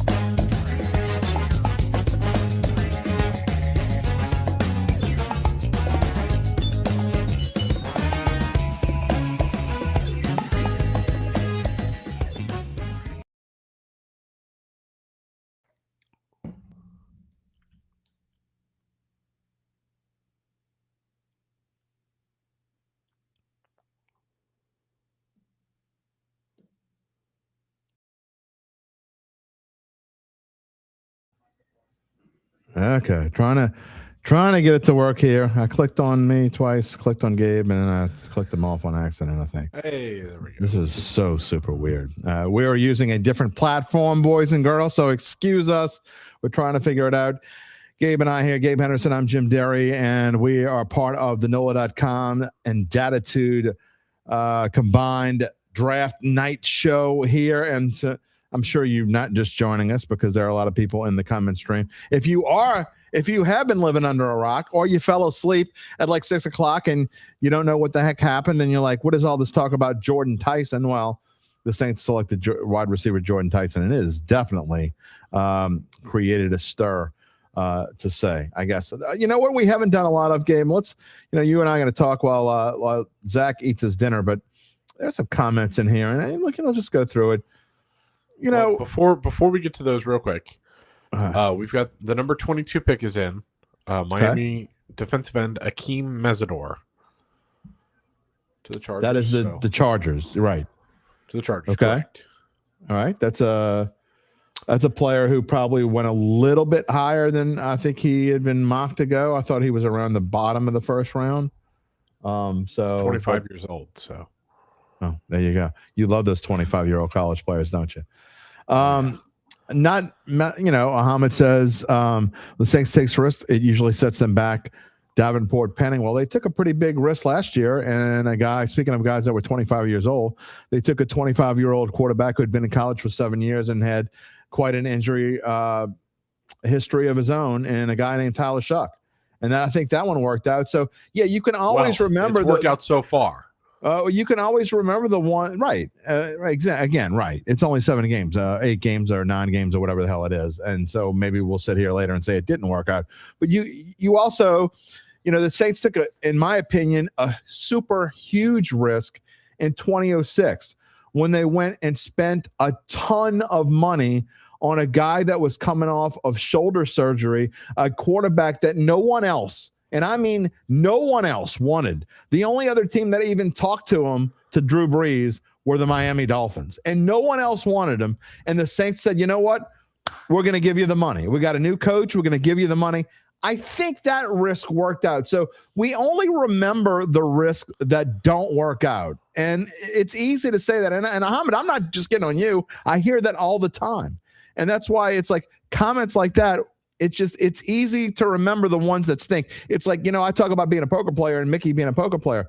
You remember the hands that you lose. You don't really remember the hands that you win all the time. You definitely remember the ones you lose more than the ones you win. And I think that's just the case. That could be the case here. Well, and here's the thing that you have to consider. A lot of people, You mentioned it earlier. The people who like this pick of Jordan Tyson are going to give it an A+. People who don't like it are going to give it a D or an F. When in reality, as we said earlier, nobody knows. We won't know. That's right. You can't give a real grade about a draft pick, in my opinion, until 3 years after. Sometimes 2 years after if he really stinks. I mean, there's an element of risk involved with every pick. If every player was a sure thing, the best players would always be taken. Tom Brady would have been 1-1 overall. That's right. Brock Purdy would have been taken a hell of a lot higher than he was. That's right. The reality is we don't know. So here's don't speak on it definitively as if you know or you don't know what's going to happen. Comment that Northern Saint is alluding to me talking about something I said with Luke earlier. Correct him if he's wrong, but isn't each draft pick salary slot? I'm sure you're yelling at your phone when you say this, but a salary is already determined. And after competing the rookie contract, if the extension is offered, isn't that salary set by position and performance? If the rookie contract is extended and it can only go for 1 year, that extension is determined. So yes, you can have up to 5 years that's determined. But the point that you're missing about what I've been saying and about contract salaries is if you don't get a high draft pick, in my opinion, and you don't go out and get a guy that can be your 1B receiver and not just a wide receiver 2, then you have to go out in the free agency and get one of those guys. If you want to win anyway, you don't have to go get one of those guys if you don't care about winning. You can just go get some bum that you're gonna pay $8 million and move along, little doggy. But now, in this case, I don't think the Saints necessarily have to go out and get. They don't have to go spend $20 million a year on Jawan Jennings or anything. So that is my point. You're much better off as far as free agency goes. Now, Caleb Downs may end up being a better player, but you're going to spend less money on a defensive back in free agency if that's the road you choose than what you're going to spend on wide receiver because you already have one. It depends on the defensive back. Defensive backs are getting pretty expensive as well. Yeah, but they're not up there with receiver. But yeah, but that's my point. My point isn't necessarily, I guess what I'm trying to say is I'm not necessarily talking about this particular player and, he's going to be slotted into whatever he's slotted. Well, of course he is.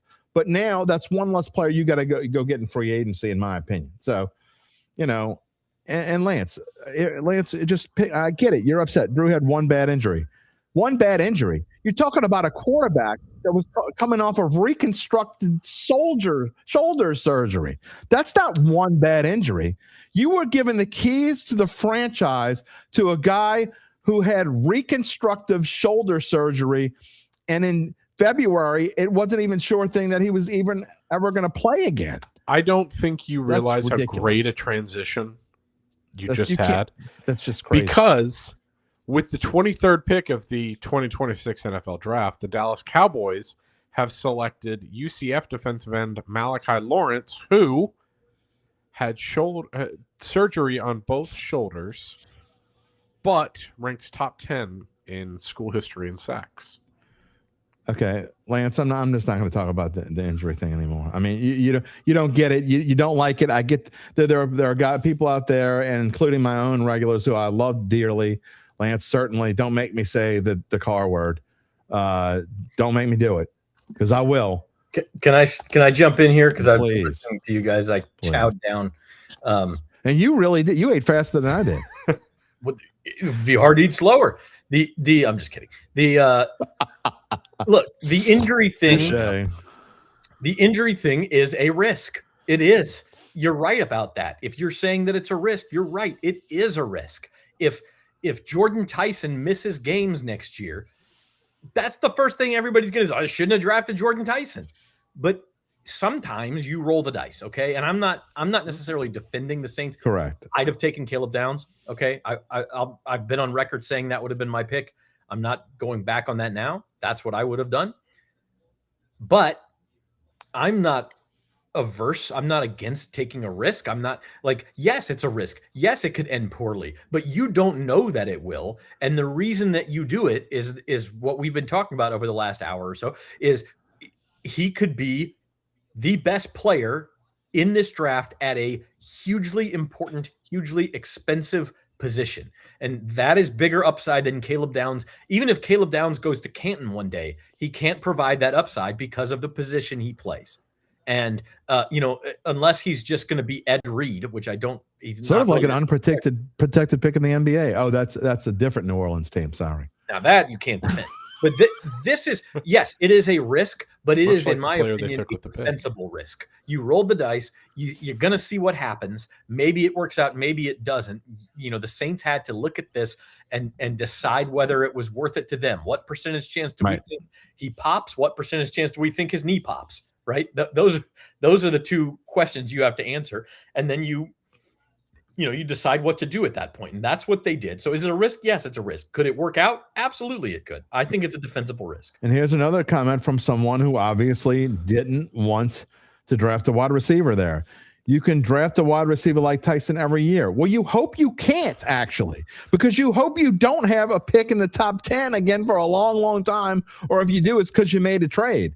I mean, so the answer is no, you can't draft a wide receiver. I mean, again, I'm going to go back to the reason why Tyson was available where he was is because he's been injured. Otherwise, he would have been a 1, a 2, a 3, or 4. He would have been in the top 5 of this draft. So you can't necessarily draft a wide receiver like Tyson every year. The word "like" is doing a lot of heavy lifting.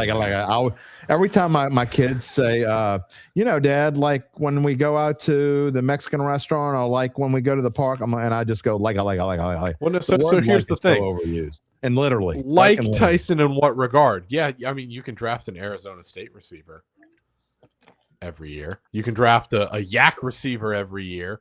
So, but where I really wanted to go with this conversation is conversely. It is not out of the realm of possibility that 3 games into next season, Tyson already has a couple touchdowns, couple 60, 70-yard games, and Caleb Downs finds himself in the blue medical tent. This is football. Injuries happen all the time, given people's history or not. So no matter who you take, it's a risk. Yeah. I mean, it certainly is. I mean, and we talk about risk, and Zach just said risk. So, I mean, whoever they take tomorrow, you know what, is going to be a risk. Yeah, there's risk involved in every draft pick. Welcome to the NFL draft, boys and girls. Now, I will say, when you pick in the top 10, there is supposed to be less risk. That's the advantage of picking in the top 10. And so that, again, I would have taken Caleb Downs. I get the risk. I think it's defensible. It's not necessarily what I would have done. Right. We're going to find out, right? I mean, and maybe you get a little lucky and Jordan Tyson turns into a Pro Bowl wide receiver. Maybe you get a little unlucky and he misses 6 games a year and everyone complains to Jim every day, which might be good too. So I'll be happy. They complain anyway. I mean, look, it is what it is. Go Tigers. You want me to give you my thoughts on Lee Hunter? My thoughts are that Lee Hunter is going to be a solid player in the NFL, but I'm not sure the Saints need an inside defensive player along the front line. That's not a need, at least not. I think that's something you address later in the draft. Yeah, it's not an immediate need, but I will say a lot of their interior defensive linemen are older.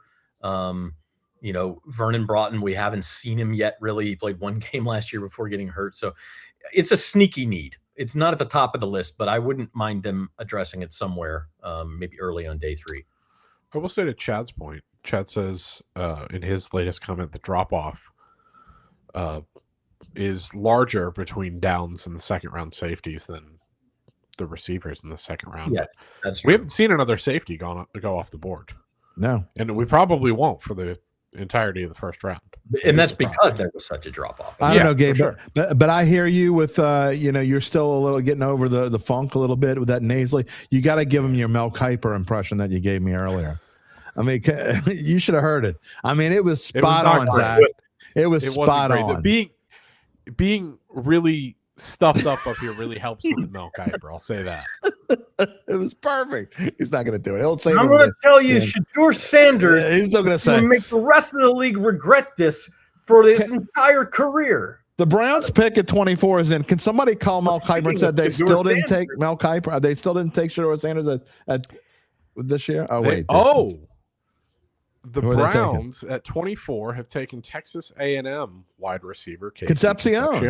Okay. That's a good pick.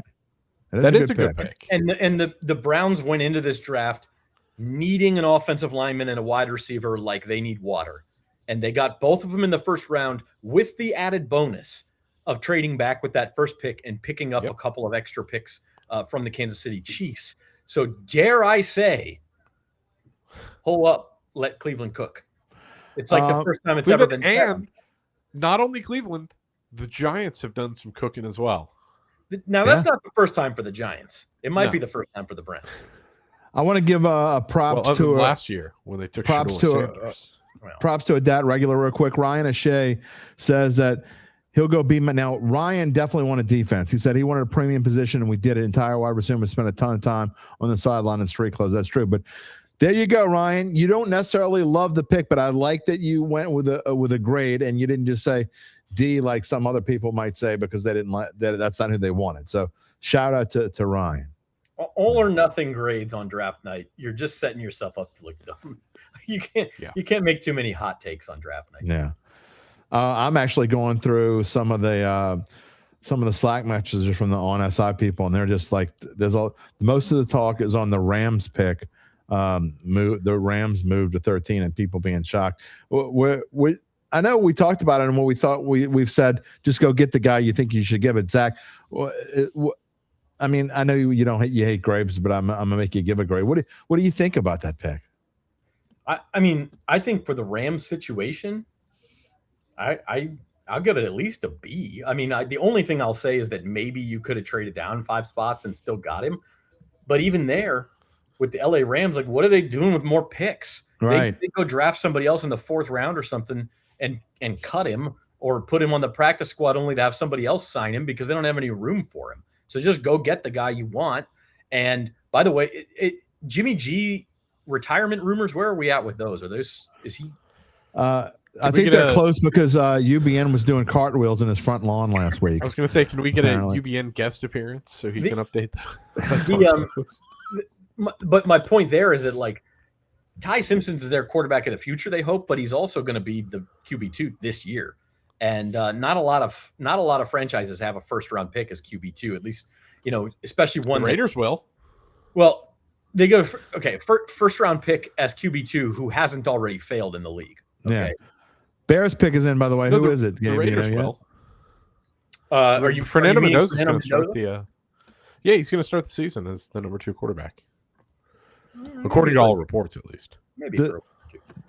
I'm interested in the Bears. Oh, you know what? Hand up, I was wrong. The Bears just proved me wrong. Okay, because there's a lot of Bears we're going back and forth fans. It's like 50-51 offense and defense. What is it? Oregon safety Dylan Thieneman. Is that how you pronounce that? Okay. Thieneman. Thieneman. Yeah. Okay. All right. So there was a safety off the board. And look, Thieneman was mocked in the teens. So he was definitely he was the top. I saw a lot of people say the Vikings were going to take him as like and I mean, make your racial joke here, but the white safety to replace Harrison Smith. But Dylan Thieneman is a good player. He's more of a true safety. That was my whole point about Caleb Downs is, yes, it says S next to his name. He can play in that slot. He was going to play in the star. I don't think Thieneman could have. So this is not really a Saints comparison. What the Saints need as we look forward to rounds 2 and 3 is a corner who has played in the slot. That's really what they need. Right. And I think that's the best chance you see the Saints trade up. You and I talked about it earlier, Zach. There still has not been another corner come off the board. Could the Saints move up to the end of the 1st round and take one of those corners if they're still there? I think they're more likely, and you guys talked about it, Zach. I think they'd be more likely to move back up when they get to the 3rd round. I don't necessarily think they're going to move up in the 2nd. I mean, they may, or move back up to the 1st. They may. But it's easier to package those picks. You got to have a dance partner. Like, I think there's a lot of teams going to be trying to move into the top 100. So the question is, can they find somebody? There's a couple of teams.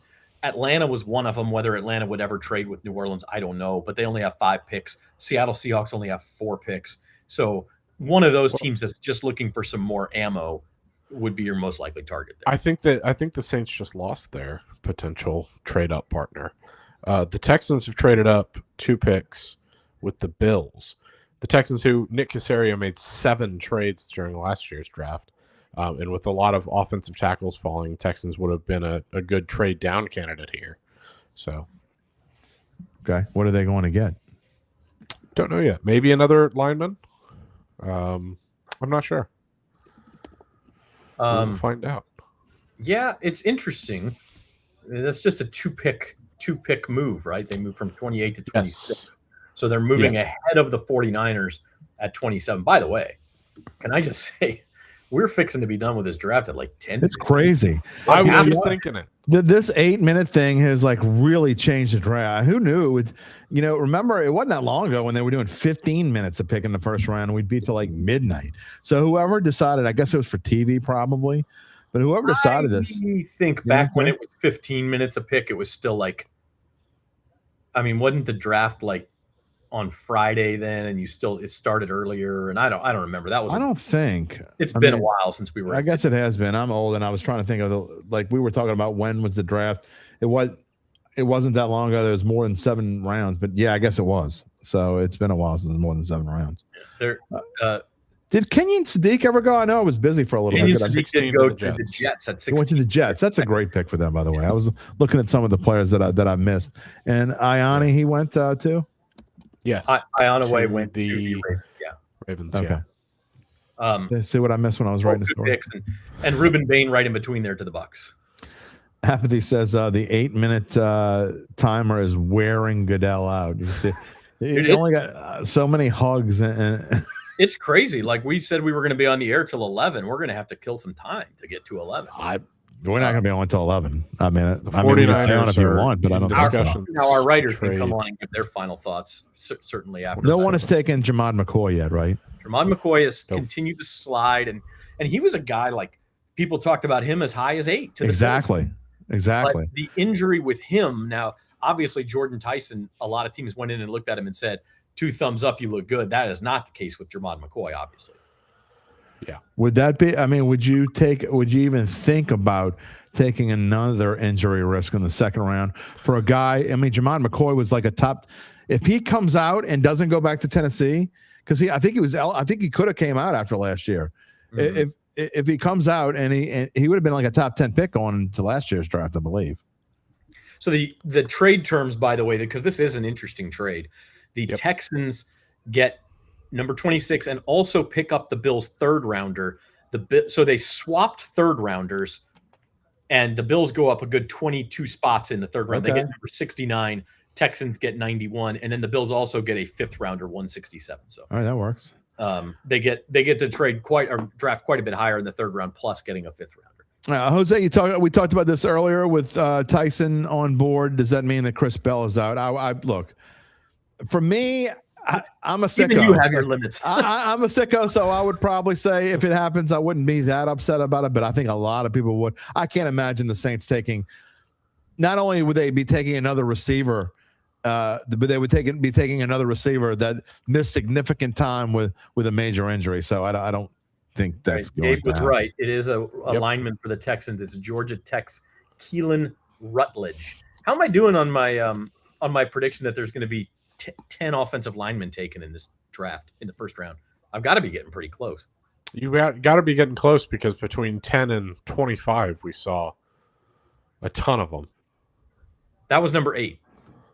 There you go. I just counted them. We had 4 between picks 9 and 14, and then we had a few with that. And then we had Blake Miller at 17, Monroe Freeling at 19, Max Ionachor at 21, and then we've gone a few picks with that one. But we just got number 21, or number 8 at number 26, Keelan Rutledge of Georgia. No we have another Rutledge trade. slide. I'm upset. There's no Rutledge slide. I do not have a Rutledge slide. I'm sorry. Man. I ran out of time today, guys. Okay. We have another trade. The Niners have found a suitor. The Dolphins are on the clock. Okay. So this must be a swap of 27 and 30. Number 30 and 90 to San Francisco in exchange for 27 and 138. So why are the Dolphins moving up when they need picks? They need players. They've got to see something here that they really like. Sorry. I just read the last comment. This comment just cracks me up. How can you draft a broken down player like Jordan Tyson with the 8th pick in the first round? They all need to be fired. I mean, come on. Let's wait and see how the guy plays first. Huh? Let's remember JJ Watt. Here's the opposite end of the night. spectrum.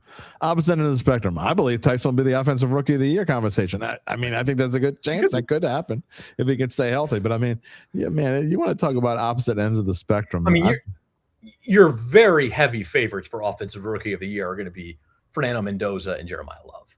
Let's be clear about that. Yeah. That doesn't mean nobody else can win it, but it's just easier for a quarterback to win it. And then, you got a running back who's taken number 3. He's going to be up there in those odds also. I mean, who won it last year? I mean, it was Ted McMillan won it in a very. It was almost Tyler. It was Shuck a weak year for. If Tyler Shuck would have played one more game, would have got one more win, he probably would have won it. Yeah, you're right. He would have. I mean, so he was a second round pick. Zach would have been a happy boy. Yeah. He would have had some money. I get close, but no cigar. Oh, shut up, Mr. $100,000. Come on. I don't feel sorry for you. Get out of here. I know you did. All right, boys, here is the Saints picks. Here's what we're looking at.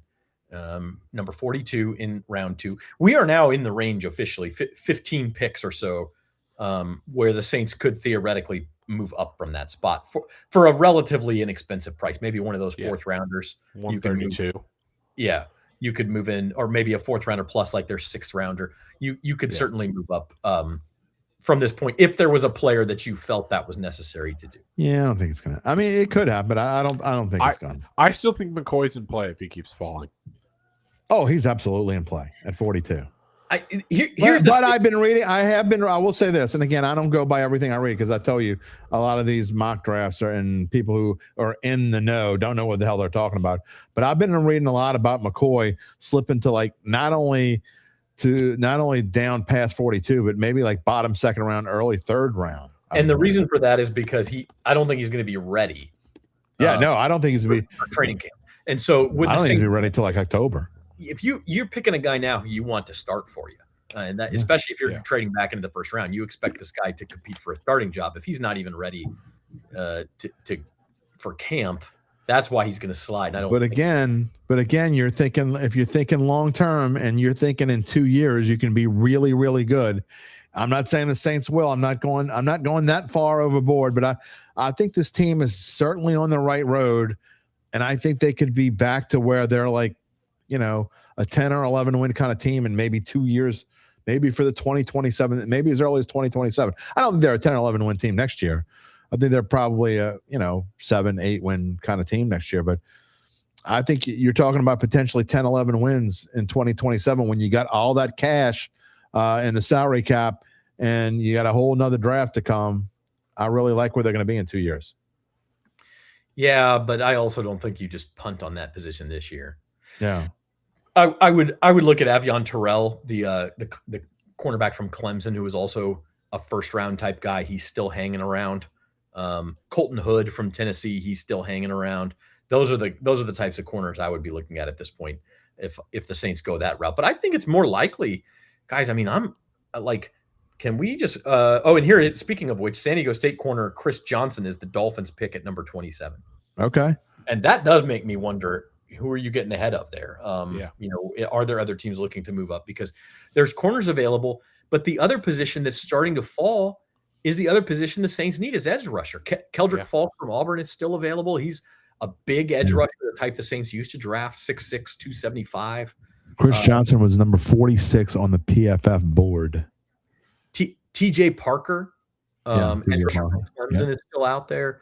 Malachi Lawrence went, but Cassius Howell from Texas A&M is still out there. Zion Young from Missouri is still out there. R. Mason Thomas from Oklahoma, a smaller guy, but depending on what brand. Did Keldrick Falk go? Keldrick Falk's still available. I mean, there's like I think the Saints are probably in a spot where they can be patient. And then if they're that kid from Toledo, I mean, I don't. Is he like Downs at all? Can he play a slot? What's his name? I don't know, to be honest with you. I do wonder if a guy like Cassius Howell were there for the Saints. Since you're looking at this sort of number 3 edge rusher, he's a bit of a one-trick pony right now, but he's got the skill set and the athleticism to really hone those other skills. I wonder if that's a sort of guy they would look at as a number 3 edge rusher and an exciting potential prospect. I think edge rusher is actually more of a possibility in the 2nd round because it's harder to find good ones of those later. You can find defensive backs in the 3rd and 4th round that might be able to play. I don't know you can find an edge rusher past the 2nd round. That's unless you just get lucky. And and just reading, by the way, Emmanuel McNeil Warren's kind of NFL draft profile. He is not the kind of guy who's he's more he's a straight up safety, downhill safety, not a guy you want one-on-one in coverage. Okay, I gotcha. He's Roman Harper type. Yeah, he's not more the of a linebacker than a cornerback. If he had a, I will say this though. I think this is setting up well for the Saints to either get a pretty good edge rusher at 42, or at least go into tomorrow knowing, hey, if we need to move up 6 to 8 spots to get one, we can. Yeah. Because the cost won't be too much, and we can go get one of those edge. Well, like you said, there should be quite a few decent ones. There are be guys that are ranked. Not that rating is that. Not that Joe Blow's rating is that big of a deal, but you talk about guys that are available that you just mentioned. There's 4 or 5 guys right now that would be picked higher than where they're supposed to go, and so the Saints could be in really good shape tomorrow.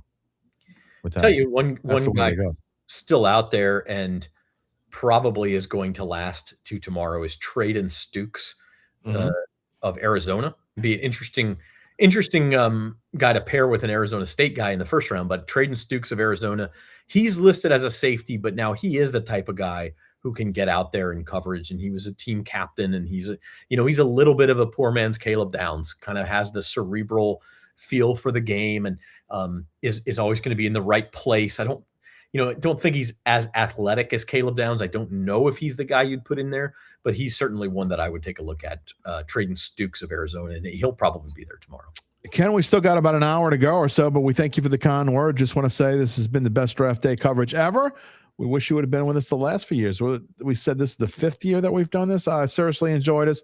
5 years ago, actually, well, I guess 5 drafts ago, so 4 years ago, Zach and I were in Vegas trying to find somewhere to actually broadcast from because we were having trouble finding a spot to actually do it. And Zach and I were live in Vegas. He was on one side of a hotel ballroom, and I was on the other trying to find a spot to where we weren't next to each other, and it's kind of loud in there.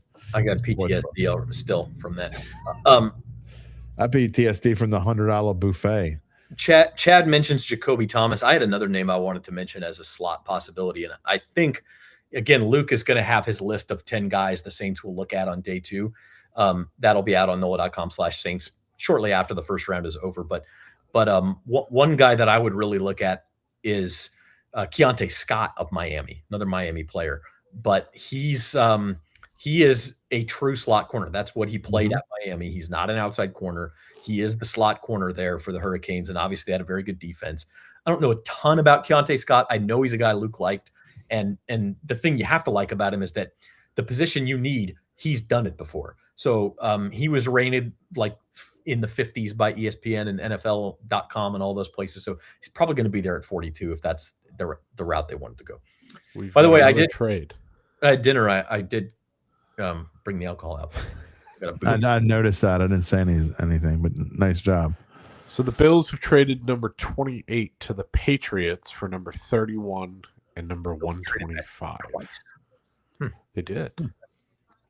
Sorry, Apathy. I'm sorry to disappoint. I did not break out the alcohol. I didn't need to. Did it? I mean, I was. He's high on life. Exactly.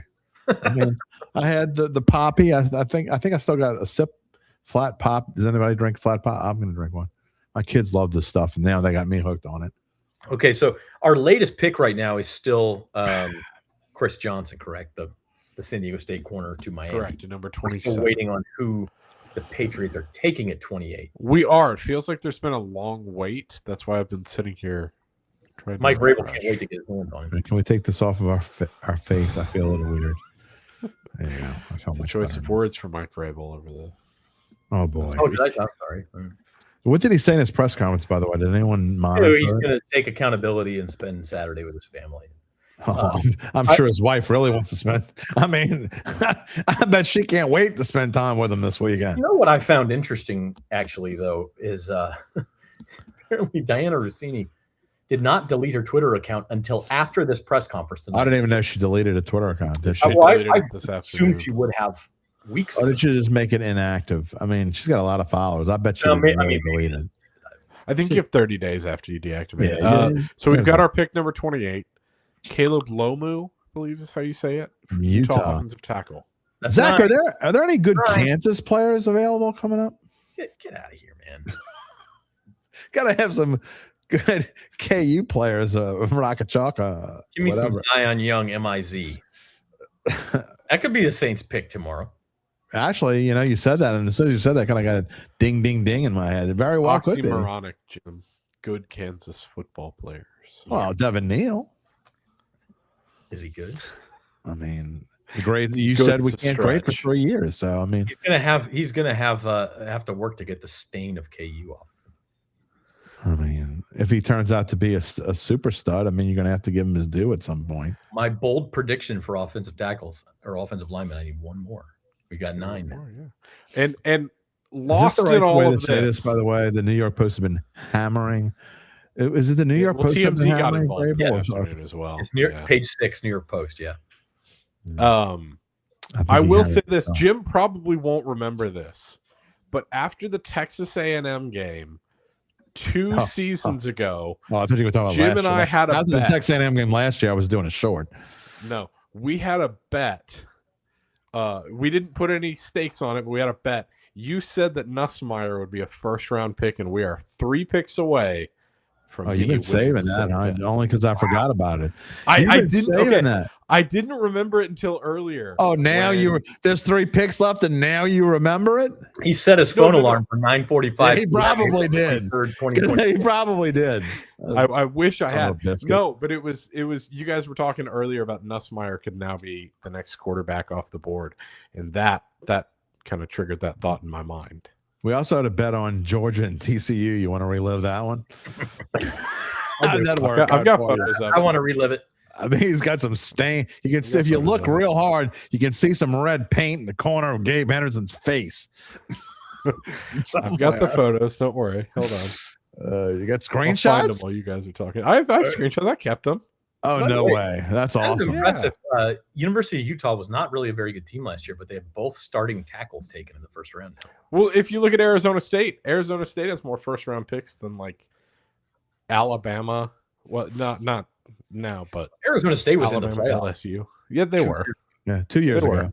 Right, 2 years ago. Last year they had some injuries. Tyson couldn't play. They had a wide receiver who couldn't stay. Yeah, he couldn't play in the Big 12 championship game either. They had a quarterback who was injury prone as well. I wonder what he's up to these days. he's missing spring practice in Baton Rouge. Right? Yeah, I was going to say. Exactly. Yeah, for There you go. the greatest. Oh, that's awesome. There you go. That's phenomenal. Little L. That is absolutely phenomenal. Get yourself some red L, baby. Oh, man. Chad's still paying attention. He's with us. Arizona could trade in for Nuss. That would be Okay, if they do that, I'm going to buy some more face paint. that would be awesome, Ahmed. If that happens, Ahmed, I'm going to Awesome buy for you. who? I'll buy you lunch. Awesome They trade for back who? in and trade for Nuss. We're down to 3 picks, and it's 9-4. This If draft could be over by I 10. will It's laugh. flying. I will laugh my ever-loving keister off if somebody trades back into the first round and drafts Nuss after you wait till the story I picks will up, brand talk smack. that general I manager am definitely going to rip you the for that. biggest That loser happens. of the NFL draft if they do that. Chiefs have picked You get Dumbass of the Week award. Clemson defensive tackle Peter Woods. Oh, no, only got 2 left. I wonder I where think he's he's going to go. He's only the second interior defensive lineman off the board after Caleb. After Caleb Banks, We're down to correct? 2 picks. Yeah. So if Cade McDonald doesn't go there, is that the only other Ohio State player that could go? And I mean, there's already been 4, right? I mean, the over/under on Big 10 players was 8.5. Stop me if you've heard this before. Another trade. The Bills traded back again? No, the Jets are now on the clock. The 49ers are out of the first round. This could be Nuss. UBN's going to be upset. This could be Nuss. It could be Nuss. It could. You better get some face paint ready, buddy. Some green face paint. Why would this? Okay. Pick, this is the number 30 pick. Originally belonged to the Broncos. Traded it to Miami in the Jalen Waddle deal. Then it belonged to the 49ers, who traded back with the Dolphins from number 27. And now they've given it to the New York Jets, who have their third first-round pick coming. What'd they give up, Gabe? 33 and 179. 33 and 179. Yeah. Nuss. So they did have the first pick of the second round. It's not like they're moving up a lot. They did. Did you So make a here's the Nuss thing, by the Jim. way? Why would they take Garrett Nussmeier here when Aaron Glenn is on record saying that Geno Smith is going to take them to the promised land? The promised land of next year's #1 pick. I was gonna say what? Yeah. What promised land? That was his exact quote. I don't know, but you get a guy like Geno Smith so you can win the Super Bowl the year after Geno Smith leaves. Over under amount of times Geno Smith gets punched in the face this year in the locker room. How many? Aaron Glenn might be in the promised land of the unemployed. That would listen. If Nuss gets picked, here, like this might be the best first round night in my life. I mean, if Nuss gets picked here, I'm just saying, maybe best ever. I would be floored. He's not a first round pick. Nuss. I don't. I would be shocked, but it would be. I mean, talk about a good night for Doug Nussmeier. He gets a new wide receiver to scheme with, and then his son gets picked later in the first round. That's true. I mean, him and Glenn were probably on the Nussy and Glenn were probably at some point together, right? Man, maybe. I don't know how the timelines matched up. I'm looking up the timelines. Well, I don't know, but you'd answered that was a red L for ooh la la. Don't get that started. Nothing makes me roll my eyes more at someone from App State than the LSU. Caleb Lomu's Utah uniform kind of looks like a ooh la la. Omar Cooper Jr. Yeah, I was going to say, I don't think it's nuts either. I know he's not going here, Kyle, but a man can dream, can't he? Yeah, it's Omar Cooper, the Indiana wide receiver. Yeah, who's a good player. I like Omar Cooper. In fact, so do I. He was a guy. Omar Cooper's a really good player. Actually, I'm kind of surprised I thought he was kind of going up. I thought he was going to get picked like in the early 20s. He was a guy I was going to say if the Saints had taken if he down, slipped, you trade up and see if you can get Omar Cooper because he'd have been a great fit. No, I think if he would have slipped to 42, he'd still. Well, I don't think he would have. Yeah, I do not believe Nussmeier and Glenn ever overlapped. No, damn. At any of their stops. I mean, not that it matters now. The national Who's left now? Second player taken. Who's the last two teams to pick now? Bills, who traded with the Patriots, and then the Seahawks. Bills and the Seahawks. Okay. Well, the Seahawks obviously aren't drafting a quarterback, and the Bills aren't drafting a I quarterback. wonder if Seahawks go DB. Trade. Maybe they'll trade out of the first round.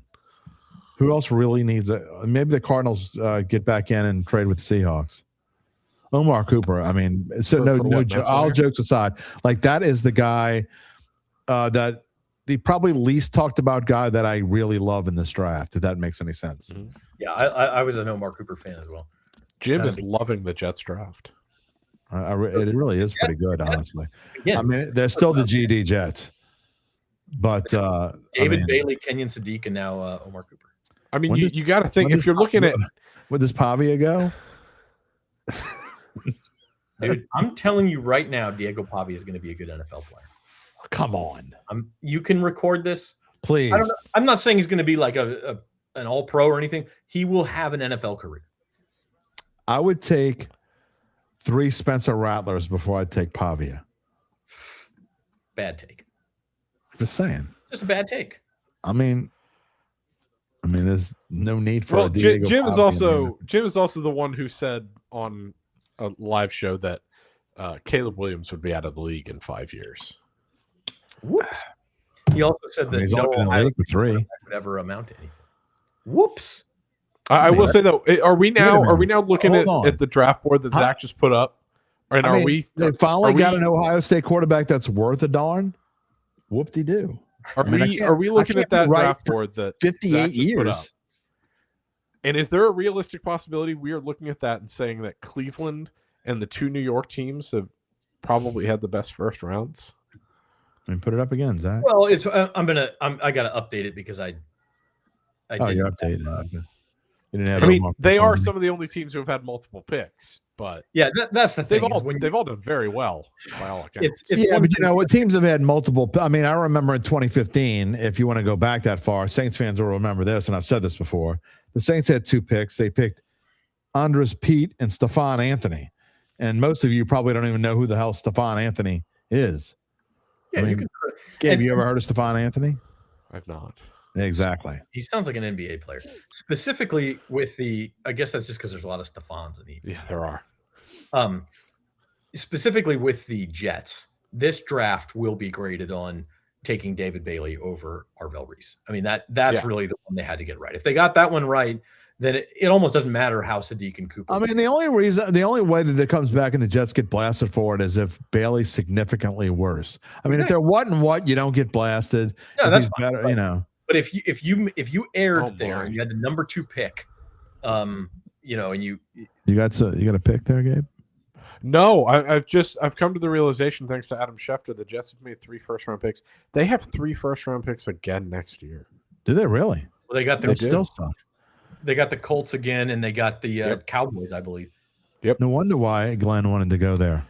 I mean, I will say, if you're doing a rebuild, having 6 first-round picks in a 2-year span is a pretty good way to do it, as long as you get the picks right. Nobody which, by all accounts, we think they have. Nobody traded any picks from next year yet tonight, I don't believe. Did you see anything, Gabe? No. I did not see anything, no. I think 1, 2, 3, 4, 5, except for what you mentioned, the Cowboys and Colts already trading it to the Jets. But and another trade. The Bills have traded for the 3rd time. They are out of the first round. Wow. And the Tennessee Titans are on the clock. They don't need a quarterback. Damn it. No nuts there. Son of a biscuit. So what the Titans What do the Titans want? They got They're Cornell looking for wide receiver help, according to Schefter. Well, they already had. Cornell They just Tate. got one. They got the best one in the draft. This is Adam Schefter verbatim. Tennessee traded back into the first round of Buffalo's pick at number 31. Tennessee is looking for wide receiver help. I think you're looking at a Keldrick Falk or I think you're right. a Caden McDonald. I think you're looking for I don't see him going wide receiver. No, the Saints might. Definitely don't see that happen. Oh, they're not doing that either. Saints might. Oh, hold on. I think someone might have pointed out to Adam Schefter. You're going to get a text from me tomorrow night. I mean, I'm going to be doing play-by-play tomorrow night. I'll be doing pregame probably when the Saints pick. You're going to get a fun text from me if the Saints pick a wide receiver at 42. Okay. Adam Schefter has now amended his tweet. I think someone pointed out to him that they took Cornell Tate. Maybe he's drinking alcohol tonight. So he has amended it and says Tennessee traded back to Buffalo's pick at number 31. So, Tennessee's got a lot of holes. Okay, and I called it. It's Keldrick Falk. there you go. Auburn edge rusher who's dropped some. That's a good pick for the I'm Titans. glad that's It the is. one you got right and not the Saints pick. Oh, it wouldn't have been so bad. I'm just saying. We would have had fun talking about which receiver they were going to get tomorrow. Now, Chad, I don't think I ever said that Shedeur Sanders would never start an NFL game. I definitely, in He fact, did not. I almost can confirm definitely he did not say that. I said that they would all start at some point this past year. I never said that at all. You said that, and you I believe you said that both Spencer Rattler and Tyler Shuck would start more games than Shedeur Sanders. The over I believe under, those were your quotes on. and I put the over under on Rattler and Shuck to each start at least 7.5. It was 7.5, and I took the over. How many did Rattler start? 8. You get 8. got that one right. You had that right on. I'm not sure how many Shedeur started. It might have been 7. Chad, I always love these tweets. Am I saying they don't need another wide receiver? No, that's not what I'm saying at all. I'm completely quite fine with the them drafting the wide opposite. receiver in the second round. I always love these tweets of like when teams make moves and someone will say these are their Super Bowl odds before the move. These are their odds after. After the Omar Cooper pick, someone said the Jets were plus 20,000 to win the Super Bowl both before and after. They said You know they're who- loading Do up. they have that up? They usually pull that down, don't they? Let me see. Is that up? I'm actually looking at that right now. Super Bowl odds usually remain up. They are up. Yeah. And the Saints odds to win the Super Bowl are plus 9,000. I think that's what they were before the draft, but I actually might have been plus 8,000. All right, boys. I need an offensive lineman here for double digits. Come on. Oh, you Seattle. got that bet? Well, I didn't actually bet it. But An it was, offensive lineman. You asked me would for my be- surprise yesterday, and Oh, I that's said, right. Yeah. I said Okay. 2 offensive linemen in the top 10 and 10 total, and there were 2 at 9 and 10. So I got that, Hey. and then there's been 9. If that's correct, both Zach and I would have nailed our surprise picks because I believe it was 2 weeks ago on Dattitude. My favorite bet for this was Ty Simpson to go. I think he was projected 24.5 was the over under. Yeah. I said he'd go before that. Apathy. well before You are right, by the way. That's Pro Bowler. You are 100% right. Don't get me Forgot started about on that that. bit. And Randall, where you been, man? Where the hell you been, Randall? We missed you. All right. You guys think Seattle trades 32 here? A lot of people said Probably it. not. I think no. I also think no. I But think they want to, but I don't know. That would mean more than half the first round picks were from different teams that were supposed to pick in those slots. Yeah, there's been a lot. we tonight. do have 16. the terms for the Tennessee Buffalo trade for anyone who's keeping track. Tennessee gets Judging by the tenants you 31, haven't. 31, 69, and 165 for 35, 66, and 101. Okay. Yeah, Exciting. we are waiting on the last pick. Dun, And it's dun, not dun. even 10 o'clock. We're The 15 Saints seconds Insider, by the before. way, will be back tomorrow.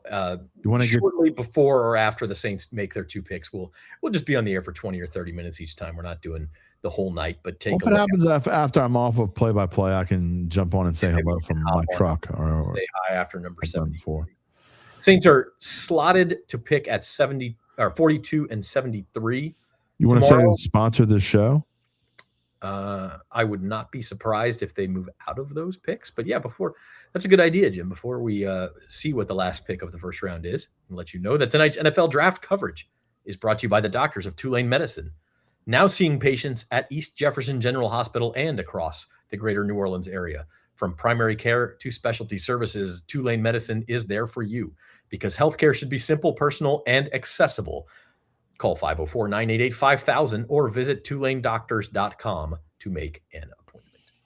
Number 32 pick is another Notre Dame running back, baby. It is Jadarian Price. He jumped up into the first round. He is Wow. the Kenneth Walker. The Kenneth Walker replacement. That's a good pick right there. I agree. I am That not was a crazy really about good that pick. I think that's a great pick. I don't have a lot of needs either, so.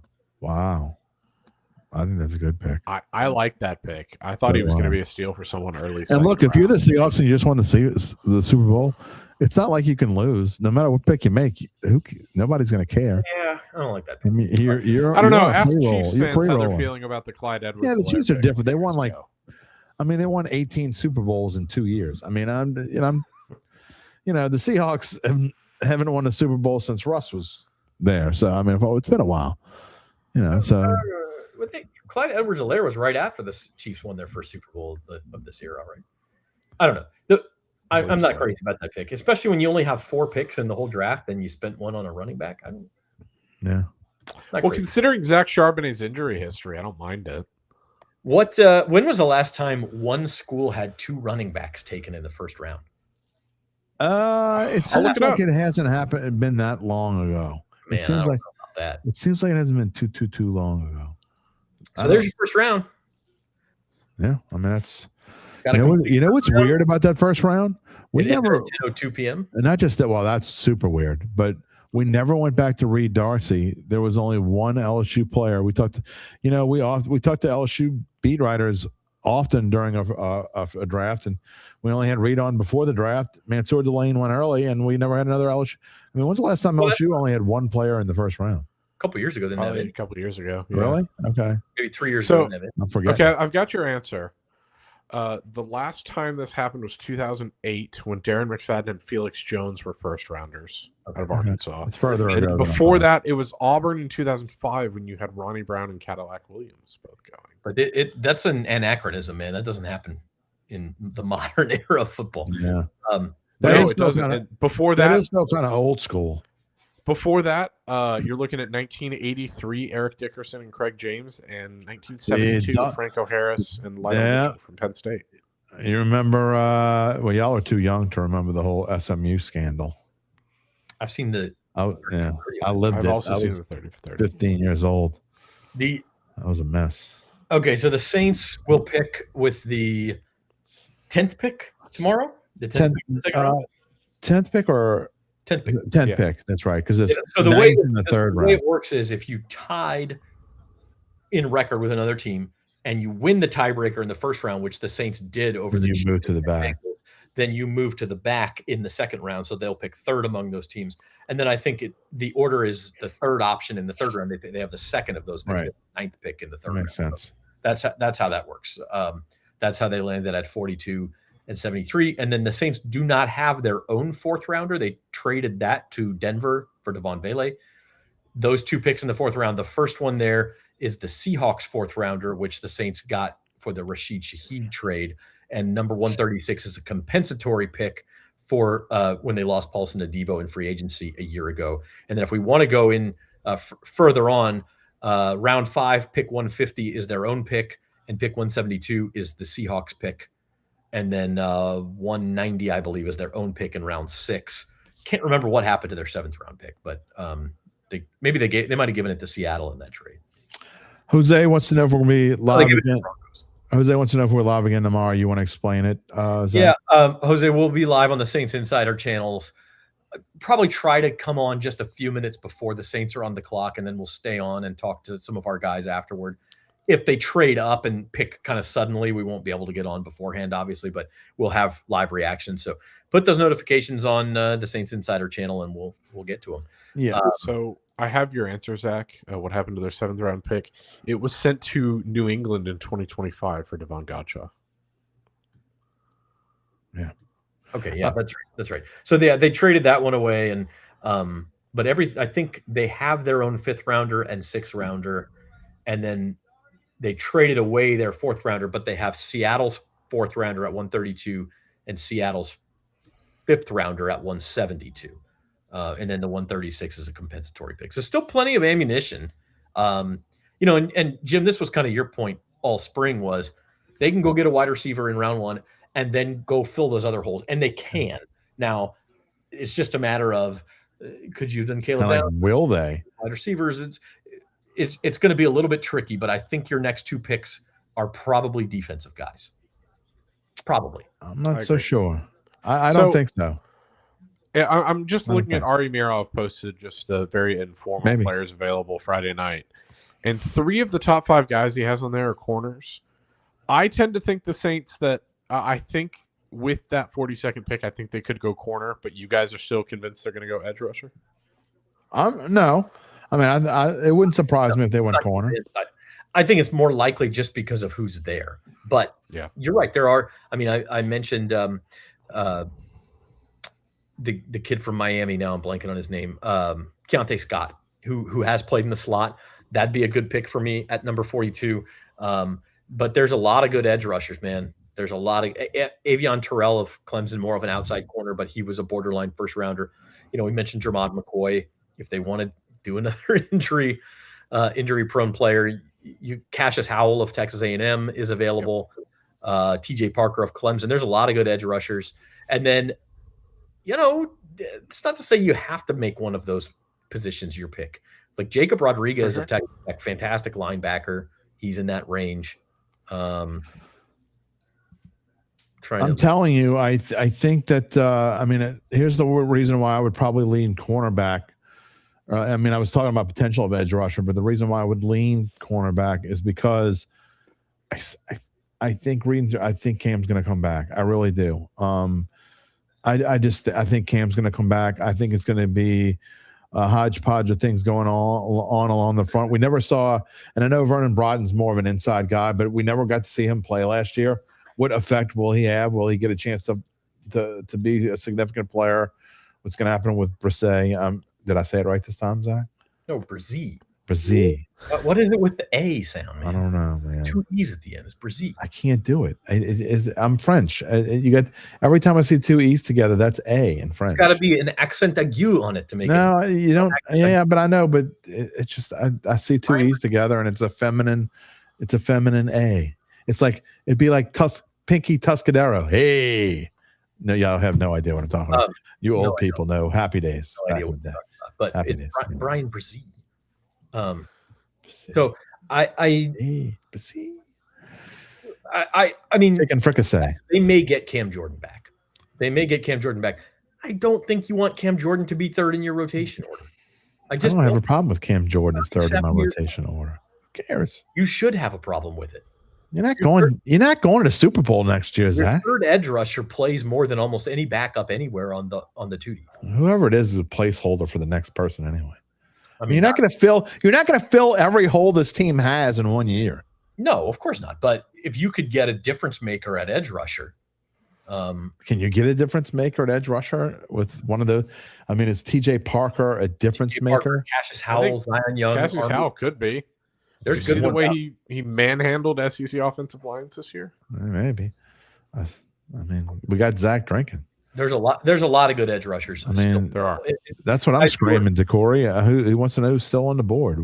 Go look, Jim. Right. I don't remember what show it was, but when we had Mike Detillier on, he was talking about his top 100. And he was saying there you want to talk about somebody 40 who ain't edge rushers. You want to talk about somebody who ain't happy right now?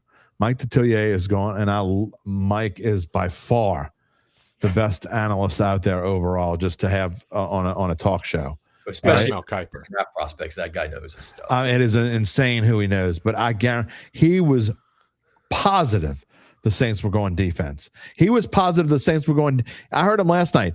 He said the Saints were going defense in the first round and defense in the second round.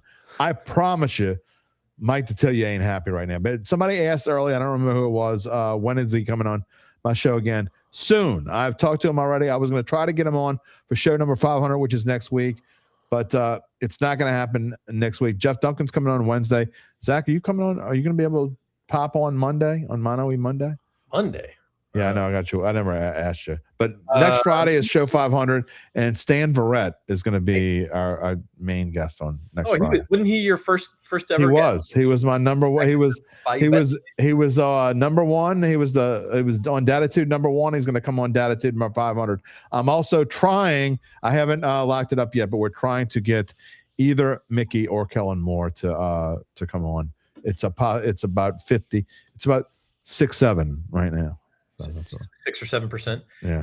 No, by the way, speaking of which, Kellen Moore is about to speak at the Saints facility, and our reporters let's listen to that, and then they will come on and kind of give us their reaction afterward as we hang out with you guys for a few more minutes. But is he coming on right now? I just need to know. A few minutes. In a few minutes is the text that I got, so I don't know if that's. I'm going to go back and record that. Like 30 seconds or like 5 minutes. Guys, can you give me 3 minutes, y'all chat? I got to go and check and make sure that my kids aren't burning down the house. They've been so super quiet and good. Do you smell smoke? It's really worrying me that they've been this good. Yeah, so, you go ahead and do that. Just going to go check on them for a minute. And Gabe and I will keep chatting. And I might shove another piece of pizza down my throat, too. You have exactly 15 minutes. You have exactly 67 seconds. All right. Gabe, what do you make of this first round? I have to be honest. I'm a little bit underwhelmed from an entertainment perspective. I thought there would be all sorts of trades and craziness. And for a little while there were. And it happened so fast. Maybe that's part of the reason why. But it was like, you had the trade possibilities in the top 10 that never materialized. You had, I guess a few trades toward the back half of the top 10, then Ty Simpson, the surprise pick at 13. But then it was just sort of like ho-hum. I think it almost speaks to what people were saying in the build-up to the draft is that, and this is why the Saints were in such a premium position.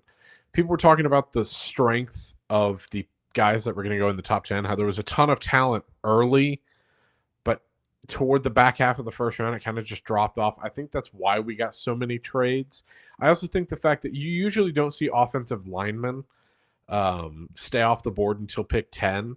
So you saw a run of offensive linemen there as well. But, really there's a lot of skill guys left on the board. I know we were talking about the amount of edge rushers that are left, and the Saints could make one of those picks at 42, but there's a lot of skill guys that are left. Yeah, there are. And I guess the counter argument to what I'm saying about edge rusher is that it sure sounds like there's going to be a lot of edge rushers still available in round 3 too. So maybe potentially it'll be interesting to see what they do. And there's some other guys at other positions that I still like that are out there. I know Luke is big into Mike Washington, the Arkansas running back. He's still floating around out there. I really like Jacob Rodriguez, the Texas Tech linebacker who was the Butkus Award winner last year. He's still floating around out there. Like there's other spots where you just say, hey, this guy's so good that even if we don't need that position, let's just go get it and add to our depth. Offensive line, certainly you could pick as my battery died on my light. So I'm shrouded in darkness. Kind of scared me. It's okay. I think, how happy do you think the Saints are right now that looking at this draft, Obviously, the Raiders are the big winners in the quarterback department. The Rams feel like they got their guy as well, but outside of Ty Simpson and Fernando Mendoza, there's nothing there. So you got these quarterback needy teams like the Jets. I mean, the Saints just have to be jumping for joy that they got their guy last year and they weren't one of these teams now stuck in purgatory waiting.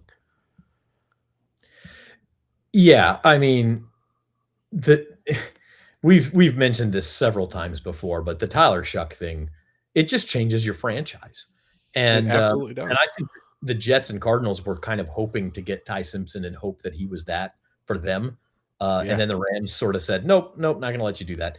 At number 13, that's probably the moment of the night for me, is when the Rams took Ty Simpson and said, you know what, we're not letting a rebuilding team, especially not one in our division like Arizona, get their hands on this quarterback. We're going to go ahead and take him. He's our QB of the future, and you can go fight it out over whatever's left. And could Garrett Nussmeier be that guy for a team? I think he could.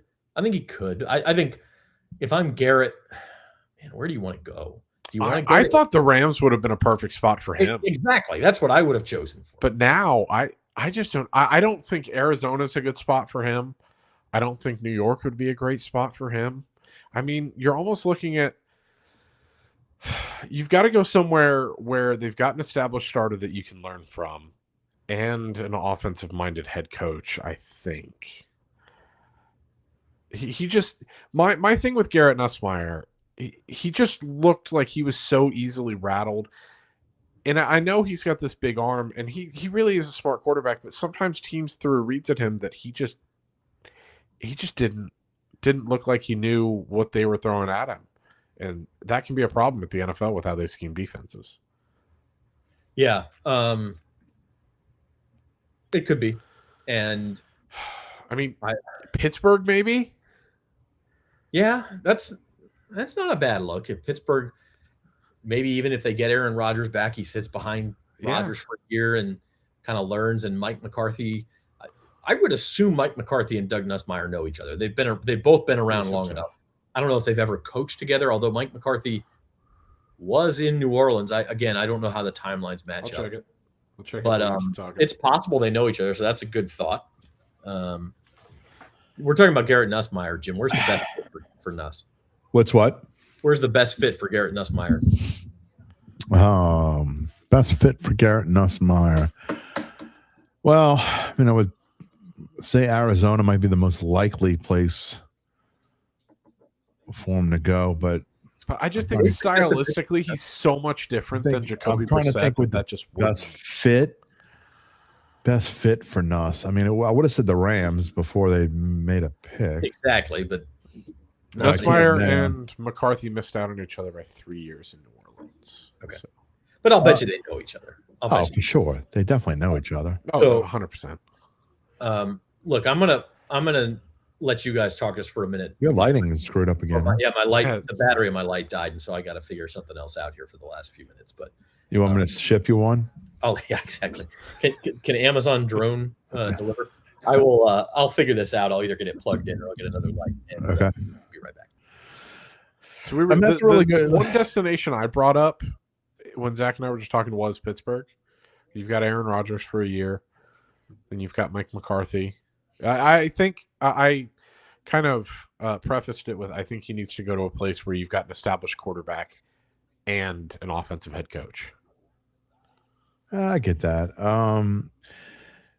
I mean, you mean you're asking me like what's the best fit to go like for right now, or I mean he's not going to play anywhere in the next year or two. Exactly. That's why I'm saying what I'm saying because you're going to let him sit for like a year because Zach and I both agreed Los Angeles. No, because Miami's got their quarterback.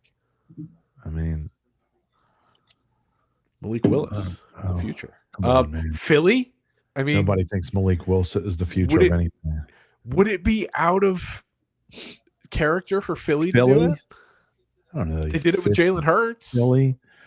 I mean, I don't know. No, I don't think he fits in Philly. I mean, I don't think. I'm trying to go through teams quickly in my head. Does anybody out there? I mean, if anybody out there has ideas, feel free. Yeah, I mean, I'd love to. Just one? No. I mean, whatever, Randall. I mean, you can go with more than one. I mean, how many?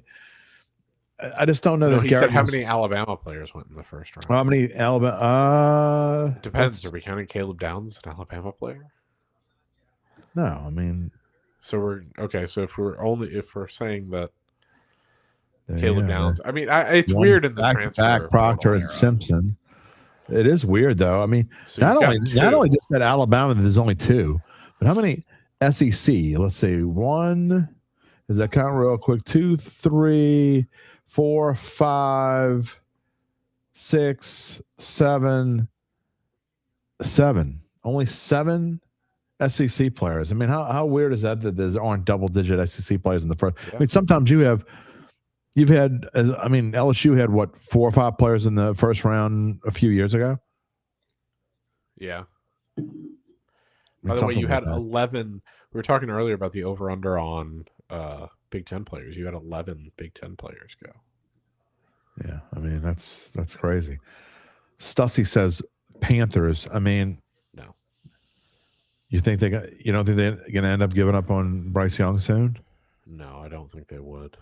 I mean, Bucks no, because I think they're committed. No. Yeah, Bucks no. He's not going.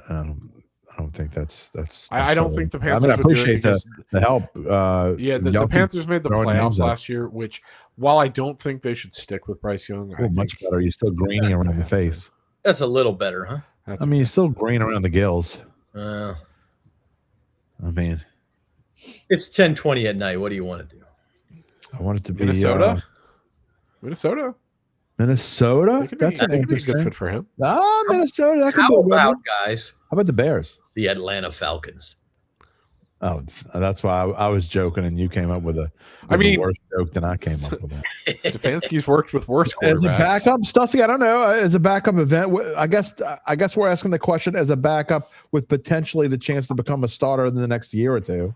Well, I think what you're looking for in a backup is a quarterback who's stylistically similar, and Garrett Nussmeier and Bryce Young couldn't be more different. Okay, Preston, I could see Kansas City. I mean, you start thinking about it. We don't know how much longer Pat Mahomes has. I mean, how much longer do you think he's going to play? Oh, come on, he's got at least 5 years. Stop. Unless he's just going to have Preston. I don't think that's a ridiculous answer. Honestly, Lost in this is the fact that Kansas City already has their quarterback of the future on roster. Jake Haener, the future. Oh, God. Pretty boy. God, I just can't see Jake Haener any other way now. I mean, y'all know what I'm talking about, right? How about the Colts? I was going to say Colts earlier, but I didn't want y'all to mess with me. I would love for Garrett Nussmeier to go to the Colts. I mean, that actually would. I would love for Garrett Nussmeier to go to the Colts. I mean, oh yeah, because I mean, come on.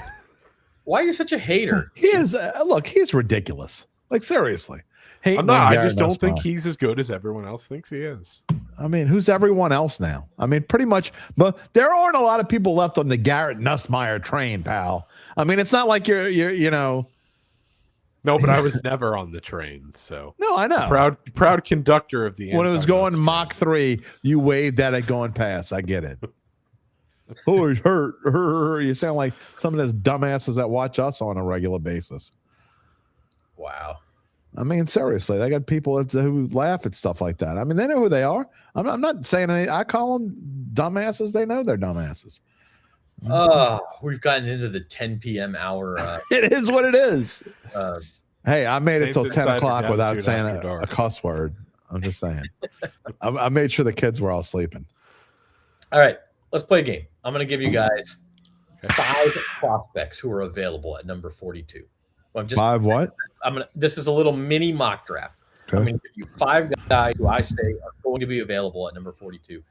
You tell me who you're going to take. Okay. All right. Yeah, boy. Okay. We are going to say that Let me type this in so I don't forget. Oh, go ahead. Are you ready to? I'm ready. I got it up. D'Angelo Pons, the 5'8" corner from Indiana. Yeah. Playmaker, very smart. It's not going to be him. Go ahead. Okay. Zion Young, edge rusher from Missouri. Okay. I like. I said earlier I liked him. R. Mason Thomas, edge rusher from Oklahoma. Okay. Jacob Rodriguez, Butkus Award winner, linebacker from Texas Tech.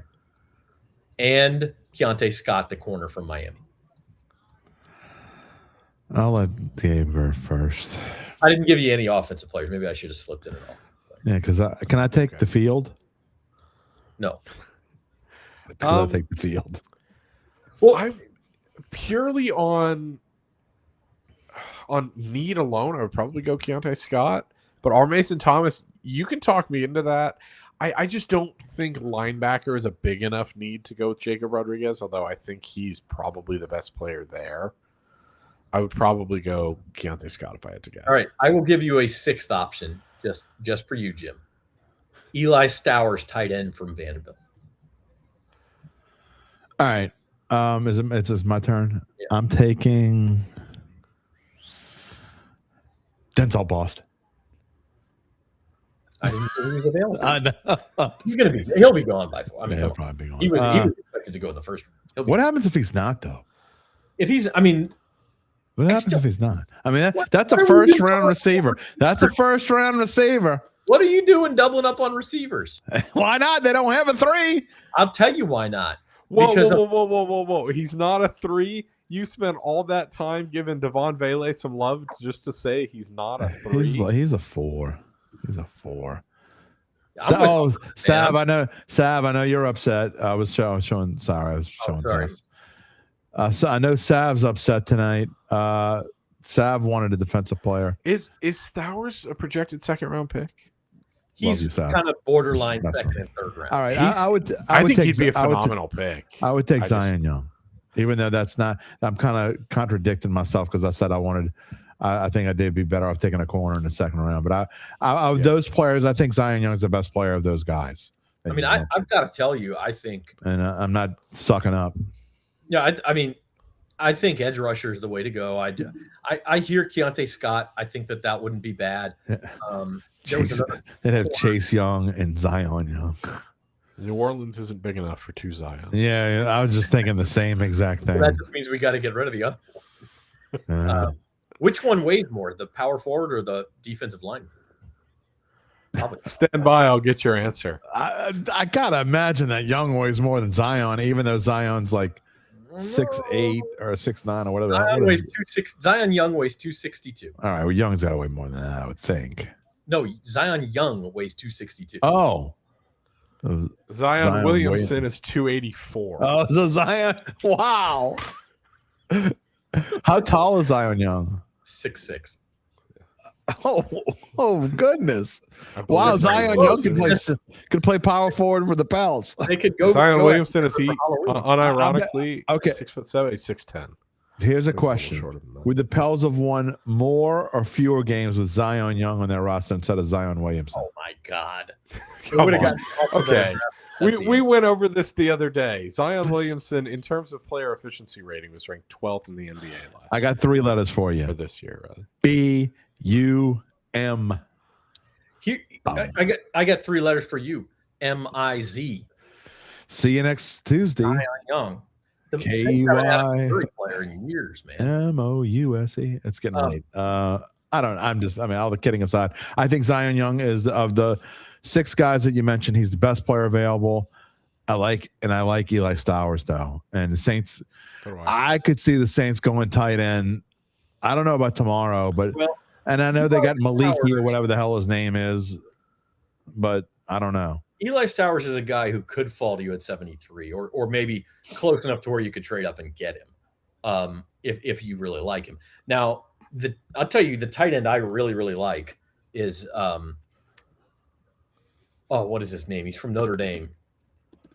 Eli Riordan. Yeah. Yeah. Is that another Raritan. Eli Raritan. He's more of like a day 3 type pick. But if the Saints took him, I would be really on board with that as a good pick. I think you almost have to take a tight end day 3 to bolster the running game, right? Because you lost. The only what's his name? LSU tight end. Austin Moreau. You really want to have a blocking tight end in there because neither Juwan Johnson or Noah Fant are really the block first tight ends, and so they do need that. And what about Maliki? Matafau, maybe he's the guy, but I don't. I found it interesting. No kidding. All kidding aside with him, Tyler Shuck actually, when he was talking about guys he's been working out with recently, he mentioned him by name on purpose. I found that interesting. I mean, so maybe he's a guy that as of right now, he's on the roster as a tight end because he's your TE3. Yeah, I didn't want to ignore Marcus Fuller because we've been showing a lot of comments and we didn't show Marcus's comment. Going back to that quarterback conversation, Marcus said, remember the RG3 Cousins situations. Cousins went somewhere, established, and eventually became a starter. And I mean, if you just get on a roster, going back to Garrett Nussmeier real quick, you just never know, Zach. I mean, and Gabe's like already smirking because he's just chatting. No, I just think it's funny. I mean, you can't talk about Garrett Nussmeier. Going to be. You just said bum Zion Williamson, and now you're going to say Garrett Nussmeier could actually be a starter in the NFL. Why do you sound like Jim Carrey's Grinch? I'm trying to sound like you being Mel Kiper earlier today. People are like turning us off in droves right now. You're telling me Shador Sanders? See, now I'll do it. It's getting late, y'all. I'm sorry. Yeah, it's wacky. We're off the rails enough. We're going to see if we can get one more of our writers to pop in after Kellen Moore. I'm like my kids after they eat all their Halloween candy about 9:15 at night. Kellen Moore said that he could feel the football junkie in Jordan Tyson. That's the money quote right there. Oh, it's a good thing he didn't get drafted by New England. I didn't see this earlier. Did y'all hear Jordan Tyson's quote? To talk about what he was feeling. Oh my God. Anyway. I thought you meant football junkie with Mike. Come on. Much more wholesome quote from Jordan Tyson, who said, "It's like a match made in heaven, and we're the Saints." So that's pretty funny. That's kind of like 6'7". That's good. Like seriously, I'm gonna go back and talking about Jordan Tyson. And for those who didn't see the show earlier and didn't see it, because look, I only saw because I happened to be going look for a tweet earlier, but Jordan Tyson's reaction was priceless. And if you haven't seen it, go check it. I mean, the dude was like seriously balling, happy balling. I mean, is there anything cooler? I mean, lost in all of this. Is there anything cooler than seeing 32 young men receive a call that changes their lives? That's always an underrated and they part of all act so differently. I mean, it's like everyone acts so some of them are like, yeah, okay, it's a business decision, they move on. They you know, it's like who cares almost. And then you get like, and I'm not saying Jordan Tyson was the only one that was like this, but to me, he was the most emotional out of all of them. And I need to go back and because I didn't see all of them. Obviously, I've been on this show and I've been writing stories. So at the same time. So I didn't see all of them, but I just think it's so cool when you see that kind of reaction from a guy who obviously is just thrilled to be. I'm not saying it's because it's the Saints, but he certainly ain't upset that he's coming to New Orleans. No, and I mean, like, why wouldn't you be excited to come play with Tyler Shuck and a quarterback you know is going to be and a coach that's a offensive minded coach who's won a Super Bowl as an offensive coordinator and led some explosive offenses. I mean, Chris Olave is, you're not going somewhere where you're expected to be the number one guy and draw double teams and all of that right away. You don't have to do that. Now, they've all got to stay healthy for this to work. And not only that, and you talk about healthy, and another thing about Jordan Tyson that I think is cool too, that he's probably thinking about is, you know, we can sit here and talk about his injury and we'd say whether it was the right move or not, but this is a guy who lived it for the last 4 years. He has lived injuries the last 4 years. And there are probably times over the past 4 years that he probably wondered whether he'll ever get the chance to play in the NFL, especially be a top 10 NFL draft pick. And hell, just 3 weeks ago, he wasn't expected. He was nowhere really near the top 10, not that long ago. So to think of all the stuff that this kid's going through, and just in a short time, he goes from probably doubting himself, or at least doubting what his future might be, to being the number 8 pick in the draft. And now you're going somewhere to a team that's on the rise and a team that obviously is thrilled to have you, and an offensive-minded coach and a brand-new quarterback and a guy that you can build a rapport with and have the same quarterback for the next 5-6 years or whatever it is. I think that's where the emotion comes from. Yeah, for sure. Why does your background keep changing like that? I just try to give myself one where you could see the logo a little bit better. Now that we're a little narrower. Okay. We'll see what the Saints do tomorrow. And Saturday doesn't matter as much, but we'll see what they do Saturday too. I mean, you never know. They could always find a diamond in the rough. Danny Stutzman was a 4th rounder last year. Right. It can happen. Not that he contributed in a big way. But I mean, Devin Neal was a 6th-round pick, and honestly, I mean, a lot of people still think Devin Neal is going to end up being a starter on this football team. I mean, maybe not this year, but who thinks that? Show me a lot of these people. I think I'll go out on a limb. I think he could be. I'm not saying he's Are going. a lot to of these people in the room with us. No, I think that he could be. Again, I don't necessarily. I'm not going to say he's going to be a 600, 800 yard kind of back, but he's certainly a complimentary back to Travis Etienne, and that kind of leads into this comment Stussy has. The Kamara odds of staying go. I don't think what happened to go up on with no love pick tonight. I don't think tonight had anything to do one way or the other with what's going to happen with Kamara. I mean, if they had taken Love, if they had taken Love, they would have had to have moved on. Then that becomes an immediate question. I think it's on Kamara. I don't think it's on the Saints. No, because and this goes back to how much money Love is now making. You could not have had Kamara's salary on the books as well as Love's and H.M.'s. I mean, you could have. It just you would have been a lot of resources in the running back room. Yeah. That is one thing I will say. Chris Olave is going to get paid, and he's going to be an expensive player. But everybody else in your wide receiver room is now on a rookie deal, which means that room is relatively inexpensive, even when you have to pay Olave. And so you've kind of balanced your books in that way. See, this is like. Yeah, okay. He showed a lot of promise. He's reliable pass pro. He's not a freaking starter. Don't be hating on Devin. Get out of here. Ahmed just ignore Zach. He does not like Kansas. People who went to Kansas. I actually thought Devin Neal did a good job for a 6th-round pick. He just doesn't like people who went to Kansas. It's okay. He's going to bounce back and forth between the practice squad his whole career. He'll be fine. He's a reliable backup. But maybe Missouri didn't want him. Well, Zach. I mean, if you look at the Saints, depth chart, I mean, there's so many cooks in the kitchen in the running back room. So you've got to think. I mean, if you're looking at Audric Estime and what he showed at the end of last year against Devin Neal, I would call him I call him back cooks, not wait chefs. staff. Yeah, call them dishwashers, maybe. I mean, I can kitchen boil some spaghetti for you. Like there's a lot of guys that clean the dead rats out of the corners. I mean, in a lot of ways, the running back room and the receiver room are kind of similar. The running back room will need to be addressed again within the next year. No doubt about it, whether Kamara stays this year or not. But to Stussy, your question, who's more likely? I mean, Kamara is on the roster. It's definitely Alvin Kamara. He's on the roster right now. If I had to bet, I wouldn't bet that. You think Cam is more likely to start the season on the Saints roster than Kamara? Yeah. I don't think Kamara's coming back. I've been on record saying this. I don't think Kamara's coming back. I thought Kamara was coming back for months and months. Dave could attest to this. And it may come down to whether he's willing to take a cut in both pay and I don't think he wants to play.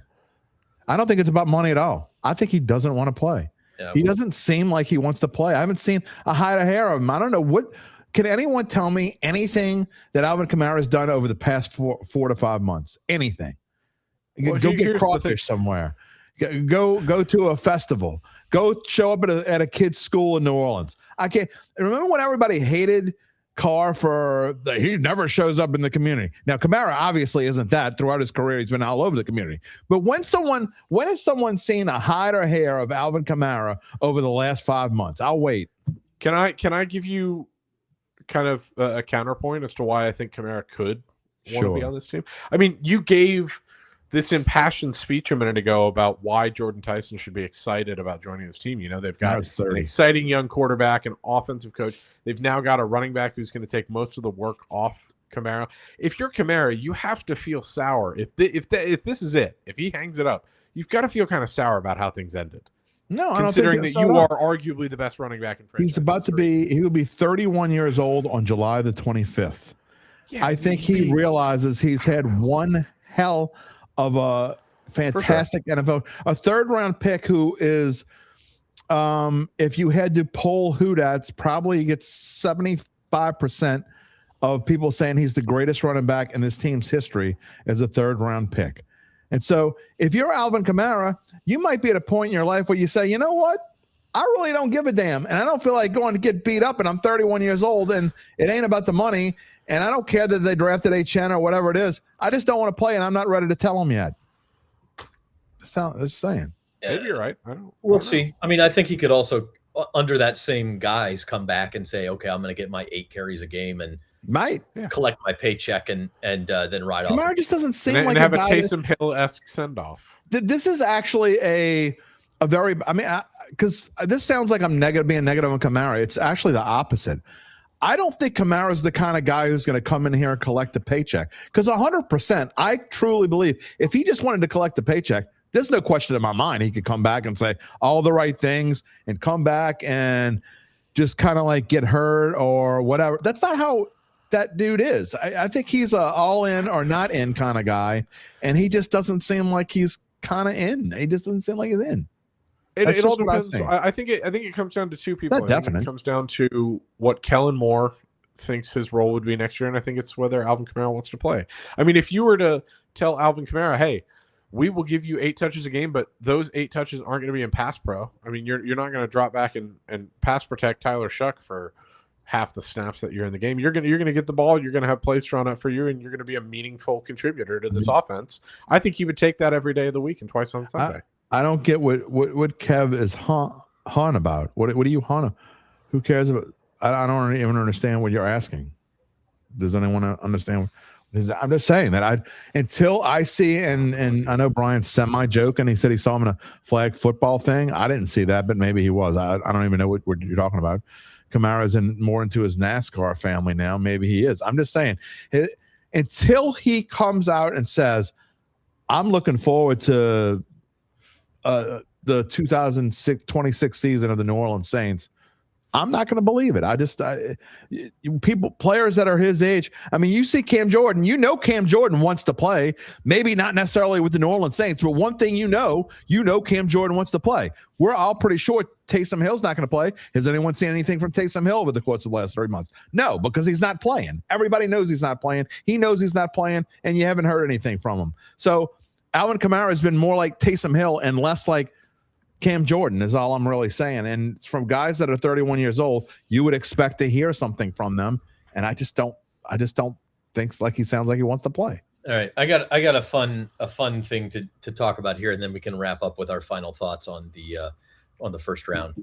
How about some betting lines that are out on DraftKings? Okay. Jordan Tyson. All right. Jordan Tyson to have 1,000-yard receiving season as a rookie.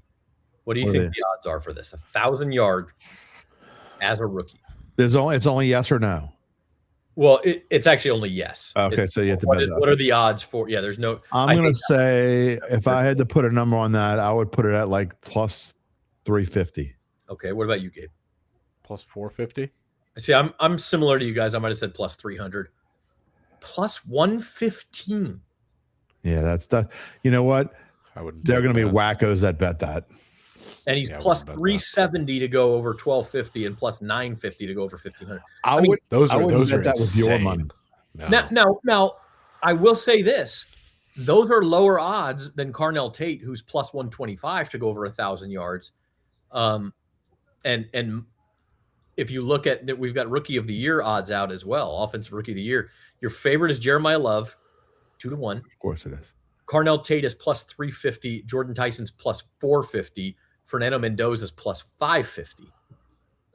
Then Jadarian Price, the running back that the Seahawks took, is plus 750. Mekhi Lemon plus 850. Who did he end up with? Eagles. I think that's the best value on the board, assuming the Eagles are going to trade AJ Brown. Yeah, you're right. You're right, Gabe. Although the Eagles don't. Nah, they don't throw in. I mean, Jalen Hurts isn't a guy. I mean, he throws for like 220 yards a game. How about Omar Cooper, 15-1? Anybody? Maybe the Jets. No, I don't see the GD Jets. I mean, if you look, Garrett Wilson was their leading receiver last year, and he missed like the last 11. To be honest with you, I think the best value in the board is Mendoza at plus 550. I mean, say what you want about the Raiders. We saw a quarterback only has to win a few games to be considered for this award. It's true. Plus 550. I think if they go 7-10 or something, he might just win it. You're going to bet that tonight, aren't you? No, I don't like having my money tied up for that long. I mean, you don't care if you tie up $10. Might be a lot of my bankroll, man. So, but just very quickly going back to the Jordan Tyson thing, if you look at, I mean, If you were to be given a choice between Chris Olave and Jordan Tyson, who's more likely to have 1,000 yards next season? 9 times out of 10, you would say Chris Olave. Chris Olave or Jordan Tyson? Yeah, you would, but they could both have 1,000 yards. So that was kind of to my point. Is you don't have teams that have 2,000-yard receivers a ton, especially considering we've talked about it a lot that Kellen Moore, when he has a real bell cow running back, or at least a more established veteran back there, he likes to run the ball a lot. I don't think we're going to see Tyler Shuck drop back 40 times a game. Like I'm going to say this, and this is a little off topic, but it shows you how skewed the books are now with their prop bets. Because if they offered a yes or a no, a 115 means you're implied to your no is about a minus 150, and I would bet a mortgage payment on a minus 150 because you would be getting incredible value at minus 4, and it just goes to show you how skewed. No. If they had a yes or a no, I promise you, there's no way in hell the yes would be plus 115. 0.0 chance that's it's crazy. It's crazy. That's insane. Okay, let's take a look at the first round as a whole here, and just so my chin doesn't get cut off. Get some final thoughts. My chin was starting to hurt. One last thought on that: if you are someone who actually believes that both receivers will have 1,000 yards next season, the best bet tied into that might actually no, it might actually be like a flyer on Tyler Shuck to an MVP. I think that's worth a flyer anyway. At what 50? I think it's worth. I would definitely bet that over Jordan Tyson. I would just bet the Saints to win the division. Awards, DK. I would also bet that. That's something I've talked about. What book were you using when you looked at that? By the way, DraftKings. Your defensive rookie of the year favorite, incidentally, is David Bailey. I think the Saints win chances. Plus 350. Sonny Styles 5-1. Arvell Reese 5-1. Ruben Bain 6-1 is interesting to me, and then Caleb Downs at 7-1. The Saints win. And Sir Delane 8-1. The Saints win 7.5 over under did change very, very slightly.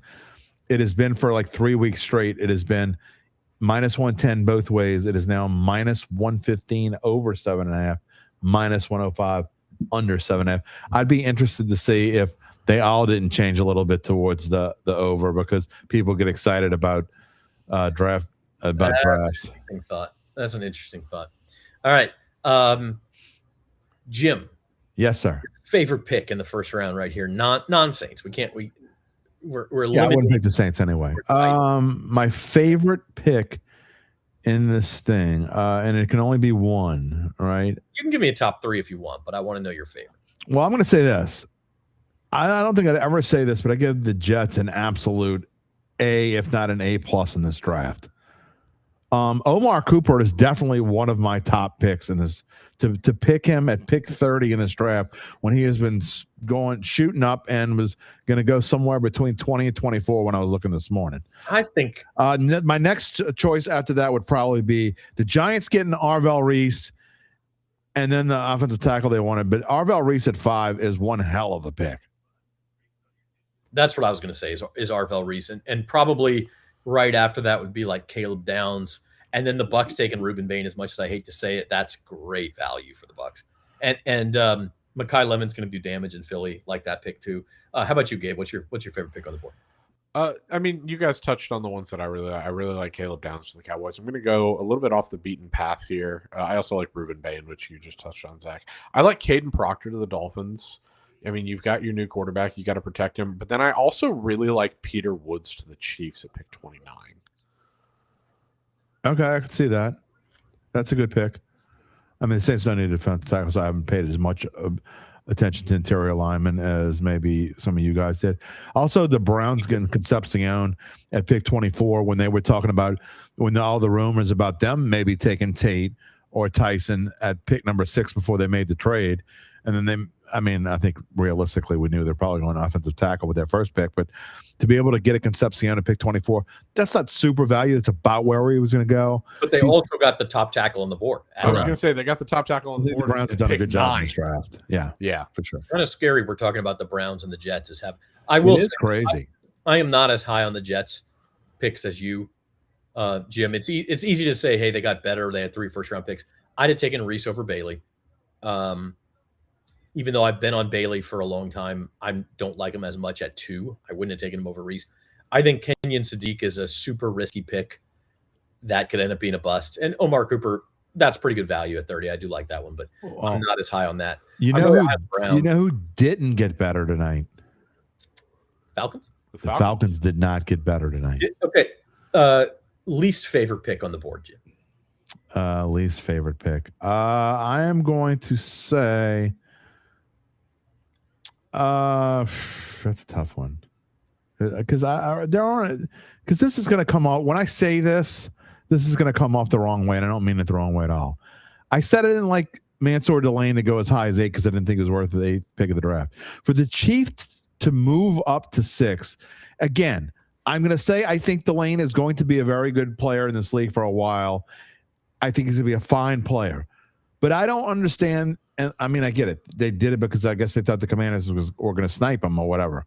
But for the Chiefs to trade up from 9 to get Delane is kind of silly to me because again, prove me wrong. I don't think it's a top 10 pick. That's the move of a team that doesn't have a lot of holes and is like, hey, that's true. We're going to go do That's true, but they sure have showed like they have some holes as of late. I like that. I like that pick for him. What about you, Gabe? What's your? They would have been better off going skill player.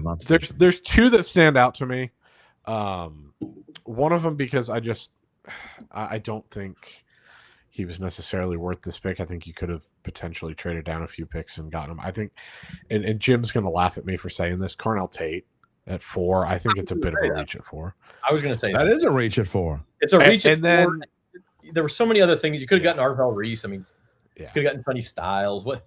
I mean, did you try to even trade there? Is what the question I would ask. I mean, maybe they didn't. They couldn't get anything, but to make that pick at 4 is kind of weird. I'm not blown away by Carnell Tate. I'm just not. No. I'm not blown away. He's not a top 5. I think Caleb Banks at 18 is. I mean, we said it earlier. He didn't play a ton. It's a risky pick. I don't think the Vikings, given how much competition is in that division, are in a position to be making risky picks. And I don't know if defensive tackle was their biggest need.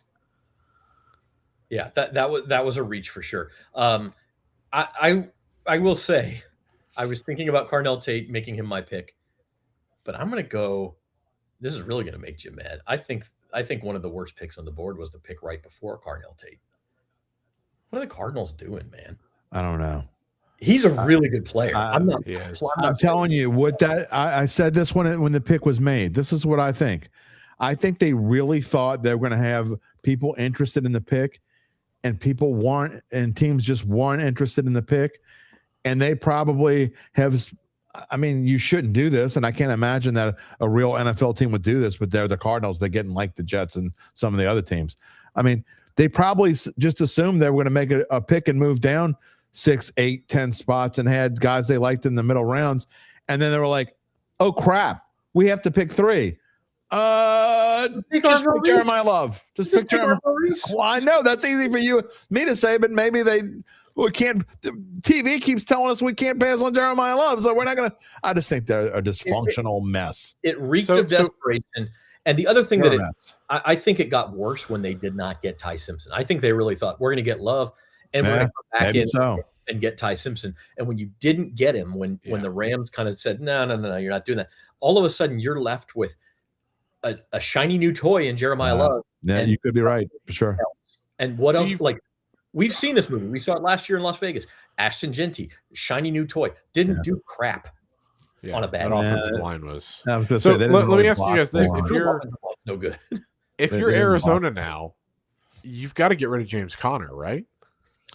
I mean, who wants him? The dude's hurt every year. You want to talk about this dude's at least? No, I mean James Conner. James Conner has been a very underrated back the last 5 years. He's been one of the better backs in football. But if you're looking at the running back room now, he's 30 years old. Nobody wants James Conner.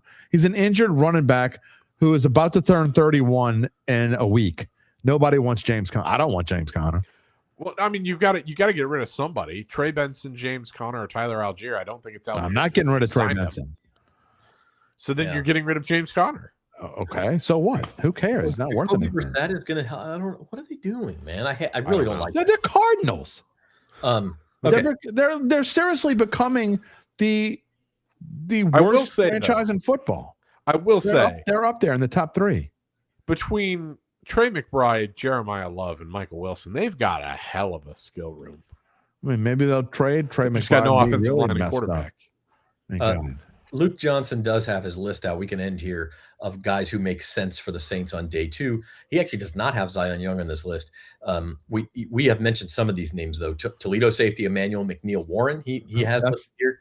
Again, not a big time coverage guy. I'm not sure how maybe you move Jonas Sanker into the slot and put McNeil Warren back in Sanker's safety spot. That's a possibility. He's got Jermod McCoy on here.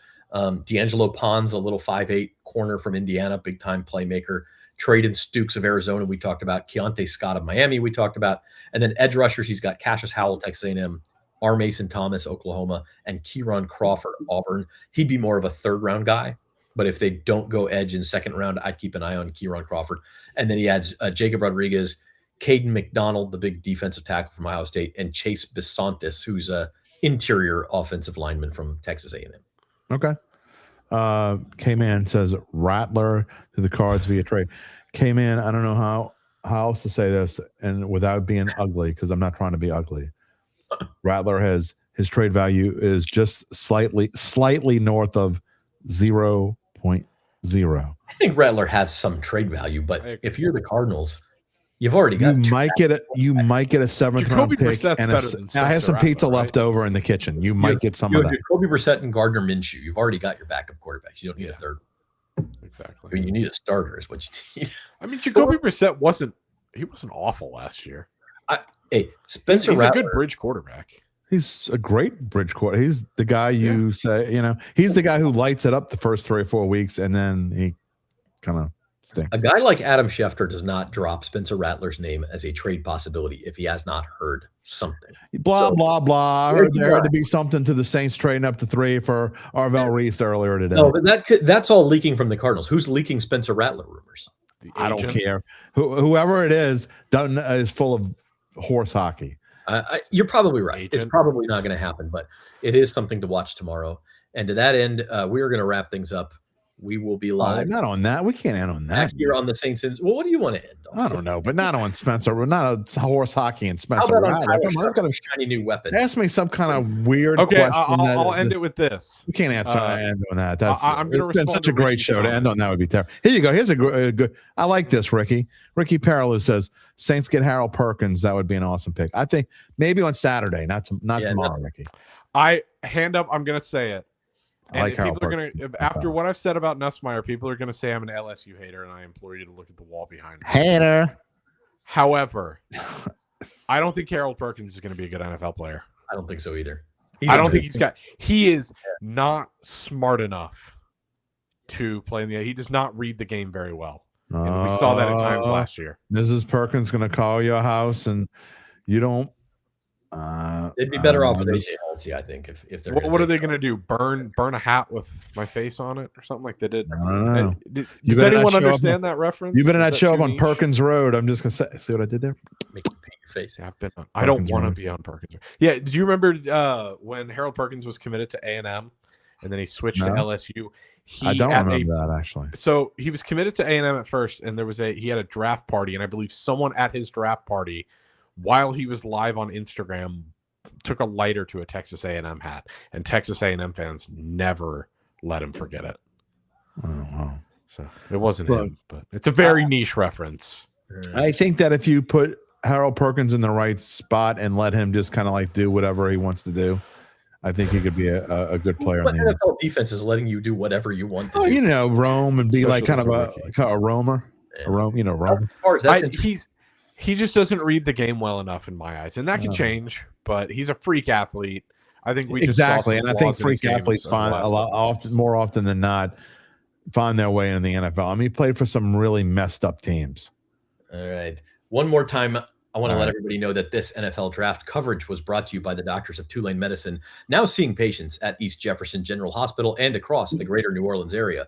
From primary care to specialty services, Tulane Medicine is there for you because healthcare should be simple, personal, and accessible. Just ask Jordan Tyson. Yes. Call 504-988-5000 or visit TulaneDoctors.com to make an appointment. Hopefully, Jordan Tyson will not need any appointments with Tulane Medicine next year. But Actually, they would probably go to Oxnard. No offense to Tulane, yeah, but give him a call. And that is going to wrap it up. The Saints come away with Jordan Tyson, Arizona State wide receiver, at number 8 pick. Jim Derry very happy. The rest of us a little more. we got highlight. Can I download this somewhere so I can show my reaction? Yeah, do it, man.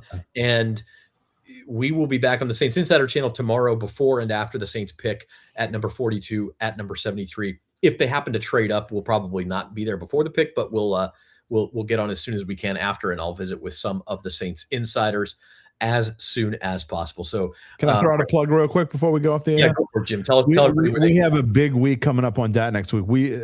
We're not having a show tomorrow because we've been on the air for 5 hours now, or close to it, and I got a lot of stuff to do with one of my other gigs, and I have play-by-play to Jim tomorrow night. But next week is a special week at Dattitude.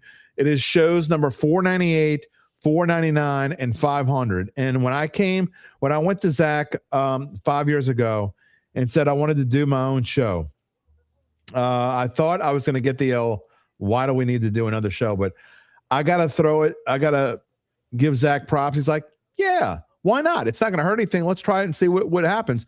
And I'd say about 15, 20 shows in, Zach was like, why don't you build this up? Use the NOLA.com platform. I was going to do it on my own. And the next thing you know, it became kind of part of my duties. And Zach has really been behind me the whole way. Obviously, I'm no longer with NOLA.com, but I wouldn't be still doing this show. I wouldn't have started this show if it wouldn't be for Zach.